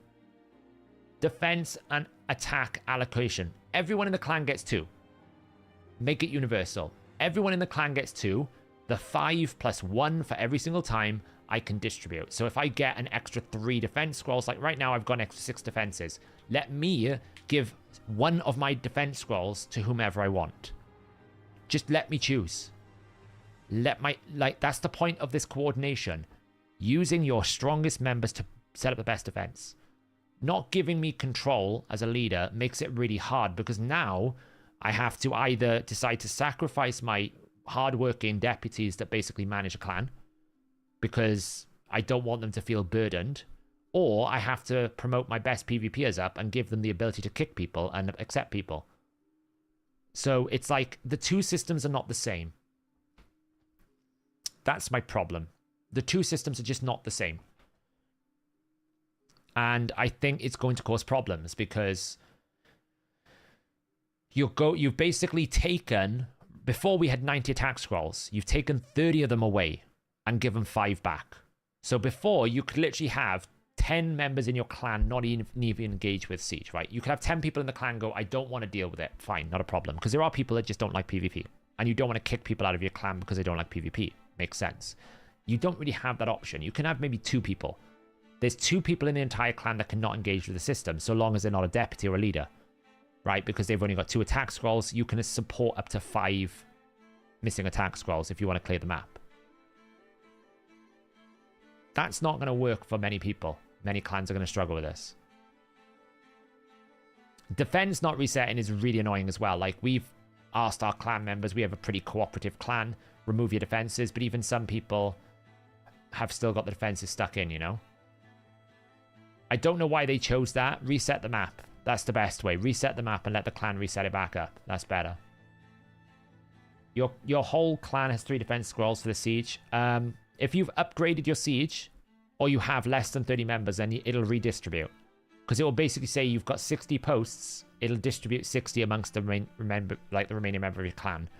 So for example, if you've only got 20 members, every member in your clan will get 3, because it's going to give an equal distribution.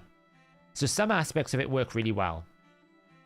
Okay, that's a good aspect. We want there to be equal distribution. It's the excess that I want to control. I don't want to put more burden on people that don't want to do it. I want to basically go, okay, I've got 10 really good clan members. They're really engaged. They love Siege. They love fighting with it. Let me give them the Siege tokens. Let me give them the priority so that my other clan members who still want to take part but don't necessarily have the time, patience, they maybe don't feel like they have the roster, they don't feel enthused, they still want to take part, they still want to fight a few people, but they don't want that all of a sudden to go, oh, I've now got to put 3 defenses and 3 attacks because I'm a deputy.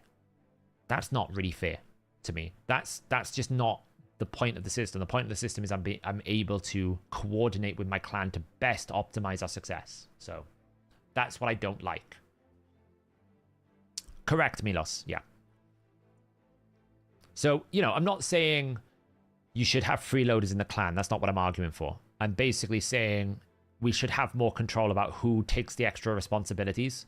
And it's not someone I want to necessarily give those responsibilities of managing, like, the membership of the clan. What I would prefer, they added a new role, right?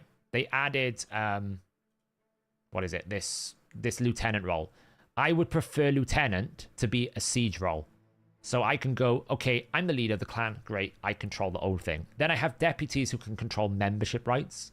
So I can accept invites, you know, remove people, whatnot. And then my lieutenants don't, but they're the ones that are priority siege people. So I can literally go, okay, I will fill the deputies up with people who I want to manage the clan. They also accept a bit of responsibility, but it's fine. But then I have the ability to then adjust it so that I can then give all the lieutenants to people who are going to be fighting in siege. That way, then I can at least control it as a leader. I can give a little bit of direction to the clan. I can let the clan be a bit more efficient because we are a good clan. We've won 8 out of 9 sieges, but that doesn't mean everyone in the clan has the same level of power. Some of us rely on like 10 or up to 5 to 10 people to take out the really, really big hitters, and we work really well to make sure that everyone in our clan has an opportunity to fight someone they can fight. But if they're responsible now for fighting 3 times, their roster might not go that deep, especially if they have to fight multiple Armanzes, right? It might be difficult. Got to remember, once you go to 3, you can't use the same team 3 times. So you've now got to build 2 teams, which is a big difficulty for some people.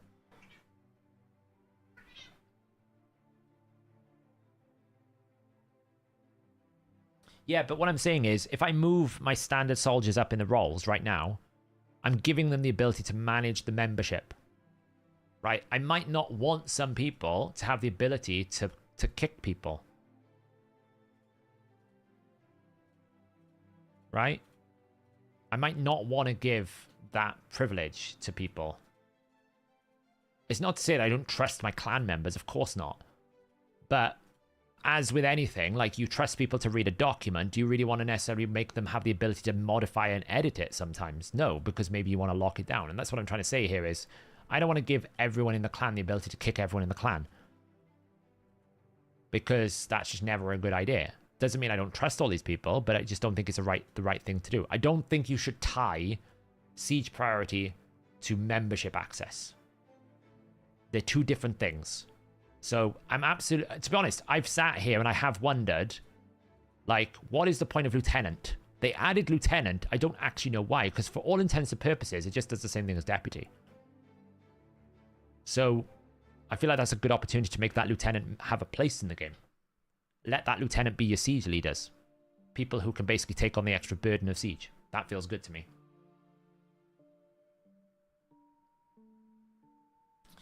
Yeah, Amir, like, I know what you're saying. I was thinking the same thing. Like, you wouldn't want to necessarily allow a leader to just go, hey, that one person gets 6 attack scrolls. Fine. Yeah, you want to split it around.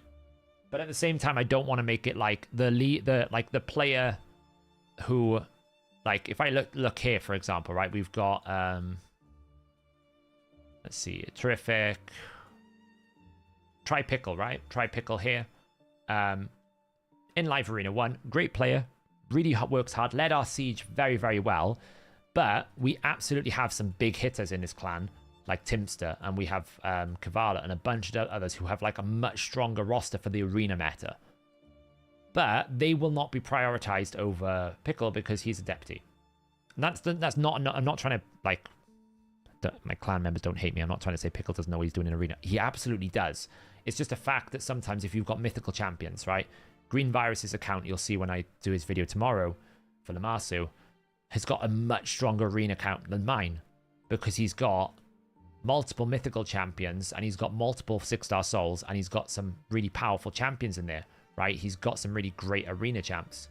So it would be the same thing as like me getting it over Green Virus when there was an extra attack scroll. I'd be like, I'd want to give it to Green Virus because he's going to give the clan the best opportunity to win. So, but anyway, it's just a little bit annoying right now where you can't really control much. Every time they introduce a new system to Siege, it feels like the control that a clan leader has becomes less efficient. It becomes harder to work around. It's like, okay, you know, great. We've improved the system now that as long as you put a defense, members get a win. Great. Means I don't have to worry about making sure everyone gets an attack now. Because as long as we take down the stronghold and the defense was set, you get rewarded. Perfect. But now I have to fight the situation of, well, how do I optimize the attack to defense scroll ratio to make sure that the people with the best ability to win are going to be the people that get those scrolls? That's now the next problem. Exactly, Brissinger, right? You do a lot of the stuff in the clan to help the clan succeed. A lot of the management, the rostering stuff. But you look at the clan in one and you would go, there's some people in that clan who've got crazy rosters. So, but anyway, with that being said, I'm going to call it there for the night, guys. It was a great stream. There is a free regearing event tomorrow. You can't really choose no, Mr. Fridge. What it will do is it will prioritize leadership positions. So for every extra attack scroll, every extra defense on the enemy team, they'll give you one attack scroll, and it will go leader, deputies, and if it's multiple deputies, deputies via player power, then lieutenants, lieutenants via player power, then player power for the average. So that's the way it will work. I mean, eventually, when everyone upgrades everything, I guess it will evenly distribute. So it's only a mute point in the middle, but I just want to give more control. I'm conscious that people already have a lot of commitments in Hydra Clash, in Clan Boss, the new Clan Boss, and Siege. Do you really want to force someone who's not confident in Arena to have to do it just because they happen to be a deputy for a long period of time? I don't think it's a good idea. So that was my main point. Like, give the leadership more control is my main thing. But there is a free regearing event tomorrow. I will enable the optimizer, as we always do, for free premium. So that will be available. I might do S19. Honestly, I know I can do 2018 and the Fire Knight. I might do this, but I feel like it would be an entire stream of me raging at Cintranos. I just don't know if I want to do it, but I definitely need to build both. I'm hoping there'll be a training tournament soon, so I can actually train these heroes. My Morag is not that strong either. She's only a 2-star +2, which is a bit of a concern, so, but we'll see. But anyway, guys, I'm going to leave it there. Thanks for hanging out. I really appreciate you all. Appreciate all your kind messages on today's video as well. That really kind of lifted my mood. I need to do a poll as well to see if I should buy this avatar frame as a completionist. I've got a lot of gold bars. I could. It's a temptation right now. I could easily buy this and the Sacred Shard and the Legendary Tome. I don't know why I want to, because I'd never use it, but it's just annoying me every time I open it. It is just annoying me. Anyway, guys, have a nice evening. I'll catch you later.